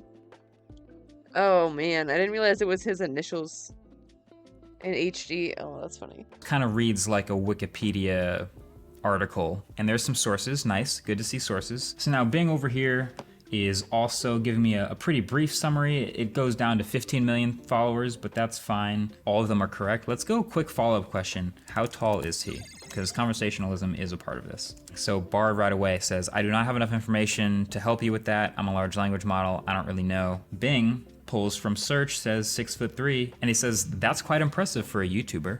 All right, cool. Here's one more simple one. What's the fastest production car 0 to 60 right now? Those are fast cars, but they are not the fastest. Draft number 2 actually has the Rimac Navara, which is probably a better answer. Over here with Bing, we're getting the Challenger SRT Demon, which just got announced last week and is not in production yet, but they did claim a 1.6 second 0 to 60 on a drag strip, so sure. Decent answers. Oh, here it keeps going. 911 Turbo S can do 2.2 seconds. Again, with the quick questions that are just fact-based, I feel like what we talked about in the last video still applies. You kind of want to fact check this stuff. Overall winner though, for these answers, I feel like it's kind of split down the middle, so I'm gonna give it a draw. All right, I'm gonna reset chat and we'll go more balanced here, and we'll start our second category, which is complex questions. Because this is where it starts to get interesting. You get to sort of play with just how good they are at understanding natural language and putting together a thoughtful response. I need a workout plan for 3 days per week, and my goal is to be able to jump higher. This is something that requires a little bit of thought about what a workout plan is. Day 1, day 2, and day 3, so 3 days a week. Gives me some exercises. So I think this would qualify as a good answer. Some tips to stay motivated: set realistic goals, find a buddy, listen to music or watch TV while you work out. Cool. Bing, in balanced mode, is giving me exercises, but that is not a workout plan. Until the end, it says, here's a 1-week jump training plan that you can follow. But then it doesn't give me one. Now, what if I switch it to more creative mode? All right, so here's a workout plan. It's giving me a bunch of exercises that can improve your vert and explosiveness and some other tips. Full transparency, I have asked it this before, and it did give me a 3-day workout plan, but this time, I think I give the edge to Bart. Let's try a little more complicated. I've been playing a lot of golf recently. My tee shots keep going to the right. There are a few things you can do to fix a slice. That is what it's called.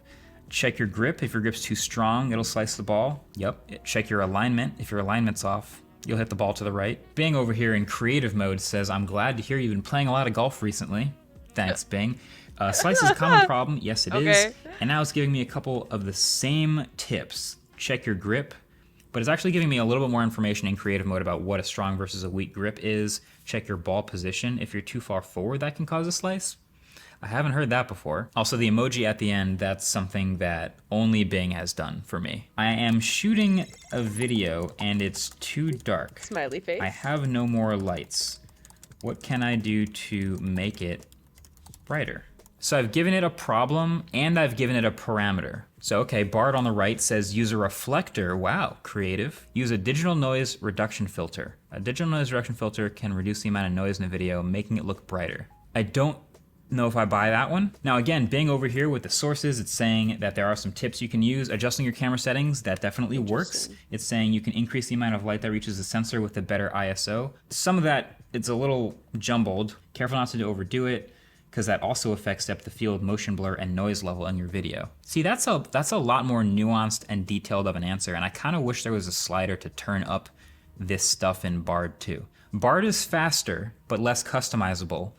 Bing can be turned up to be more nuanced and also cites its sources and can be more helpful with things like videos and articles underneath what you're talking about. So I'm gonna give the edge in complex questions to Bing. My next category is performing tasks.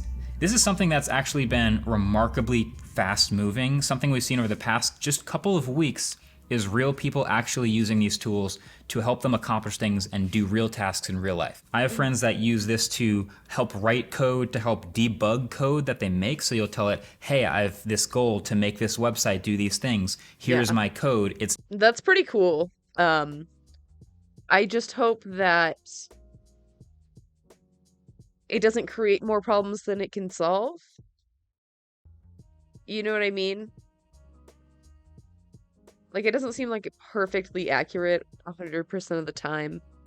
So, like, it could make another problem in the code that you wouldn't know about. It's not working, what's going wrong? And it actually helps them give a correct answer. And that's mostly been with ChatGPT and Bing. And Bard doesn't seem to do that very well yet. But let's give it a spin live. Here we go. Write HTML with a button in the middle that says go. And every time you click it, it generates an image of a cat. So right away, Bard just said, I'm a language model, I can't do that. Bing, on the other hand, says, sure thing, I'm ready for the challenge. What can I do for you? And it's written out the code to a website that should actually do what I asked it for. So I'll just paste it here. Let's go. Test code. It's the go button. It's in the middle. I hit go. And there's a cat. And I hit go again. Let's go. There's another cat. It's the same cat. I hit go again. Cat. It's more. Cat. This shows the same image every time I press go. Technically, I want it to show technically a new image what you every wanted. time. And this is where it starts to get impressive. Again, it's a super simple site, but it says, I see.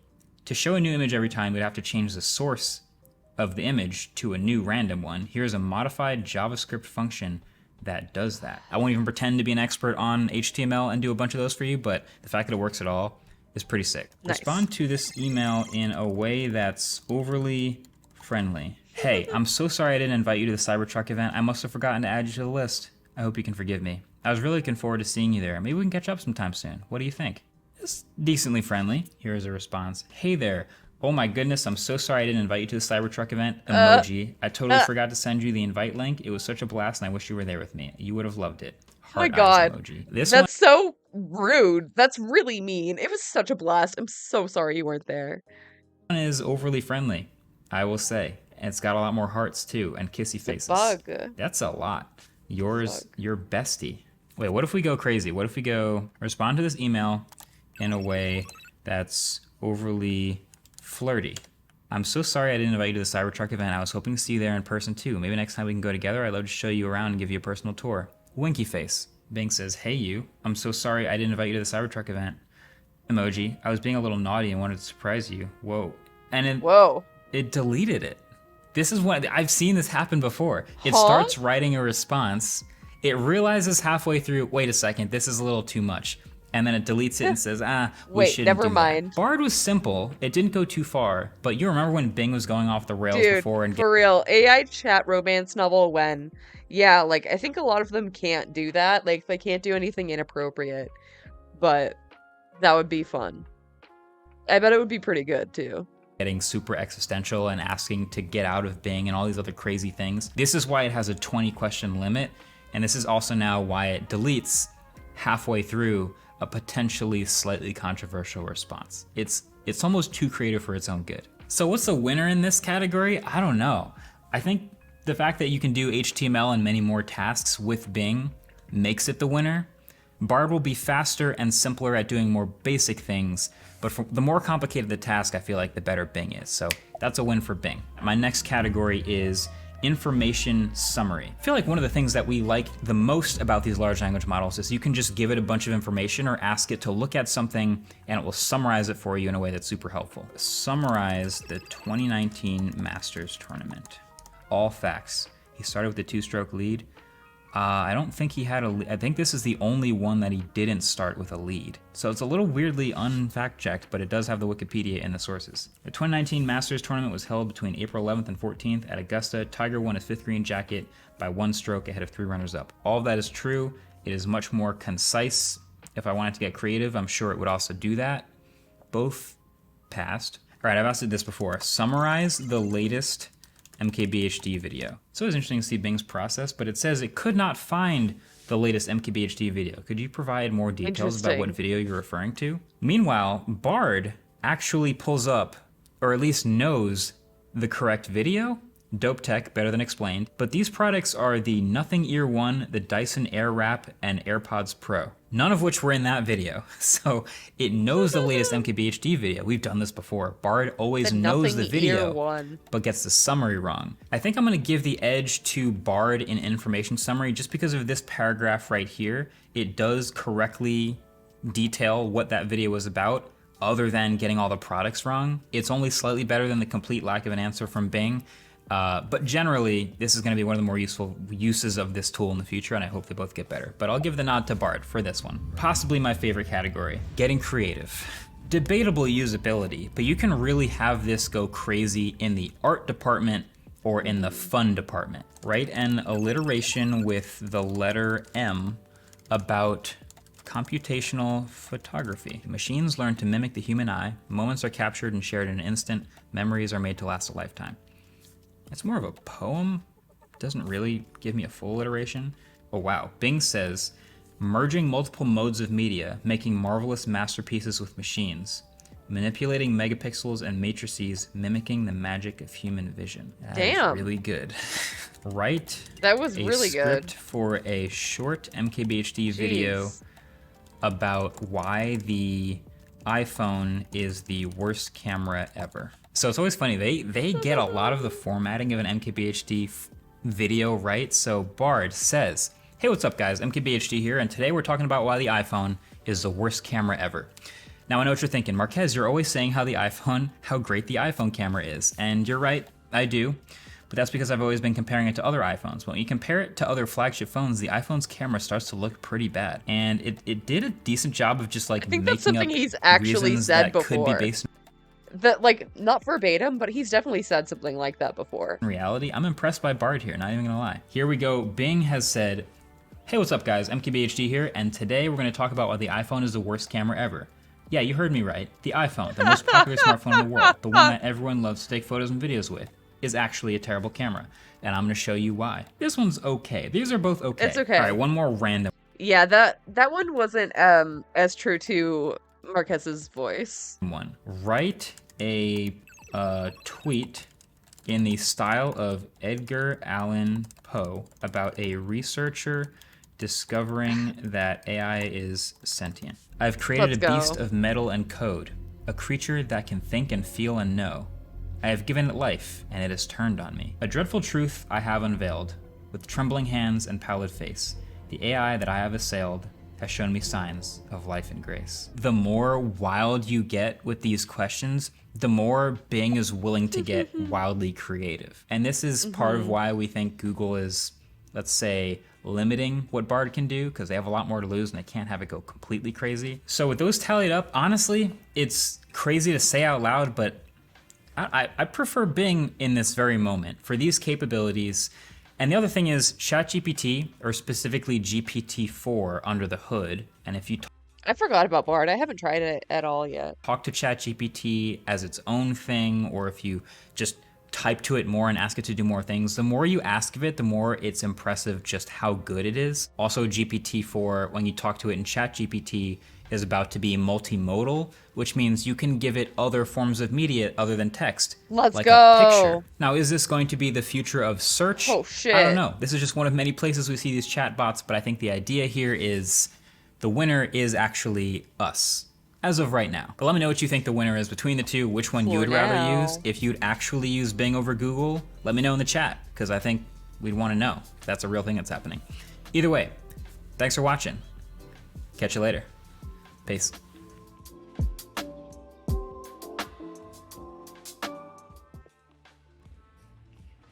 Graphics are so immersive. How is this the game? Ailey, look. Oh, you're flying. What the hell? How did I fly? Get rid of it. I want down. Let me down. Double jump. The cat. Oh And my now hold god, the B it's so button. cute. Woo! Boy, Oh, it was loud. look at me go. I just want Let's to do this all go. day. It's so cute. Oh shit. Can you get to space in here? I don't believe they've added space. No. That's fucked up. How do I go down but still That's fly? fucked up. Double press B. So true. Oh, hey. The cat is judging them.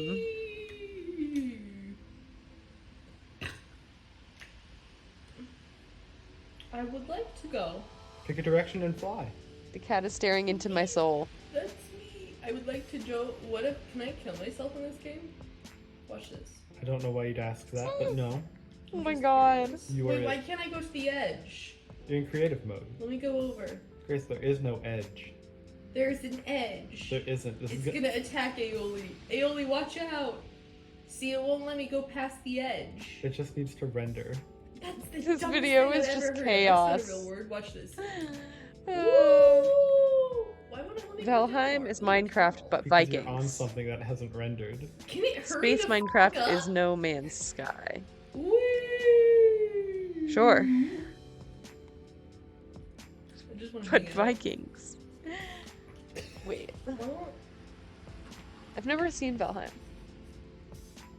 I'm just gonna do this all day. Is this really all people do on Minecraft? No, you've barely started. I've done everything a girl can do in Minecraft. You have an inventory. You're on creative mode. You have an inventory with every block in the game. Hmm. Do you want I'm to eating open? yogurt. Do you want to open that inventory at all, or? 1 minute. Men are so needy. Okay. Whee! Oh, there's an ocean. Oh, I want to jump into Use it. the other cursor to aim. Oh, she's interested.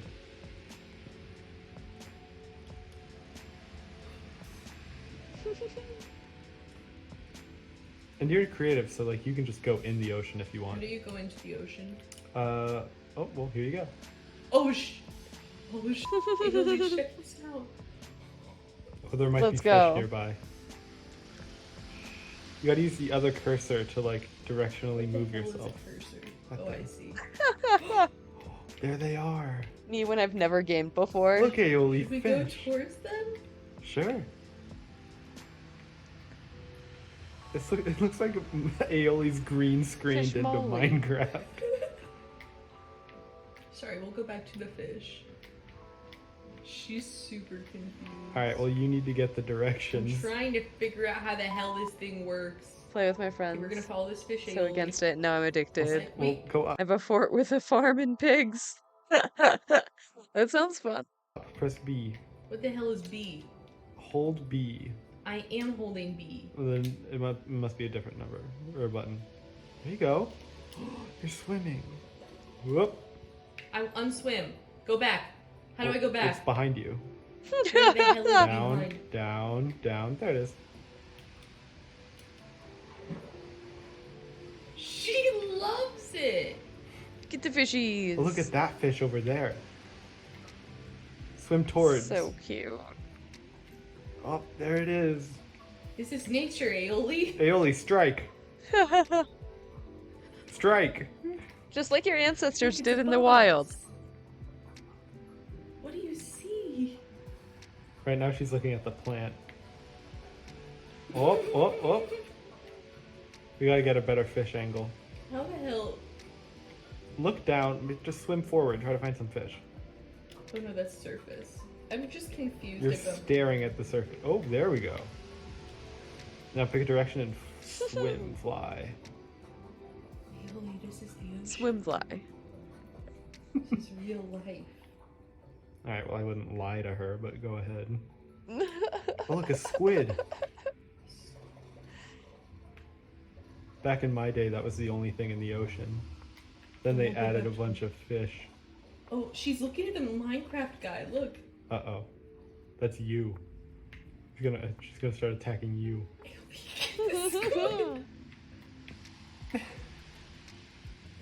More fish, Aioli, look. She loves this more So than the many. bird videos.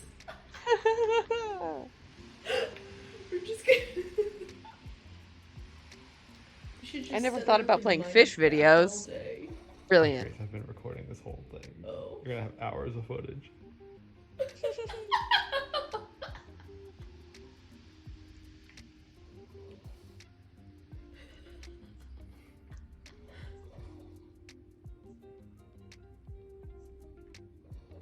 You don't even have to do anything. Yeah, just swim forward. You'll find fish. She loves it. You might even find a dolphin. Oh shit! Aioli, we're on our dolphin era. Oh shit! I'm swimming past Dolphin Aioli. era. You gotta swim up sometimes. Dolphin arc. By jumping.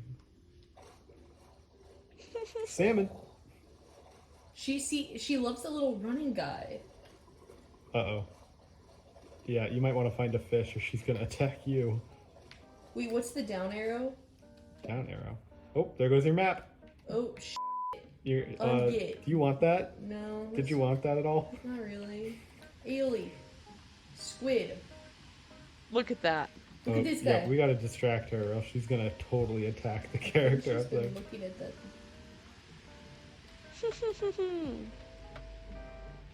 Oh, it's coming for you. It's gonna get you. Sorry, Aioli. It was kind of mean. Yeah, are we torturing her? No, actually? she loves this. Are you kidding me?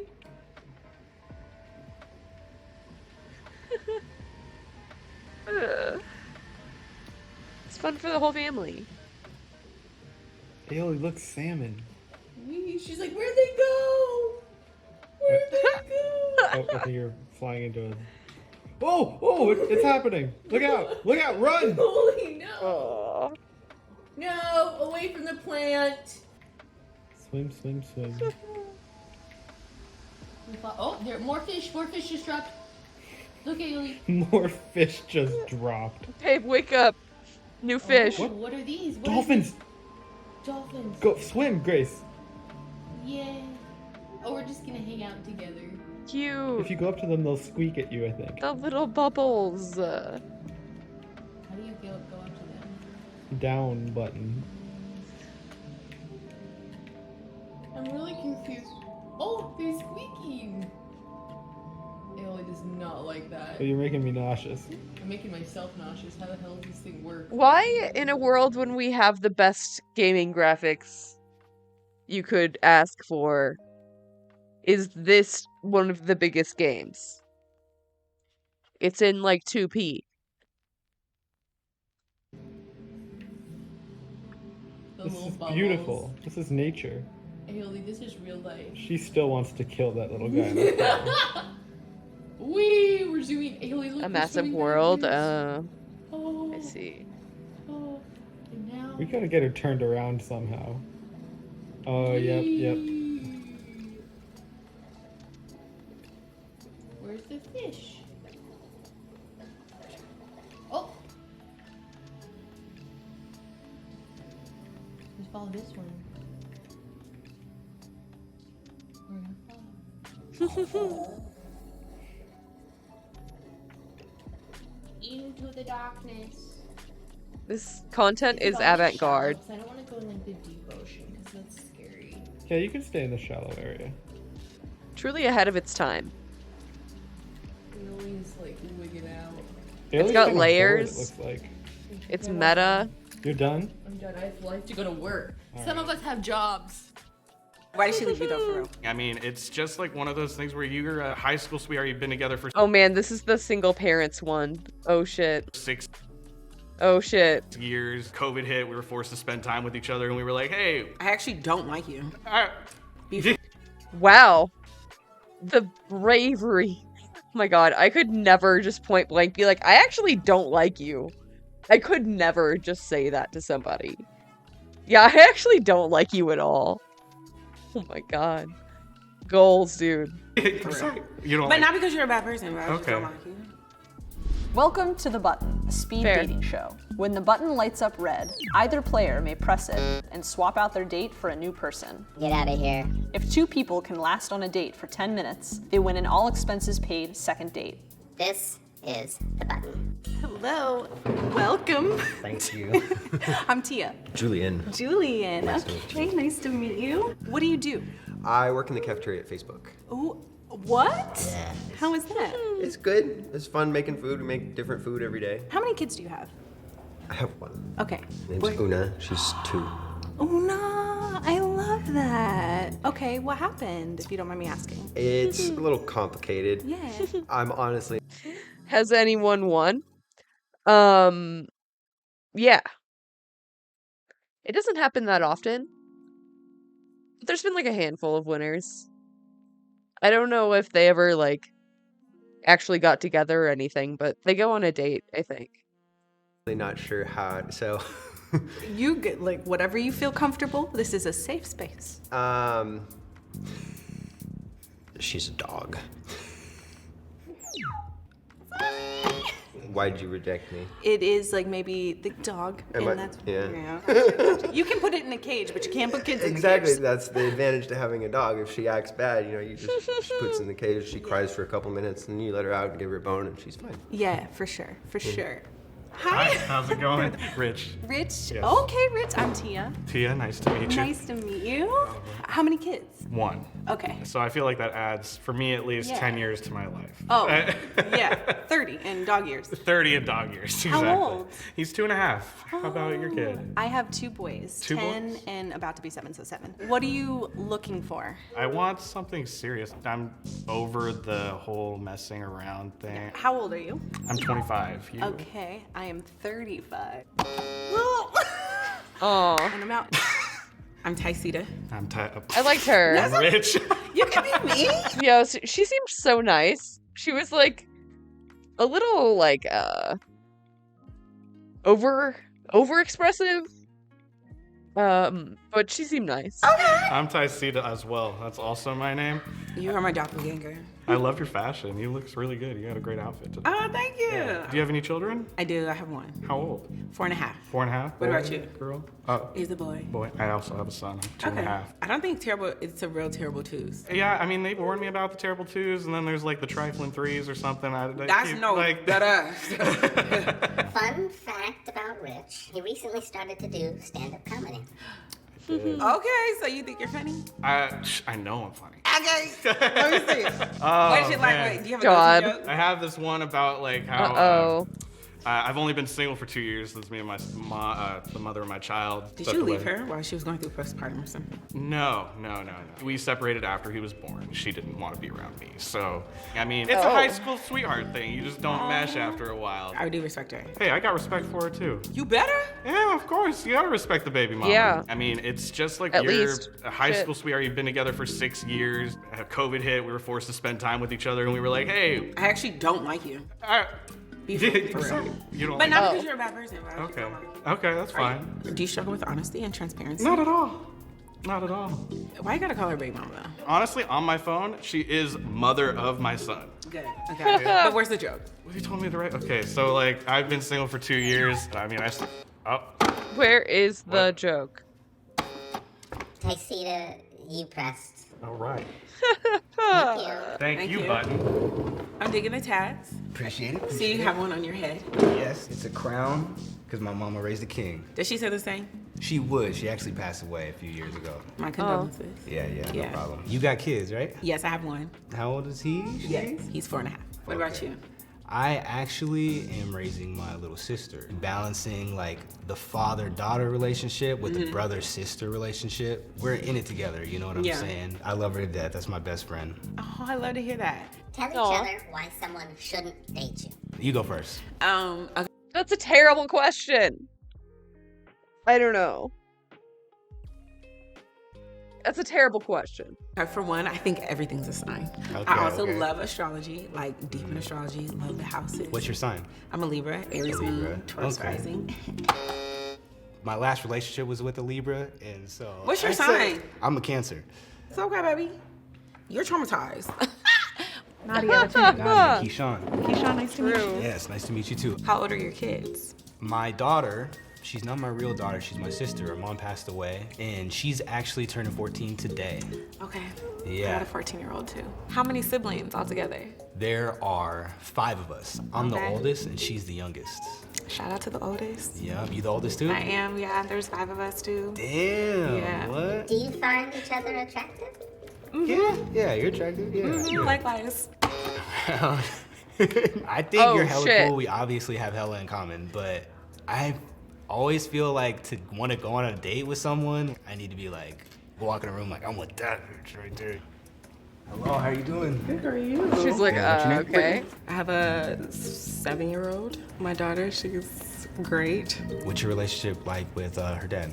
We actually have a really good relationship. Ask Brittany why her and her baby daddy are not together. Why are you and your baby daddy not together? We just didn't work. He cheated a lot. Yeah. Have you ever cheated? No, I haven't. If I'm committed to somebody, I'm committed. Like, Have you ever been cheated on? I don't have no proof. I was with a girl where I was kind of like, felt a little suspicious, but no, I don't think so. Why me? You're not like what I normally go after when I date. No. Nice to meet you. Yeah, you too. Xavier. Brittany. Brittany. Nice to meet you. Wow, wow, wow. What's all the wows? Damn, you're gorgeous. Oh, thank That's you. crazy. That's crazy. What? I thank you. So what brings you? I don't know. I wanted to try something different. The Yeah. dating apps don't work for me. I don't know. I'm not from here. That's like me. Yeah. I'm from the Bay Area. Okay. And I originally came up here on a football scholarship. Got my degree in communications, and then I had my son. Yeah. How old And He's 8. Are you normally dating women with children or? No, I haven't. Maybe this can be the first. Maybe. So for me, I'm like freshly divorced. Oh, okay. Yeah. How fresh? Yeah, how fresh?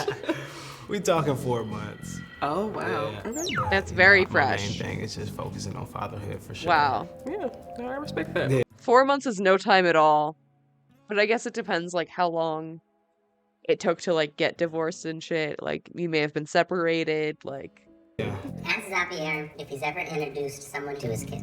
Have you ever introduced anyone you're dating to your children? No, you can break my heart, but you break his heart. Oh, absolutely. That's a different story. That's one of my deal breakers. Like, if you want to meet my daughter too Yeah. soon, I feel like that's a little odd. So I normally don't introduce people before like 5 months. Right.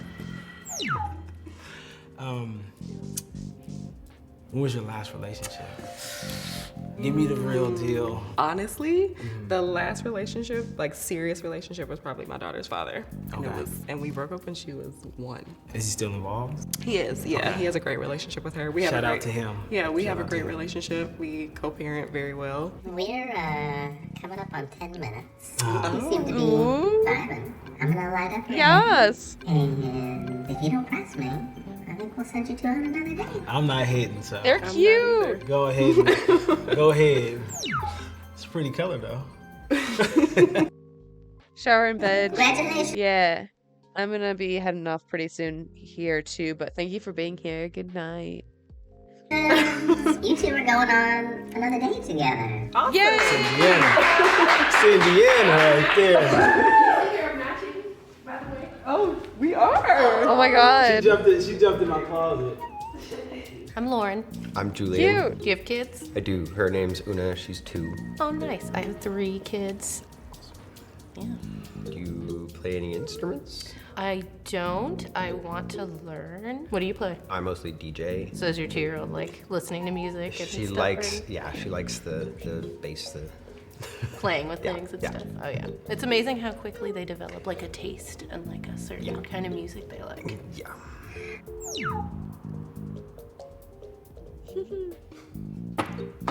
Why did you reject me? I just want to see what other people are in that room back there. There you go. But it was nice meeting you. Nice meeting you too. I'm Ben. I'm Lauren. Lauren, good to meet you.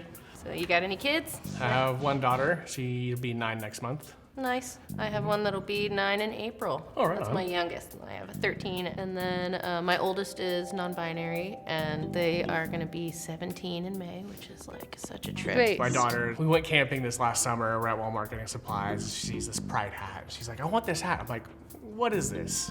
And she like went to explain. It's like, oh, people can be who they want to be, love who they want to love. It's just what it is. And I was like, okay, you can have the hat. Like you understand it. And then The kids are so much more open and accepting to that kind of thing. yeah, I grew up in a religious family, so it was very like shunned upon. You're going to hell. You're gonna burn if you think this way and all that stuff. Have your parents changed over time, or like, and become more accepting, or did Yep. you guys have to move? Well, that's lucky. I have a good relationship with my dad now, but unfortunately, my mom isn't in my life anymore, so What that are you sucks. two looking for? I'm looking for somebody to like wants to hang out. I work and I'm constantly doing a lot, so I'm not looking to be like constantly going. Yeah, I'd say I'm very similar. Looking for someone kind of fun times to do things with the my kids. We like to God. go mushroom hunting. Do we have another match? That's awesome.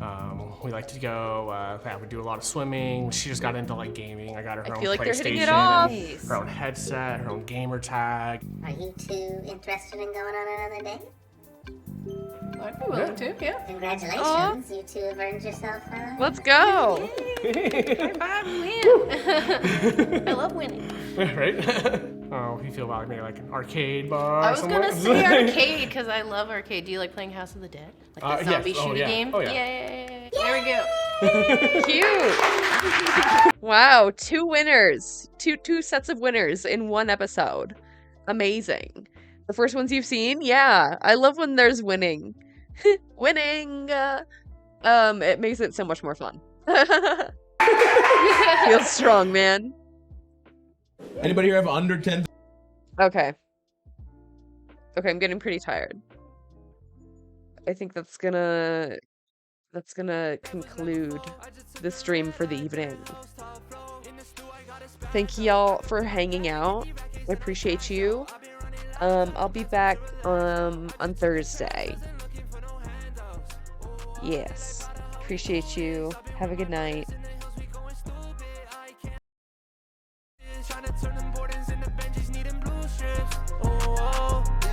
Walking on the floor of this shirt, no one protects me. Wanna show shawty my heart, she wanna text me. All this love I felt was a curse, I wanna ask you. Going crazy, all of my nerves, who does to check me? All this fun, baby, why you gotta leave me on?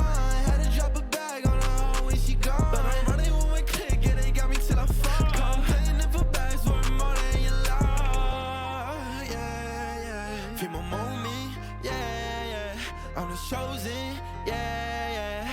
I'm the one inside. In the stew, I got a spazzo. Pack up in my bag, get the rackets and I cash out. I've been running laps, I don't got time to relax now. I just took a chance, wasn't looking for no handouts. Oh, they like proud of how we do this. I've been with my brothers in the hills, we going stupid. I can't stop, I've been different, always knew this. Trying to turn them Bordens into Benjis. Oh, honey got me wasted. You done cut the yola, I can taste it. Biting on my swag, you niggas pussy trying to trace it. I don't need your love, I took a perk and I replaced it. I'ma keep on going till my mama said I made it. Black and yellow, white, I got these different races. Yeah. Did my dirt, I had a match, I'm moving faceless. I got 12 plotting on me, but no cases. Running from my demons, lacing on my A6. I don't do that fake shit, nah. The way they treat me, they act like I'm feeling them. So I got a script, I was just trying to feel something. Now I'm alone, you don't care. In the stew, I got a spazzo. Pack up in my bag, get the rackets and I cash out. I've been running